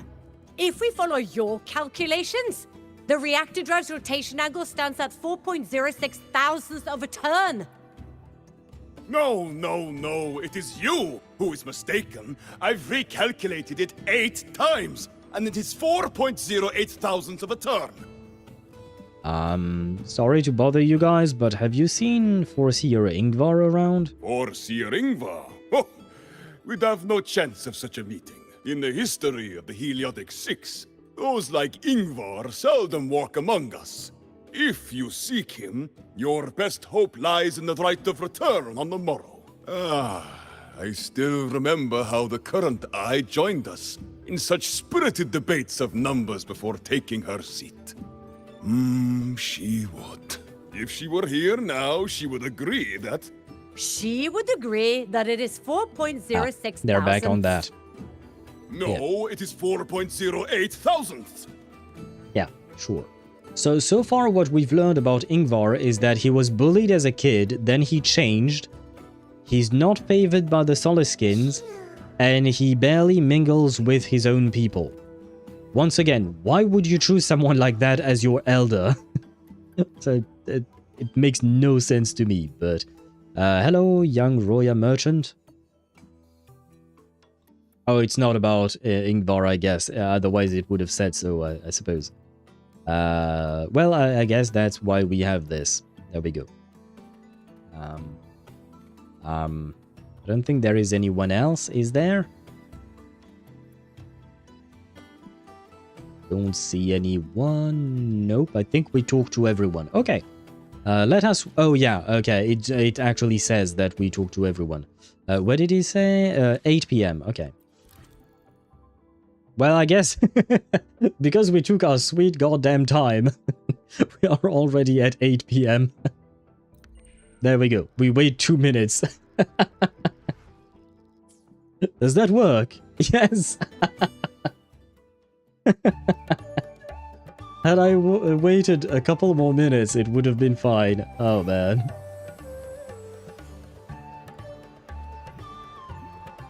Talk about a recluse. Yeah, hence, once again, why would he be in a position of power makes no sense to me.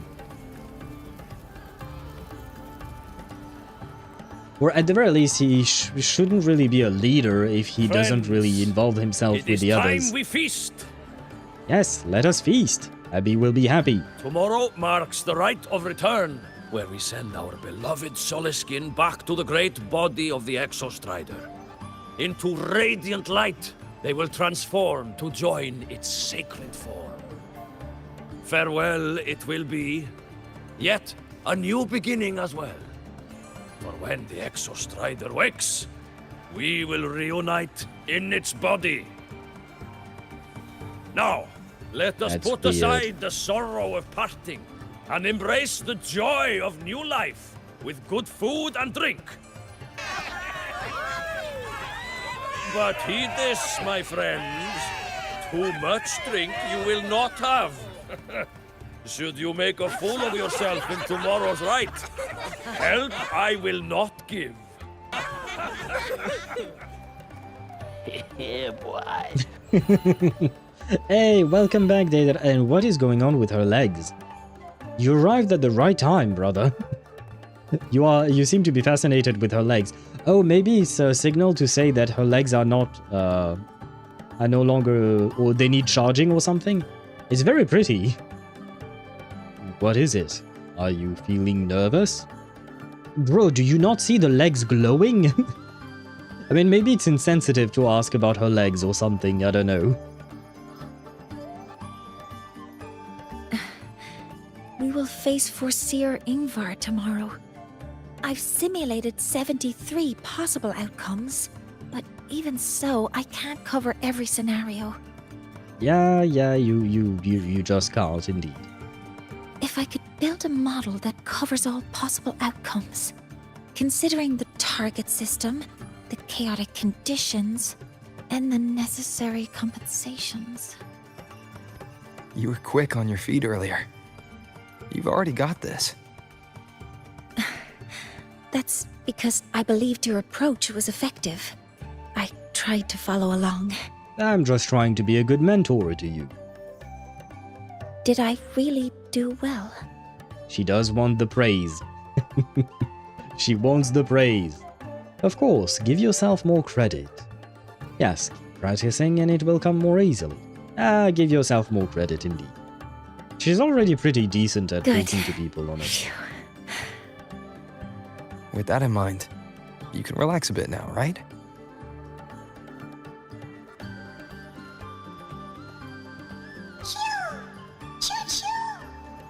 Choo-choo.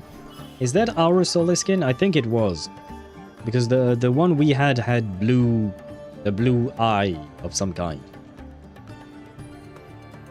What's this cutie trying to say? I still don't understand, man. Can Abby not translate this? Ah, oh. Too bad, I guess. It really does look like a balloon, right? Like, I feel like if you prick it with a needle, it will just burst and pop. Which is kind of bad, because they are living creatures. Yeah, I should not be thinking things like that.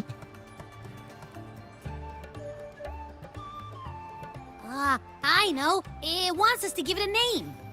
Ah, so you can translate. Goddamn, where have you been, Abby? I've been waiting for you to say something. Hat pats, Mornye more. I think she does want the hat pats, indeed. I hope that at some point the Rover will do it, actually. Let's have 28%. I'm pulling into Toho Lost Word. Good luck to you! I hope you get what you want from that, because I don't really know what what characters are out or not in that game. Nah, this thing is not my son. No. I already have plenty of children. Well, plenty. I have, like, Marcus and Flutterpage in Reverse 1999 as my daughters. I have Gala, or Galahad, in AFK Journey. Again, a daughter. I don't think we have a child in Genshin. I guess there is Klee, but she's more of a terrorist than a child, honestly. Honkai Star Rail? No. Unless you count Yanqing, but I don't really count him because, yeah, no thank you. I leave him to Jing Yuan. That's fine. ZZZ. Yeah, no, I can't think of anyone else. I know in Genshin? Why not? Why not? I'm not exactly a fan of her. She's a nice character. She's a nice kid, but she's never like. I don't like her the same way I like Marcus in Reverse 1999 or Gala in AFK Journey. Adoptive son with Mornye. Let's go. This thing is not a son. This is like more like a pet. If you want to call it like an adoptive pet, like we're adopting a pet before actually having children, sure, why not? But this is not a son. If my son can only say choo choo, then it's not going to stay my son for long. Well, since it's really trying to buddy up to us, how about we call it Buddy?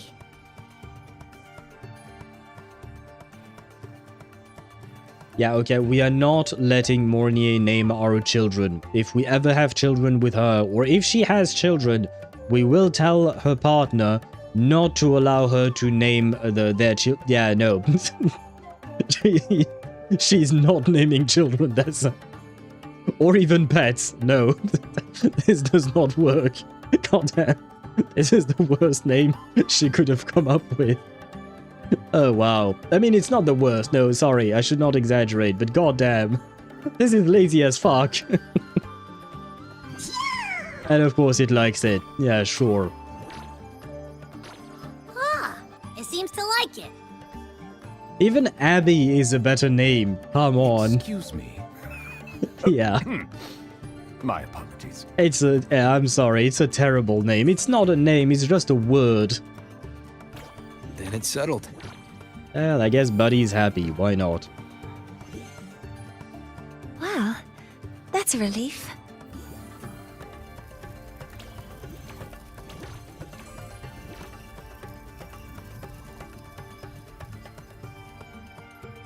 Hello. Will you dance with us and the Soliskin? Hello, children, whose voice did not sound like that of a tiny child. She sounded way more adult than a child to me. Well, maybe teenager at worst, but she certainly did not sound like a child. Grandfather Axel says the Soliskin are happiest when dancing with shepherds. Sure. Oh, but I'm not good at dancing. Well, time to learn. I mean, assuming your legs can work properly, you might as well learn now that you have those prosthetics. If that's something that you like. I personally don't like dancing, and I don't have prosthetic legs. I have my own legs, but you know, if you don't like it, you don't have to force yourself.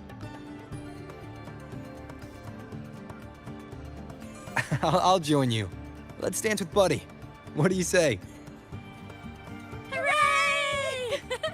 Our real battle starts tomorrow. Tonight, Let's relax a little, Mornye. Look at him trying to raise her up. Do you wish to relax in my tent later down tonight? Yes. My mentor should take his own advice too. I'm about to go dance with a bunch of children and a buddy.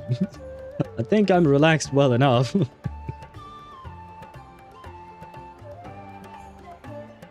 But I do wonder, why are her legs glowing like this? It's pretty, I like it, but like, why?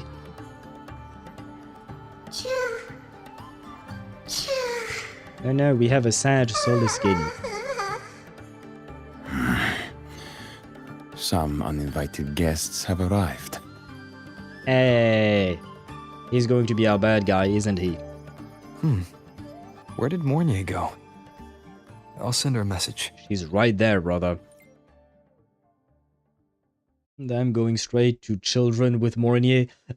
Just because Deidara insists on the idea of adopting someone with Mornye. But like I said, Mornye is...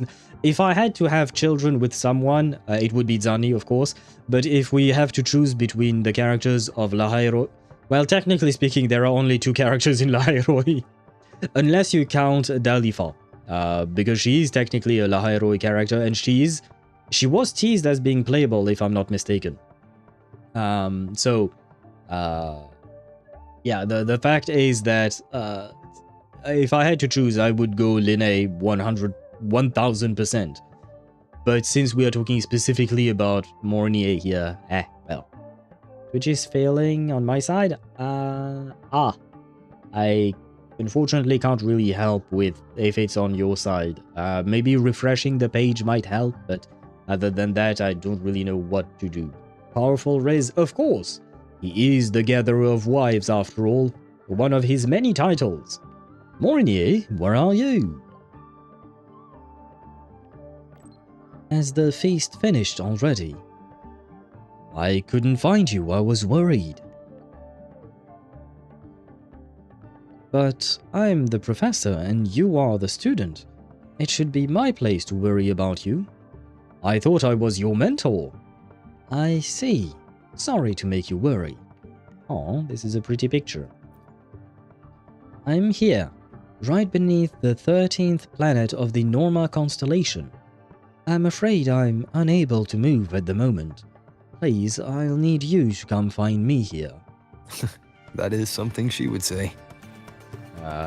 Not that I know where the 13th planet of Norma is, but at least I can figure out where she is from the picture. Well, she's right there, I guess. Oh no, because they keep switching out my characters. My Lynae no longer has her rollerblades. Well, it is what it is. You know what? Let's... All targets in sight. Let us fly very slowly towards it. Oh no, she stopped okay, so inclined terrain might be a bit of an issue. I see. Very well. Mornye would at least very quickly learn how to cook a feast and multitask it. Sure, I don't know why you're saying that, but probably. Although, given her... what do you call that? Her propensity to think first about scientific breakthroughs, I don't know if the feast would taste good. It would probably be packed with nutrients, but I don't know if it would taste good. That I don't know if I trust her with. Are you considering Dalifa? Considering her for what? As wife? Not really. She looks cute, but other than that, no. If you're talking about pulling her, I think she might be a 4-star. Her design gives me 4-star vibes. So, and I don't I usually try not to. Well, sometimes I do pull for 4 stars, but in Wuthering Waves I tend not to. This field is really pretty, by the way. This field of flowers. There are so many goddamn flowers. But it's so very pretty.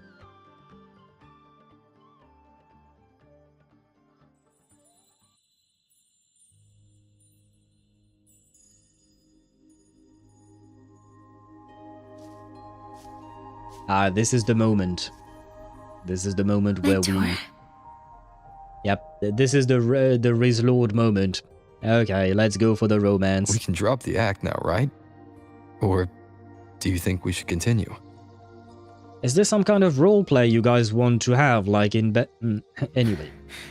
Someone might be listening. We should keep it up to prevent us from being exposed. Yes, so it is roleplay that she wants to keep going. Okay, very well.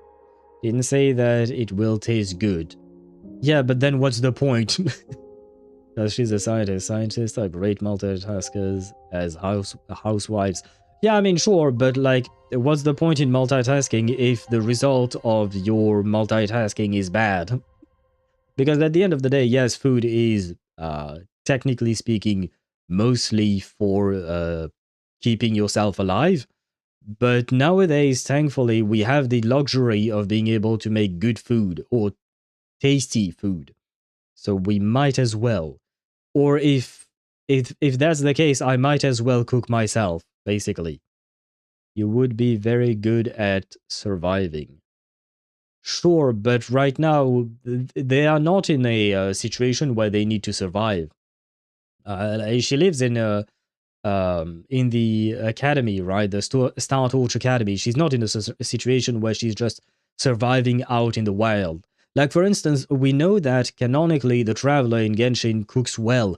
And it makes sense because, again, canonically, I believe it is stated that the Traveler oftentimes sleeps outside, like in camps and stuff like that, right? So it makes sense for him. People in Wuthering Waves, even though it is a post-apocalyptic world, they live in big cities. They have the luxury of being able to eat tasty food. It's not like in Genshin, for instance. So, yeah, if you want to cook, you might as well cook it to make it tasty. Come on, woman would be trying. I mean, okay, if she's actually trying to make it tasty, sure, why not?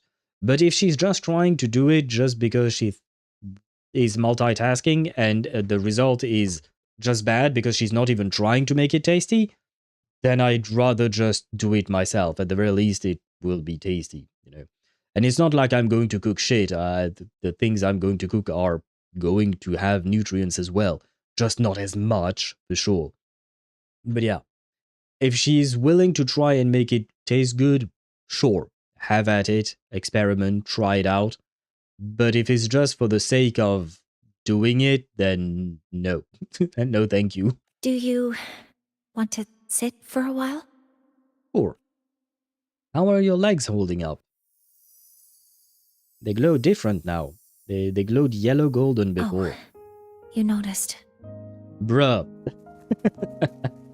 Did you really think I wouldn't notice a pair of legs glowing? Like, it's kind of like my phone. It has an LED that glows when it's charging or glows when I'm receiving a message. Do you really think I don't notice that shit? Yes, I noticed. They've been running all day, so their power is low. I plan to wait until they finish charging before coming back. How do they charge? How does that work? While they charge, I can't move. I feel a bit embarrassed having you see me like this. It's okay. The way I see you is just that you're sitting right now. That's about it. You're allowed to sit. It's okay. I know it's different for her from her perspective. But by the way, I just noticed that her tacet mark is on her prosthetic leg. So now I'm very confused, because usually tacet marks are part of your body, right? Her prosthetic legs... I mean, I don't know if they can... Are her prosthetic legs detachable? Because, you know, for most people, I think, with prosthetic limbs, they can be detached, if I'm not mistaken, for most people. There might be rare exceptions that I don't know about. But like, at the end of the day, still, it's not part of her actual anatomy, is it? So like, why would her tacet mark appear on the leg instead of her, well, the rest somewhere else in her body? Huh. Now I'm confused about how awakening works. Ask her if she feels things on her thighs. I mean legs. Yes, we shall ask before we touch. We ask for consent first. It's not like Sandrone's key spinning faster when she's flustered.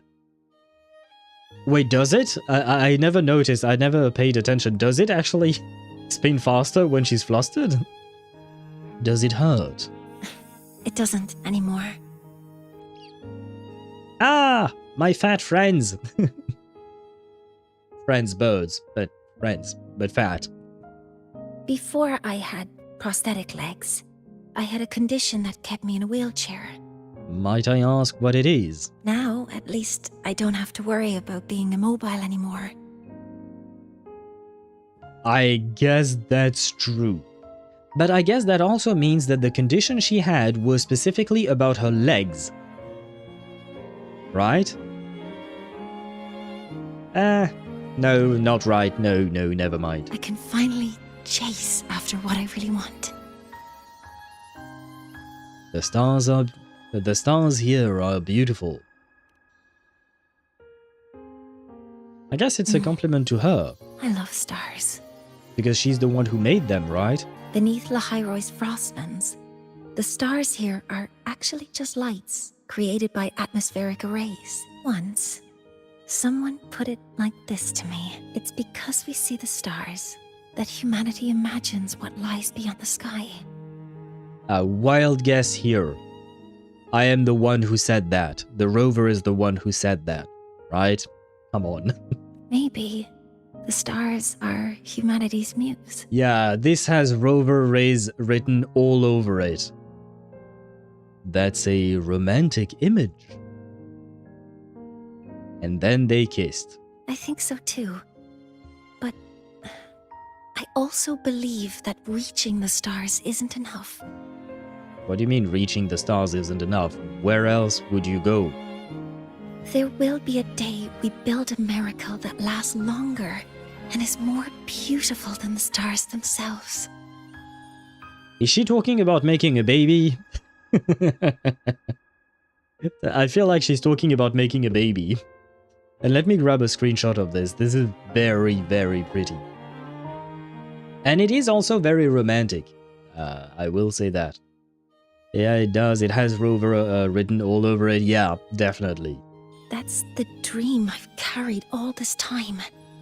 And now, I'll use these two legs to take the first step.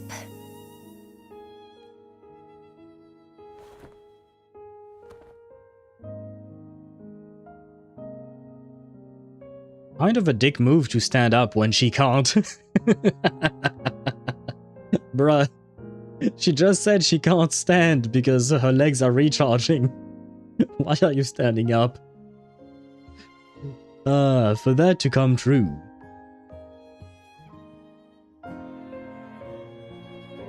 The new solar ceremony must succeed, right? Exactly. This ceremony is how we retrieve the Exostrider's core energy component. Oh, so she wasn't talking about making babies, she was talking about making an artificial sun. Ah, well, same deal. Today I pulled for 2 characters. And did you get them, Deidara? This is too romantic, but it is very romantic. I still preferred the romance with Lynae, even though technically it was in a side quest. You know, the screenshot I've sent, I think I sent them in the Discord server, maybe? Not sure.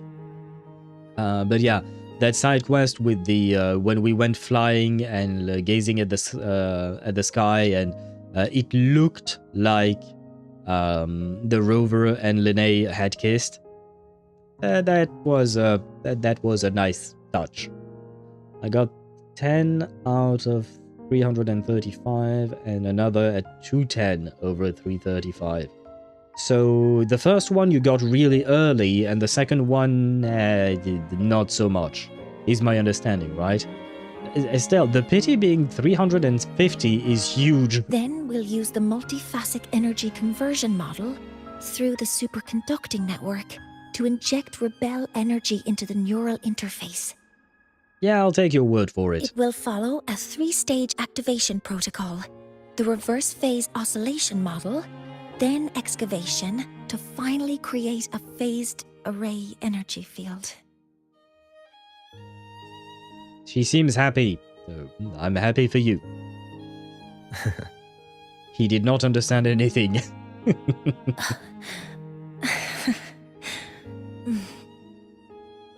To be fair, neither did I. Is she pouting? There's still some time left before my legs finish charging. Let's stargaze a little longer. Sure. And she does look like a mushroom. Her head looks like a mushroom because of the haircut. Oh, that reminds me, there is an anime called Champignon Witch. Champignon means mushroom in French. And it's a cute anime. It's interesting. I've only seen one episode of it, I think. But it was nice enough. I quite enjoyed it. It is about a witch that basically wherever she walks, she sprouts mushrooms behind her. The problem is that those mushrooms are actually toxic, so people kind of dislike her in a way. But it is basically because of that she's very much isolated. But it is an interesting little anime.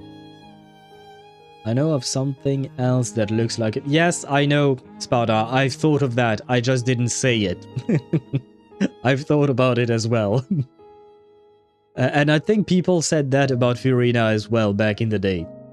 A cute mushroom. Yeah, she's a cute... Both of them, Fiorina and Mornye, are cute mushrooms. And I don't know if pulling for another character 0 out of 400 is too greedy. Depends. Do you have the pulls? Because I'm not fully... I am not sure I fully understand what you mean, but if you have the pulls, why not go for it? If that is what you want. Ah, Buddy's here. Okay, little buddy. I'll wake him up now. Mornye? Mentor, you're awake. You can call me by my name, you know that, right? Something isn't right. We seem to have a situation at the Arter Woods. Well, yeah, when everyone is screaming like that. I detect signs of a void storm in the woods. Waveform. Analyzing now. So this is what's causing the panic.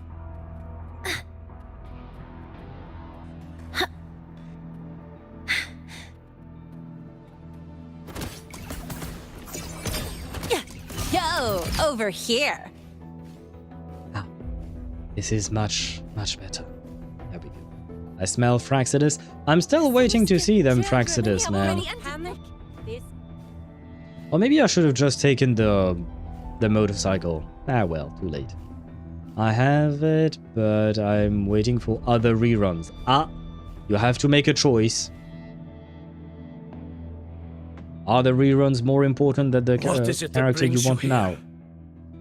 With the Void Storm's fury upon us, it is no time to enter Bjartur Woods. Well, we might be able to deal with that. This is a disaster not seen in centuries. We have always believed the Solace Tree's light protects the woods from such storms. Solace trees, towering constructs widespread in Bjartur Woods, forming a vast floating forest. Their roots permeate Lahai-Roi, relaying information directly to the Heliogyre. The rite of return cannot be done. Not in these times.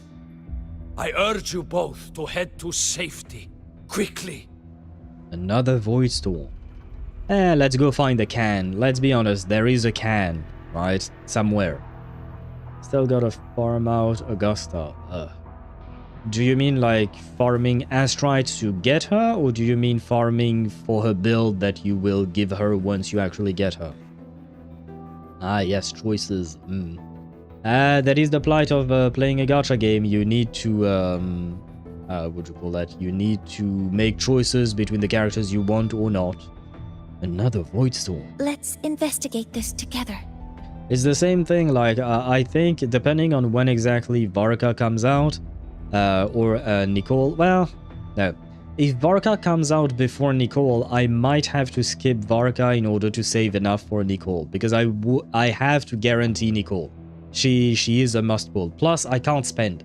I was thinking about spending, but I need to sort out something happened IRL, and I need to sort it out, and I might end up having to spend a bunch of money that I was not planning on spending, which means that my gacha funds are gone. Well, they're not gone, but I can't take the risk of spending it there when I might need it for something else. So yeah, no spending for me, which means that I need to be to guarantee Nicole whenever she drops. Alice would be a nice bonus as well, but yeah, Nicole is the one I really want. So I might end up skipping Varka. Maybe I'll do just like a random 10 pull on his banner. But otherwise, yeah, I might have to end up skipping him, unfortunately. Astrice, like me getting Mornye would be probably more prudent, but I'm stubborn and I need another DPS. Well, I mean, it would be more prudent in terms of like meta perspective and completing endgame content, I would suppose. But I think you should probably go for the character you want rather than the character you need, especially because technically speaking, getting Augusta instead of Mornye is not a loss. The two characters are not comparable, of course, but at the end of the day, it's not like you're getting Ling Yang, right? Like I did. If you're getting a Ling Yang, then yeah, that's bad. I mean, Ling Yang is not a choice, he's a 50-50 loss, but I can't think of a bad character off the top of my head in the Wuthering Waves lineup. I'll save it, let me share you the characters, they're cute, okay. Let me know when you drop them. In the Discord server, I mean. Might lose the 50-50. Let's think positively, Sparta. You might win. Look at me. I lost the 50-50 and then I was surprised with a double. It could happen to you as well. Let's pray that it does. Enter the woods. Safety measures. Oh wait, can I float? Oh yeah, but no, never mind. Her floating is really slow. I give up on the floating. Oh, well. The signature waveform of this void storm matches the one that device generated before. This is no naturally occurring phenomenon. When did you have the chance to analyze this? When my prosthetic legs charge, I prefer to keep my mind occupied. Why was there a random echo dropped there? Careful! Don't get caught in the void storm! Yeah, I'll be fine. You guys okay? No, you're not.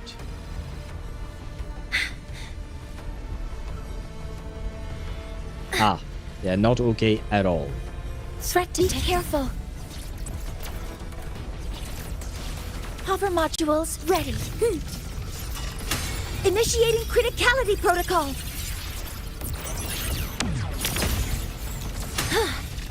I found the device.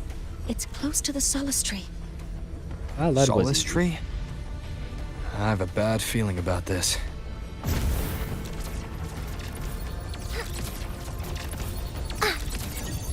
Order executed. Guidance ready. Ouch. Correcting posture. Swift and resolute. There's so many contaminated exoswarm here. The void matter concentration is also very high. Maybe the device Astrid had was incomplete. This could be the real deal. All targets in sight. Locked in. Attack confirmed. Oh. I don't know how we're killing them so fast with a support. I guess maybe it's the tune break that is killing them so fast.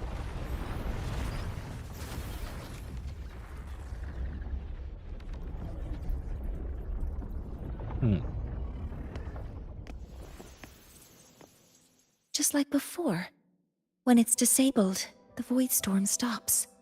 Well, at some point I think we can clearly state that, you know, the capsule is making the void storm appear in the first place.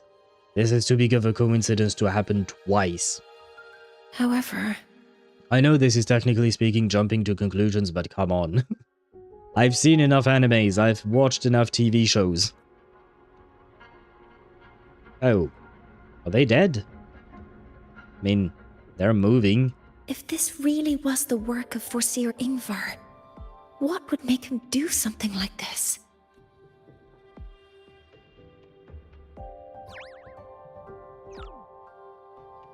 Maybe because he was bullied, so he wants revenge.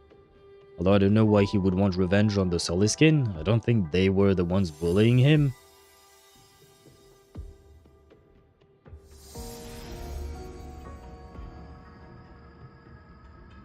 Ah, that's the dude. I think. Hello, dude? Dude indeed, okay. Who are you? Do not worry. The path has already been laid. Can you be less cryptic? At last. Finally. What the fuck is that? And it actually... Mentor, are you alright? It looks like an eye and moves like an eye. It seemed worse than last time. I mean, technically speaking, it kind of looked like a black hole, but it also looked like an eye, because black holes don't have eyes. And they don't move like that. What the hell is that? I think I saw a glimpse inside Soul Asylum. This void storm might not just have affected the woods here, but the workings of the Soul Asylum itself. I think that's why I've been seeing visions of this member of the Six. Greetings. The Shaper once made a prediction. If a visitor from beyond Lahai-Roi protects Bjartar Woods from destruction, an invitation to Soul Asylum they will receive. I guess we got our invitation then? Yay. Let me guess, we gotta put a sword through this dude. Maybe not. Because I think maybe the dude is trying to help, but I'm not really sure. Spacey Eye, Ishmael, is that you? I'm guessing you're talking about a character from PGR, maybe? Because I know you've referenced Ishmael before, but if I recall correctly, it is from PGR, right? And I just saw the screenshots of the characters. Well, again, the character on the right, the one who's dressed as a schoolgirl, I guess, maybe? The one with the suit and tie. She has assets that I find slightly too big. I will say that much. But they do look cute. Now, the one from the prediction appears. Soul Asylum awaits your arrival. Choo. Choo. Choo. Are they gonna make babies now? I think they're making babies. Buddy, did you find a wife? Or a husband?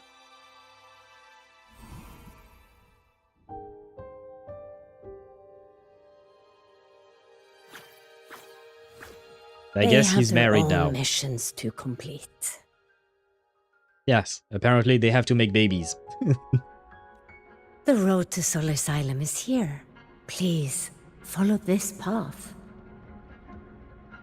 I shall follow indeed. Guys, for those of you who have completed this quest, do you know how far along we are? Mentor, please, wait a moment. There's something I want to say to you.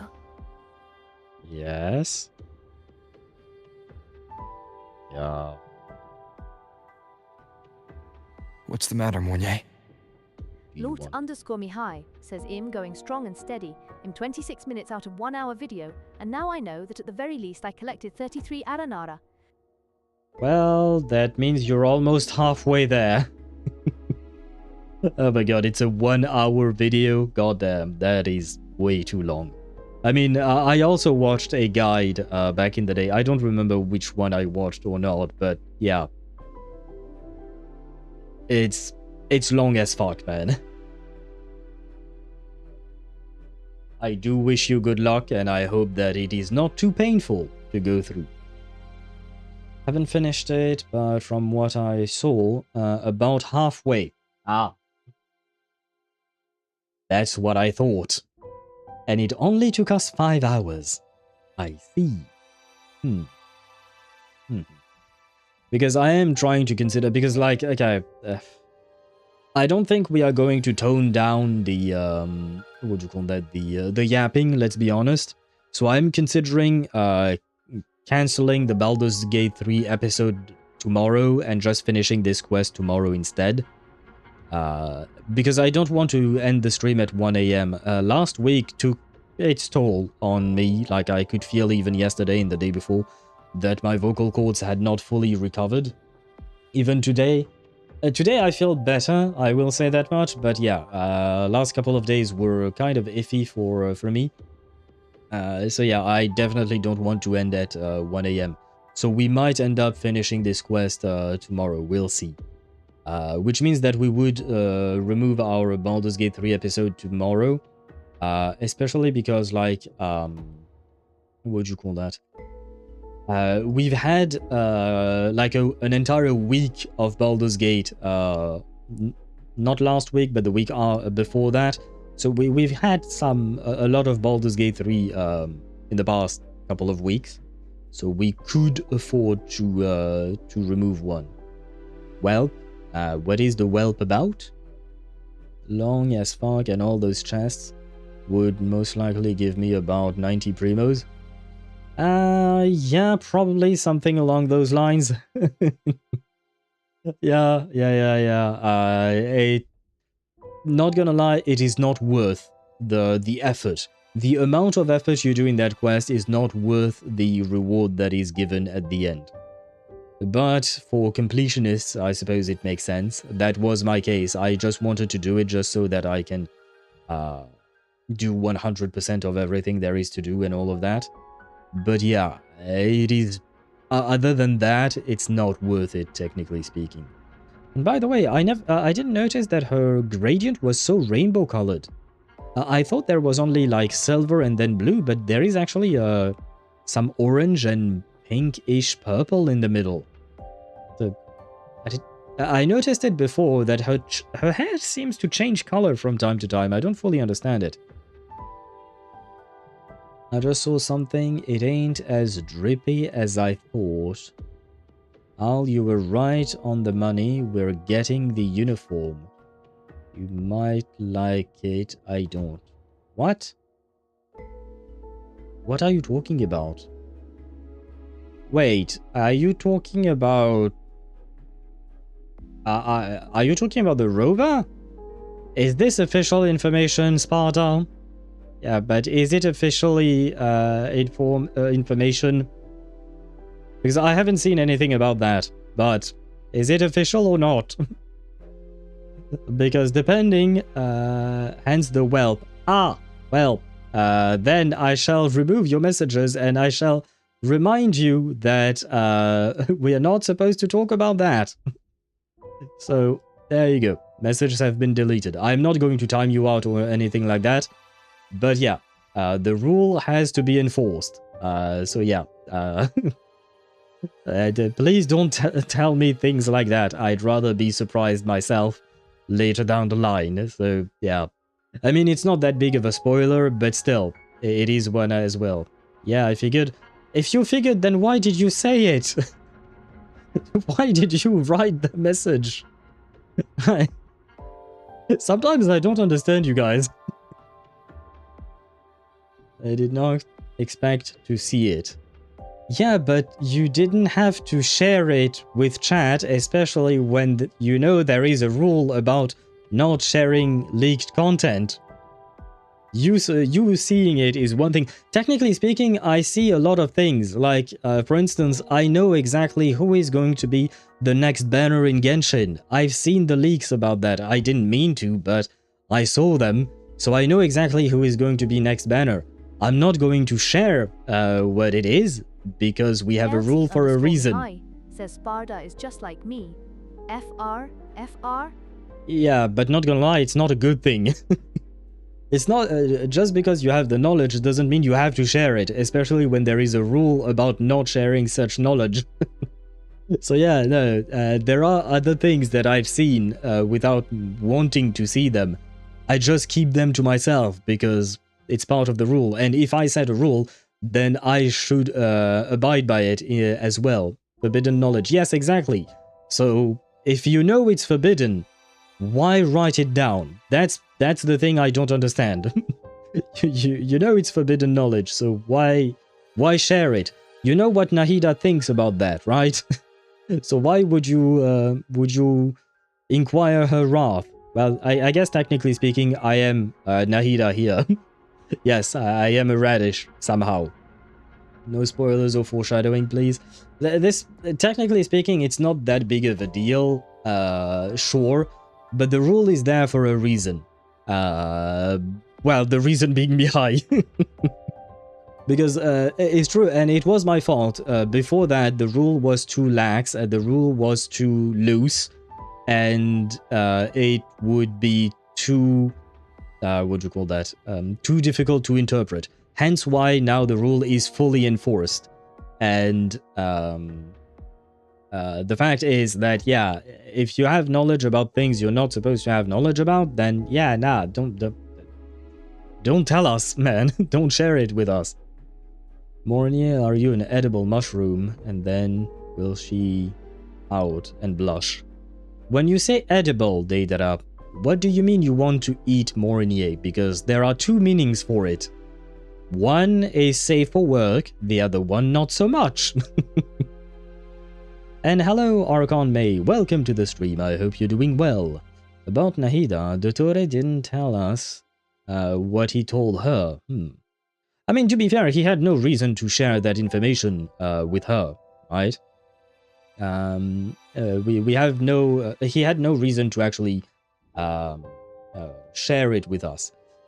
So it makes sense. And maybe Nahida will tell us later down the line, because he certainly cannot tell us anymore. I mean, it is implied. We're getting it. I at least don't know when. Just saw the stuff. Yeah, but you know, if you saw the stuff, that means that it is probably going to happen next patch or the patch after that. Otherwise, it wouldn't be out already, probably. Usually, that's how it works. But more importantly, whether it is implied or not doesn't... what do you call that? Doesn't matter. The fact is that right now, we have no idea whether or not we would get one. Still... the fact is that you gave us a confirmation that we should not have. And to be fair, I'm not going to debate over it. The rule is a rule for a reason. What you shared with us is leaks, so you're not supposed to share them. At least not on my stream and not on my Discord server. The rule is the rule. There is no debating over it, whether it is implied or not. Doesn't matter. The information is not official at all. So, you should not write it down or share it with me or the chat or the Discord server. That is it. No fucking clue, and I'm not looking it up. Yeah, no, I'm not asking you when it would drop or not. But like I said, what I'm saying here is just the information is not official, hence it's banned, basically. You're not supposed to talk about it. Refuse to look at Wuthering leaks because they treat me right. Because they treat you right. I'm not sure what that means. Feels nice not to be on the other end of the trigger for once. Well, yeah, but it doesn't feel nice to me because honestly, like, me having to remind you guys of a rule that I think is fairly simple, right? Basically, if you see an information that is not coming from an official account of one of the games that we stream, don't share it. It's that easy. I mean, unless like it's a fan-made animation or whatnot, then sure, you can. But like, I feel like it's fairly easy not to share leaked content. You just have to know your source. So yeah, that's on you. And it's not a pleasure for me to have to remind you the rules, especially because some of you guys tend to argue back. Like Mihai, you try to argue back like the last time, yesterday or the day before. And at some point it becomes a waste of my time. Like, I'm gonna be real, it's up to you to be responsible for what you post. I am here to enforce the rule when you break them, but it is your responsibility not to break them in the first place. That's how it works. Because if everyone starts breaking the rule and I have to remind everyone every goddamn time, it's gonna get old really fast. So yeah, I am expecting you to follow the rules. And just like Sparta said, that's on you. Yes, it is on you. Like, you don't have a police officer constantly next to you reminding you of the law, right? That's not how it works. It is expected of you to follow the rules. And I take no pleasure in having to remind you guys of these rules. It's just like, it is what I have to do, that's my responsibility, I suppose. But it is also your responsibility not to break the rules. That's your fault, Mihai. Yeah, technically speaking, the change in the rules is Mihai's fault. That's on me. I legitimately fucking forgot. So that's on me. Yeah, it's fine. It happens. Please don't let it happen again. Ah, shit. Am I in the wrong window? I am in the wrong window. I really wish I could accompany you to Sol Asylum, but I think it's best if we part ways here.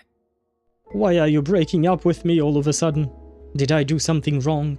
Is it because I'm following an old lady? Do you think I would leave her for you? Is that it? Yes. Yes? When you touched the Solace Tree earlier, and even during your first vision, you looked like you were in intense pain. Yes? But I lack the ability to connect with them like you do. And the Space Trek Collective's knowledge doesn't align with the ways of the Roya. In this matter, I fear I won't be of much help. Well, I mean, at the very least, you're another body I can throw in the battle. Like, seriously. At the very least, you can be useful in battle if we have if we have battles to be had. I don't really see your point there, girl. Like, like, sure, you can't connect, so what? You can still be useful in other ways. Promise, I won't ask you to cook. Instead of joining you, I think there are other ways I can contribute, such as researching the unknowns we still face. Okay, sure. Leave me alone in going into an unknown area where I need help. Sure, yeah, abandon me completely. That's great. That's just great. I mean, technically speaking, she's not wrong. Splitting up sometimes can be better. And the Rover is strong enough to protect himself, so I guess fine. Love those moments. Yeah, I mean, it kind of feels bad that she's kind of abandoning us all of a sudden. Like, Lynae never abandoned us, technically, I think. She did her own thing from time to time, but she was never like, hey, by the way, you do your thing, and I'll just hang out there.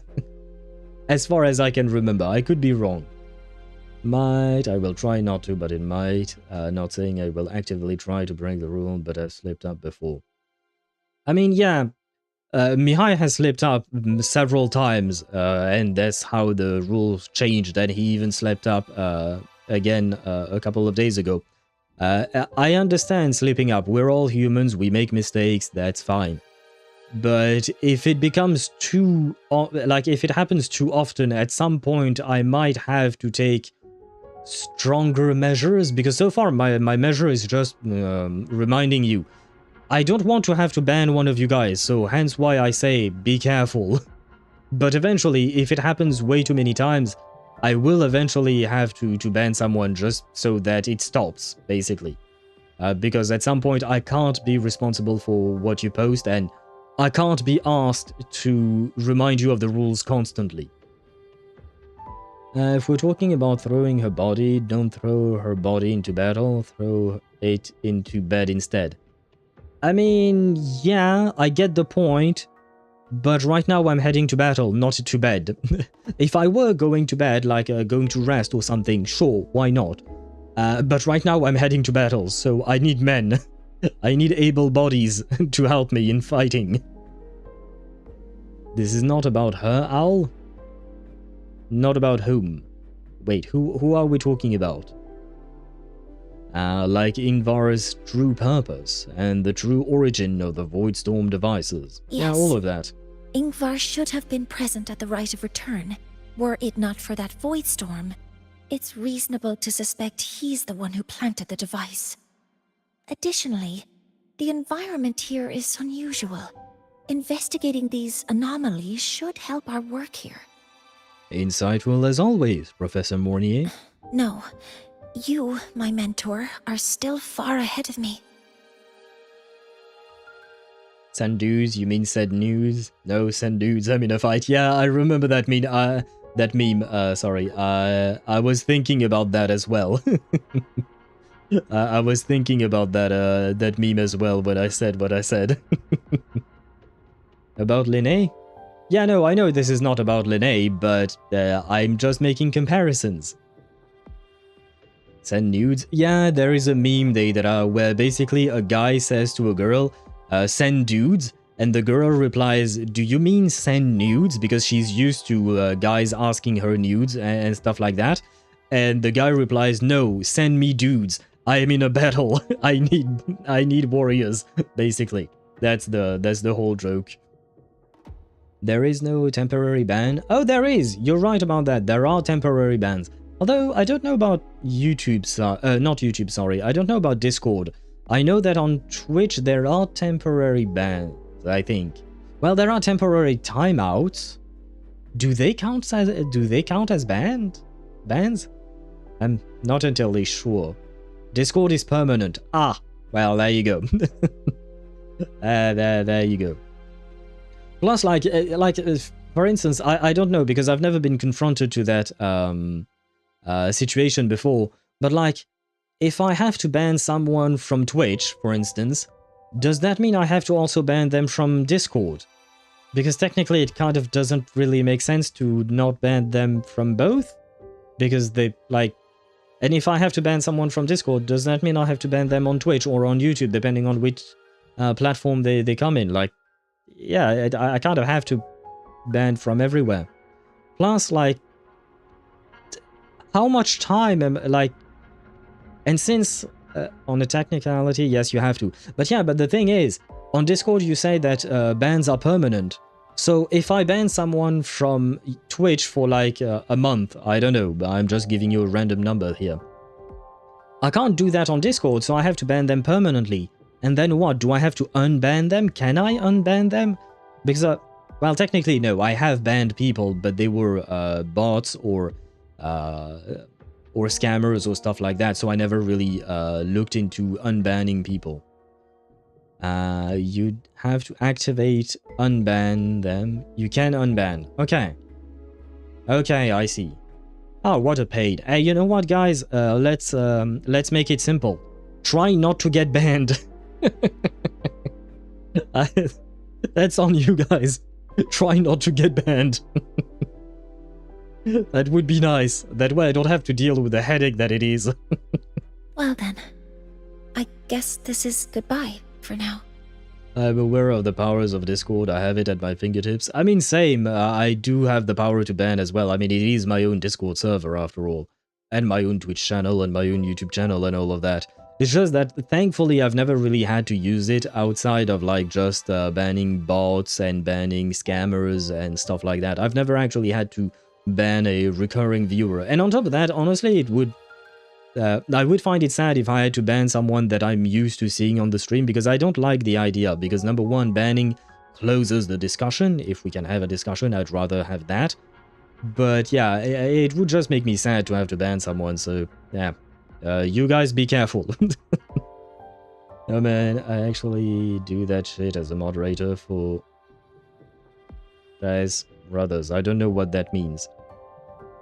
I don't know what that name is. I'm assuming maybe it's like the game company that you participated in the alpha for or something like that. Probably. But yeah, I knew that you were a mod there, I think. Company name. Yeah, okay. It is as I thought. Yeah, I knew that. Sooner or later, you will have to use the iron hammer on the sinners. Yeah, I know. And I dread that moment. I don't take joy in it. I mean, I've been a moderator in other stuff. Like, I used to be a moderator on a Counter-Strike global offensive server, and I've banned a lot of people, but these people were trolls most of the time. Like, I've never actually had to ban someone that was a regular person. When I say regular person, I mean a regular, someone who comes in regularly. I've never had to ban someone like that, thankfully. And I've banned plenty of people on that server, not gonna lie, because the community on Global Offensive, it wasn't great, to be honest. Well, our regulars were nice, the others not so much. But yeah, I don't rejoice in the idea of banning people. I don't take any kind of joy or pride in it. I just, if I have to, I will, but it pains me to do so. I ban people who just started shit, honestly, out of my crew. I'm the trigger happy. I was told the same thing by my mates in the Counter-Strike server. Like, I banned more people in 1 week than they did for some of them in months. But to be fair, it's mostly because I used to be on that server a lot more than they were.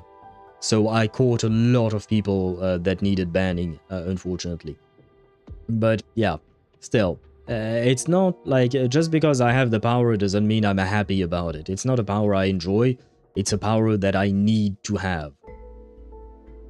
But I think you figured that out. Yeah, I have. If you're in danger, call me anytime. You too. Please, take care. I'll see you when we regroup. Yes. Stupid question, but are we going to, if we enter here now, are we going to start a long series of quest or something like that? Because like, technically I could stream for another half an hour about that much, because I genuinely don't want to end the stream after midnight. We've done it 4 times. Yeah, we've done it 4 times last week out of 5 streams. So yeah, we may have abused the system a bit last week. That's on me, technically speaking. But yeah, I kind of feel like this is a good point to stop before we actually get into the place, and that way we have a proper ending tomorrow rather than start and either stop the stream in the middle of this thing or just end like I said, I'm not finishing at 1 AM, so I would just basically stop in the middle of the quest. I feel like that's a bad way of dividing up the story there. I enjoy banning people, but I'm not letting it get in my head. Maybe better to end here. Okay. Yeah, I think so indeed. Yeah, but I still, technically speaking, I kind of want to keep streaming, but at the same time, I have to know my limits, and last week I kind of pushed past the limits a bit too much. Feels like a midway point. Yeah, it definitely feels, especially because it feels like we're about to enter a new area that we will probably get stuck in some way, shape, or form. So it would probably be better to wait things out like this. You know what? Before we go, we might as well test our Mornye. Not in tactical holograms. Thank you very much. I'd rather not. You know what? Let me farm these things. Why not? Let's see how our Mornye fares. Although technically speaking, you'll mostly be seeing my my Zani than anything else. But I am curious to see how it works. Going past your limits is on you, brother. Yeah, no, I know. It is on me. It is choices I made, hence why I'm making different choices this week. I also don't want someone to get banned, so just be careful, that is all. Yep, Daedra has been one of the safer persons in chat, I will say that much. Let us see how things work here. Structural override initiated. Oh, right. Yeah. Command mode engaged. I didn't think about it, but I have a different build since this is my Mornye and not the one that the game is giving me. Oh, I didn't think of that. Drive safe! Special delivery goes boom!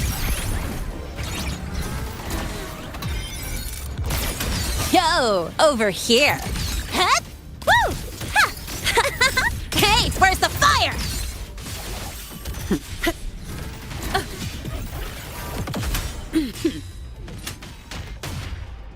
Where are you? Come back! Come here! Fine. Come at me. All of you at once. I don't do overtime. Reduce to dust. Ah, I wonder, am I doing less damage than, oh god, than with Shorekeeper? In my way. That's a wrap. Yeah, I think I might be doing less damage than with Shorekeeper, huh? That all you got? I wonder about that. Processing complete. Authorizing maximum output.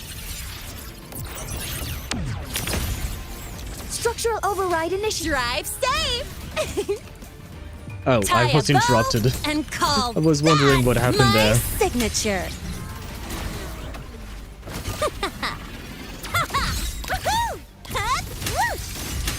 Hey, where's the fire? No contest. I don't have all day.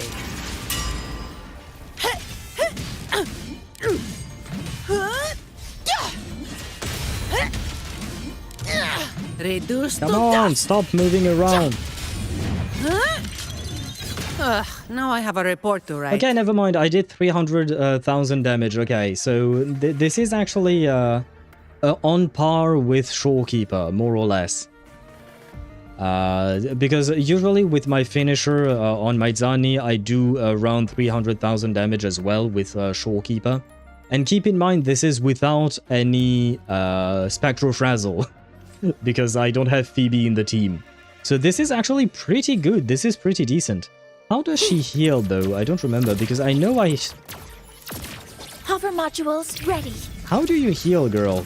That's the part I'm not... Ah, your skill heals. Okay, good to know.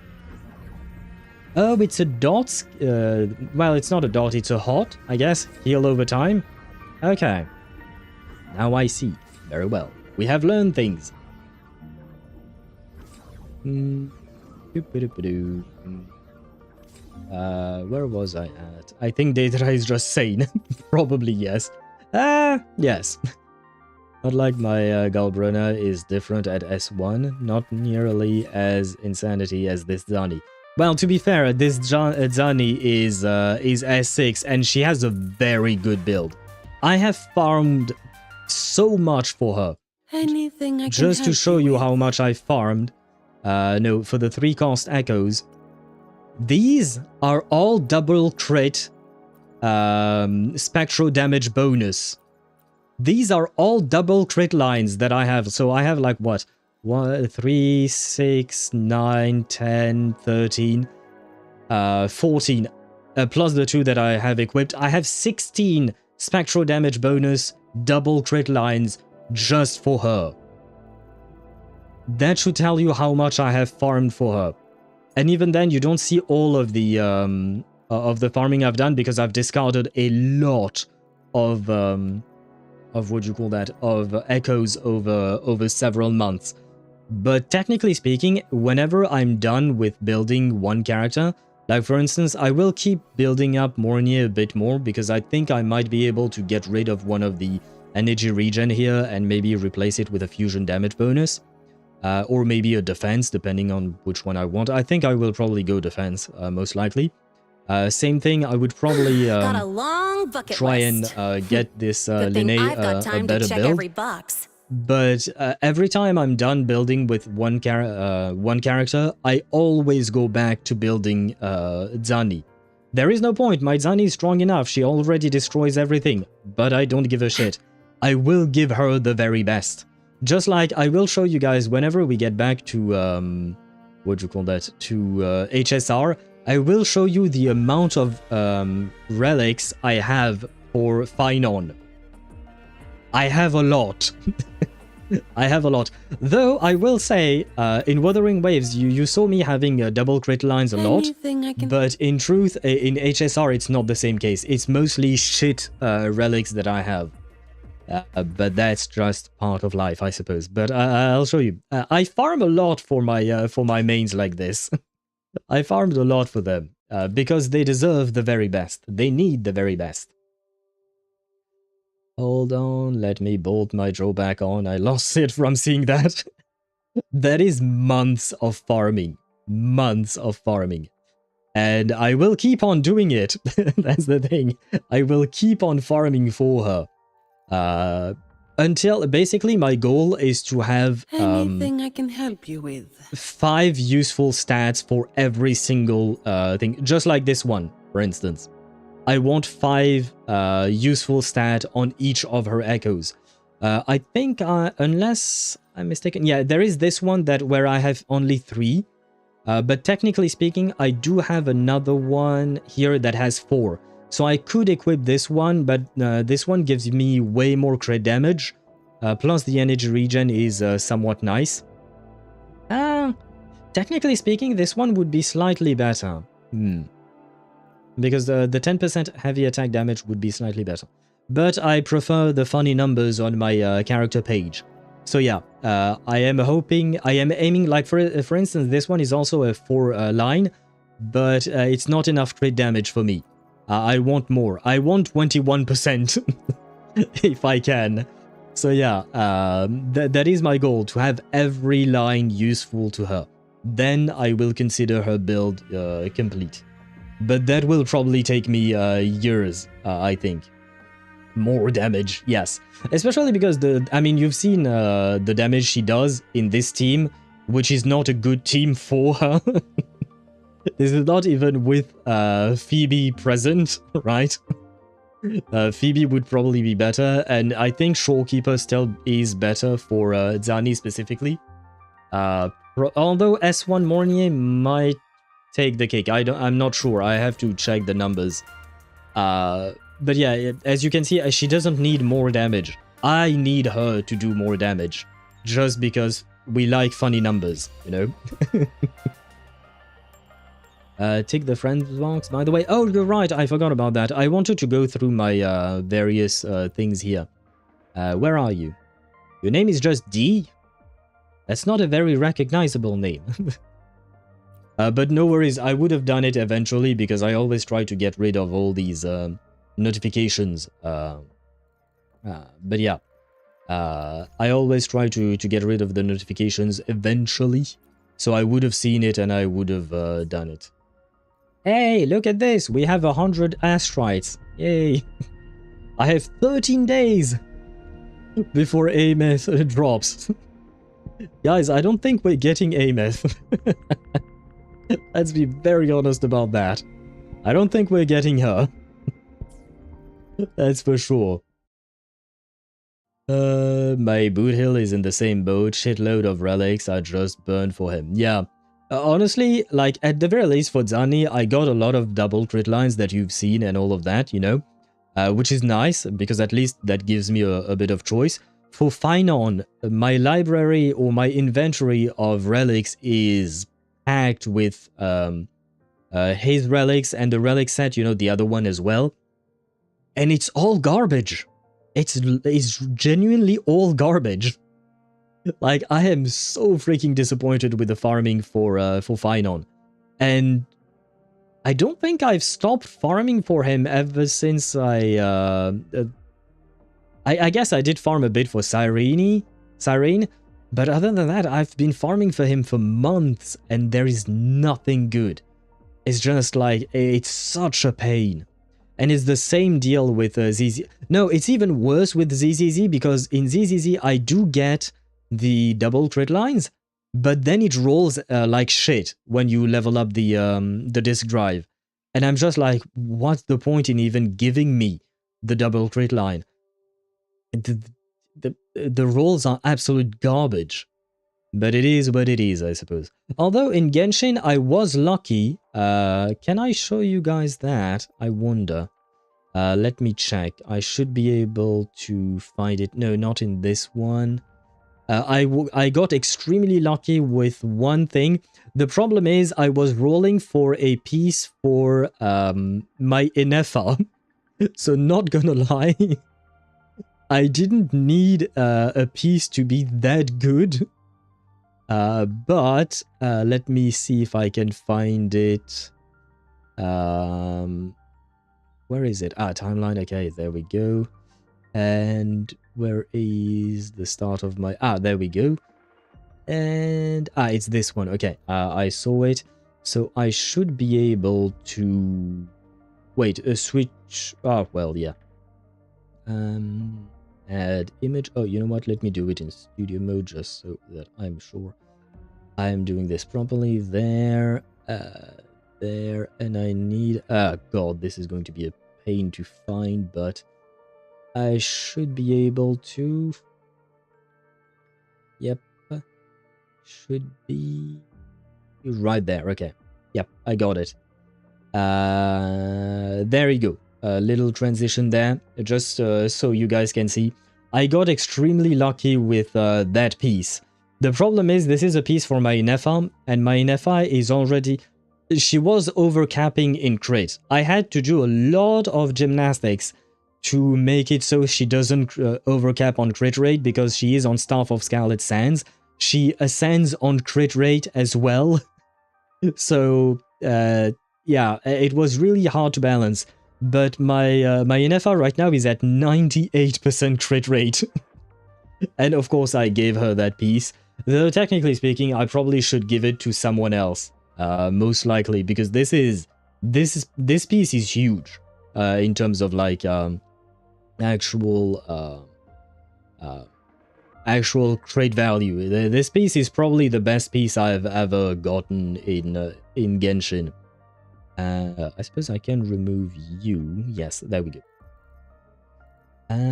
Where is my chat? I lost my chat because I was trying to check these things out. Where was I at? My future with Cypher? Yeah, you're probably going to farm a lot for Cypher. I wish you good luck. I hope you get a good build for her. Because, you know, we love these characters. We might as well give them the best we can give them. D is a reference to D from Vampire Hunter. D. Rover, it fits because of how stupidly strong he is. Love those novels. I'll take your word for it. I don't think I've ever heard about those novels. And the game let me do that, so I'm doing it. Fair enough. Damn, your rig can run Wuwa and Genshin at once. Let's turn on HSR for a stress test. Oh, no. I was just looking at for a screenshot.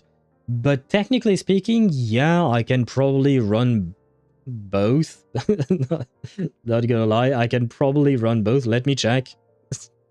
We can do a stress test for a second there. Let me see. I'm joking. No, but it's fine. Oh, I don't know. Wait, what is consuming so much of my RAM? What is consuming so much of my RAM? I'm at 76% RAM, because Wuthering Waves right now is only taking like 2.8 gigs. What the what is taking up so much of my RAM? Huh. I wonder. I mean, Wuthering Waves taking only 2.8 gigs makes sense because right now the game is kind of paused, right? And yet I'm using in total 23 gigabytes of RAM over the 32 I have. Interesting. To be fair, I also have my stream manager that takes, like Firefox is taking 1.8 gigs of RAM, and OBS probably doesn't help as well. Oh, never mind, OBS is sitting at a cozy 345 megabytes. Got Chrome opened? No, I don't. I'm using Firefox for my stream manager. I do have an Edge window, technically speaking, open, but it's not for Edge, it's for my chat. It's complicated. Chrome loves RAM. Yeah, I know, but I always close I always close Chrome before I start a stream or whatnot. But I don't understand what is taking so much of my RAM. I know Windows 11 takes a lot by itself, which is kind of a pain, not gonna lie. But yeah, this is kind of curious. Well, I think I should probably be able to what do you call that? Once you do that, take on memory, it will show up top. Yeah, I'm already doing that, and what I'm seeing is that Wuthering Waves is at 2.8, Firefox is at 1.9, Discord is at 391 megabytes, OBS 345, and then the Edge thing is my chat through StreamerBot, which is at 245. Then I have an anti-malware. What the fuck is that? Oh, it's an automatic service from Microsoft, 183, secure system, 135. So it's a lot of what would you call that? Of little things. Windows plus everything else. Yeah. But it's mostly Windows then, because... Oh, OBS browser page. Okay, so yeah, I have a lot of various tiny things that add up. Like, the list is really long. And yeah. Yeah, I have a very long list of shit that that consumes a tiny bit of RAM, so I'm guessing that when you accumulate all of these, it takes a lot, probably. But it is kind of surprising, because usually my RAM is not that high, I will say.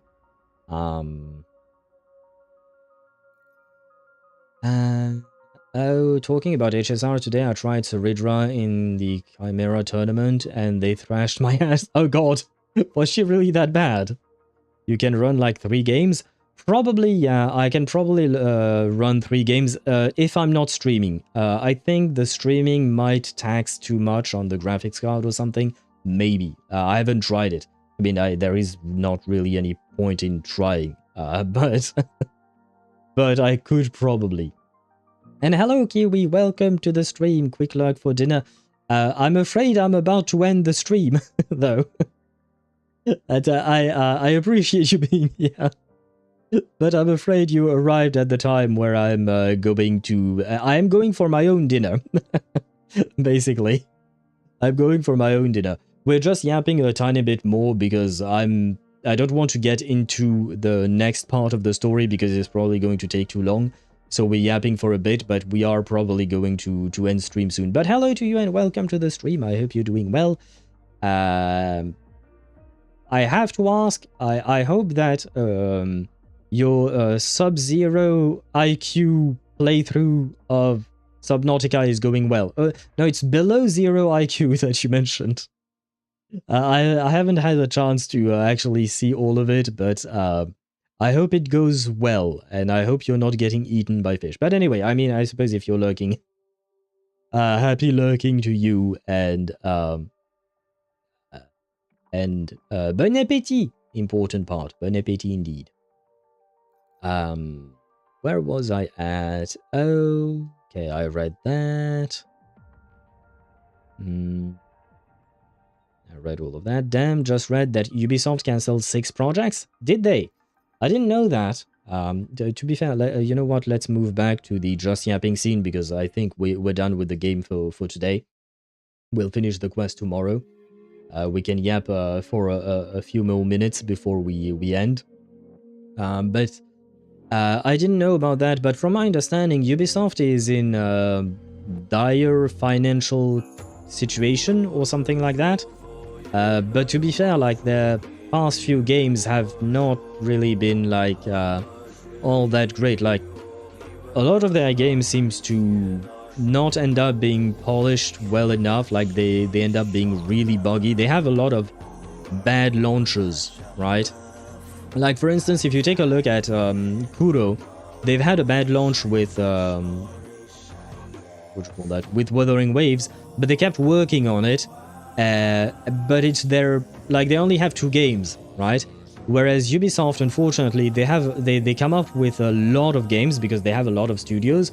Unfortunately, a lot of their games end up having poor launches, so overall their reputation is sinking, which is kind of sad, but it is what it is.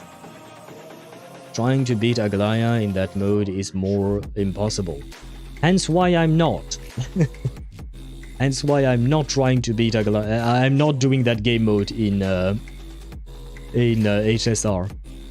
Only an Axa is allowed to beat a... That is not nice. We are not condoning domestic violence, Sparta.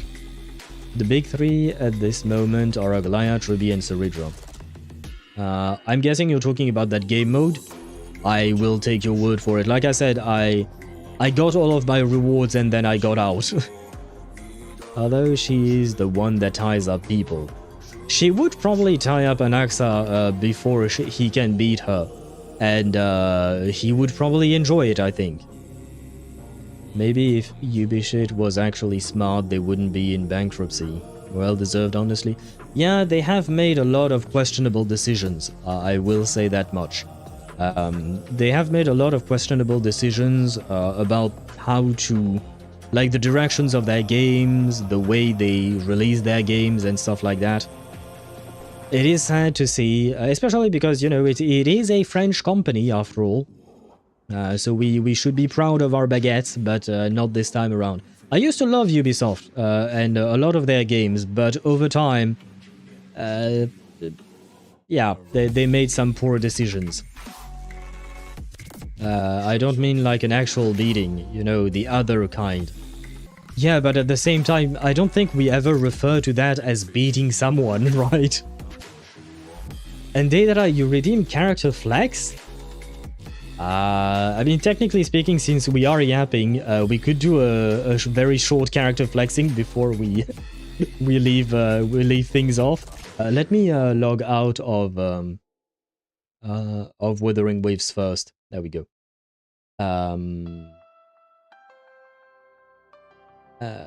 There. What character you want to flex, and where are you sending them? Are you sending them? Are you sending me screenshots on Discord or something else? Here. Oh yeah, I just noticed Mornye is my first character in 2026 in Wuthering Waves, huh? And she came home twice. Well, let's hope that it is a good sign for the rest of 2026.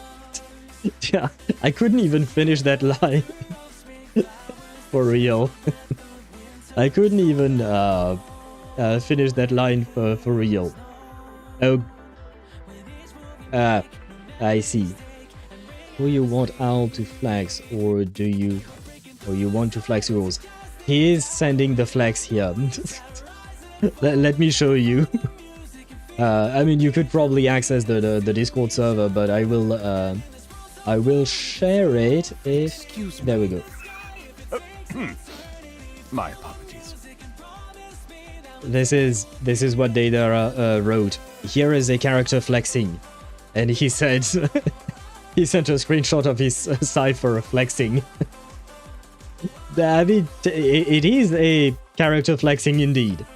And she's adorable. Man, I really want to pull for her, but... I don't... The problem is, I know I'm not going to play her. Which makes me sad, because I will probably... you know what? Given the fact that I'm not really that interested in any of the 4.x characters, maybe... Sorry, maybe I can just skip them and pull for her eventually. Plus, I still want my E6 Pinon eventually, so we will probably do that.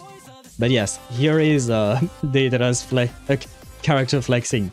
Was it worth the 3,000 feathers? Do you want me to reimburse the 3,000 feathers? Because, like, this is, yeah. Damn, flexing is on cooldown. Yeah, it is. And I don't think you will be able to redeem it before I end stream, because I think it... I don't actually remember what the cooldown is on. I mean, I can check. I'm an idiot. I can check that. There. There.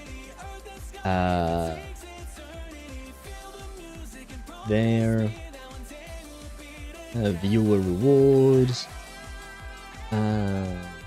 Manage this. Character flexing. Its redemption cooldown is 1 hour. It's 1 hour and you can only do it once per stream for each user, but in total it can be done 3 times in one stream. Because character flexing they don't take as long as account flexing usually. Account flexing, I think, yeah. Oh no, it's... Oh god, wait. There. And... what's a multiple of 60? 360. There we go. Yeah, I just changed the account flexing... yeah, okay, 6 hours. Sure. Now the account flexing is 6 hours in terms of like... of redemption per... cooldown. And then it's only 1 per stream. Yeah, thank god I checked that. I think I needed to check that. I'll burn it tomorrow? Sure. Sure. Well, we can do it. Like I always say, I prefer to redeem those things when we're just yapping. So like maybe at the start of the stream, or if tomorrow we end up with a situation like today where we don't want to... Well, I mean, tomorrow there is no continuation. We should be able to finish the story in one go tomorrow. But if we end up a bit early and we start just yapping a bit, we could you could do that at that time as well. But on that note, guys, I am going to leave you. I think we have yapped enough. And I need to hydrate because they that are redeemed, they hydrate, and I have nothing in that cup. So I'll drink water. And I will eat dinner. I don't actually know what I have to eat for dinner. So that's kind of a problem. Shit. I don't know what I'm going to eat for dinner. And I just noticed, goddamn, Cypher has assets. I didn't think of that. Not gonna lie. Yeah. Maybe I should pull for her then. Maybe I should pull for her. And Sparta, you said you shared a screenshot as well. Who is that? I see Hunt, but who is this? Yeah, the crit rate, crit damage is not great. Speed depends on what kind of character it is. Most characters want at least 134. But some newer units, especially if you're playing with Sunday or stuff like that, they might not need it. Attack is low as well. HP is really low. This character is not level 80, is it? Boothill? Oh, okay, but crit... does he scale with crit rate and crit damage? Or does he want more of... what do you call that? More break effect. Good stream, Al. Have a good night of sleep with Zani's dreams. I hope so too. And I noticed it too for Cypher's assets. Yeah, I didn't notice until now. I didn't notice until now, but she's a nice looking cat. I will say that much. Can't squeeze any more break effect on the bastard no matter what I try. Ah, and you said 1 sec. You have 1 second, so you have up until the moment where I count to 1 in order to do whatever you wish to do, and then I shall end stream afterwards. I am really trying to stretch this sentence for as long as I can so that I don't have to count to 1, because let's be honest, counting to 1 doesn't really take all that long. But you're not really helping me because it's taking you way more than 1 second, Sparta, to do whatever you're trying to do. And yes, thank you for the bonk, because that means that now I can yap about the bonk, which adds to the time that we're trying to give Sparta to do whatever he's trying to do. But I'm not gonna lie, I have run out of things to say. Especially because I'm getting tired, and it is actually not that great for my vocal cords for me to just yap and yap and yap and yap non-stop like I'm doing right now. So I'm going to stop temporarily so that I can drink. Ah, there you go. He sent the screenshot. And you have 273% break effect. But like I said, does he scale off of crit at all? Because if he doesn't, then you don't care about the crit. He is a break unit, so he does need break effect. That's definitely for sure. But if he doesn't scale on crit, we don't care about that. However, I will say this: it looks low in terms of attack and even HP. So he's not level 80, right? This is his actual build. I mean, does he need anything other than break effect? Because I don't think he does he?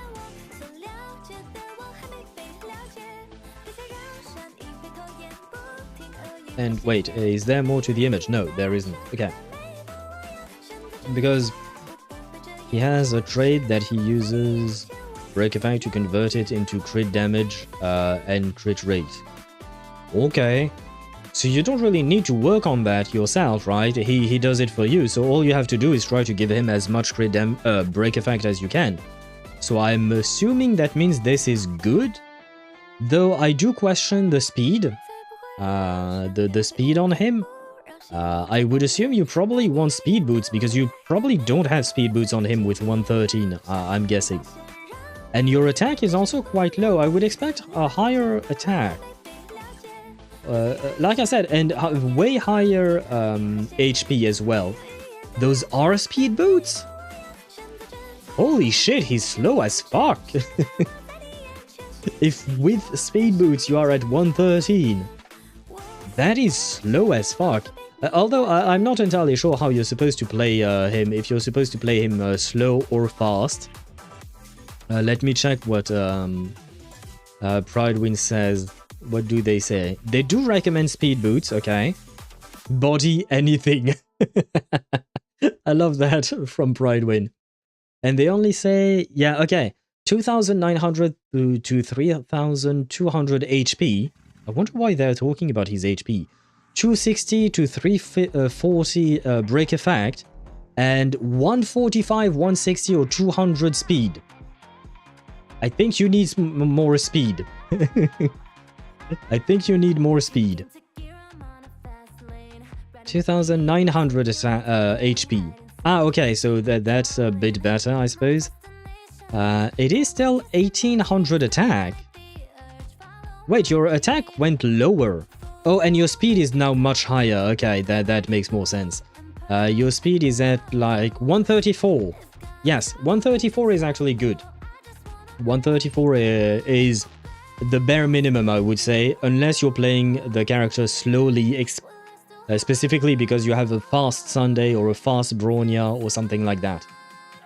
It needs to be faster. Technically, yes, but this is way better than having 113. When I saw the 113, I was like, oh god, this is terrible. It's still not enough. Yeah.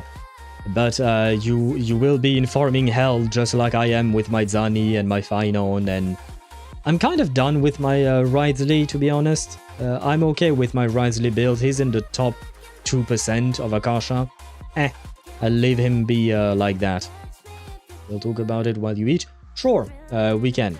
But also, please don't forget tomorrow to redeem the character flags, just so that it is fair for everyone to use the points and all of that. I can actually collect the data. Collect the data. Collect what data?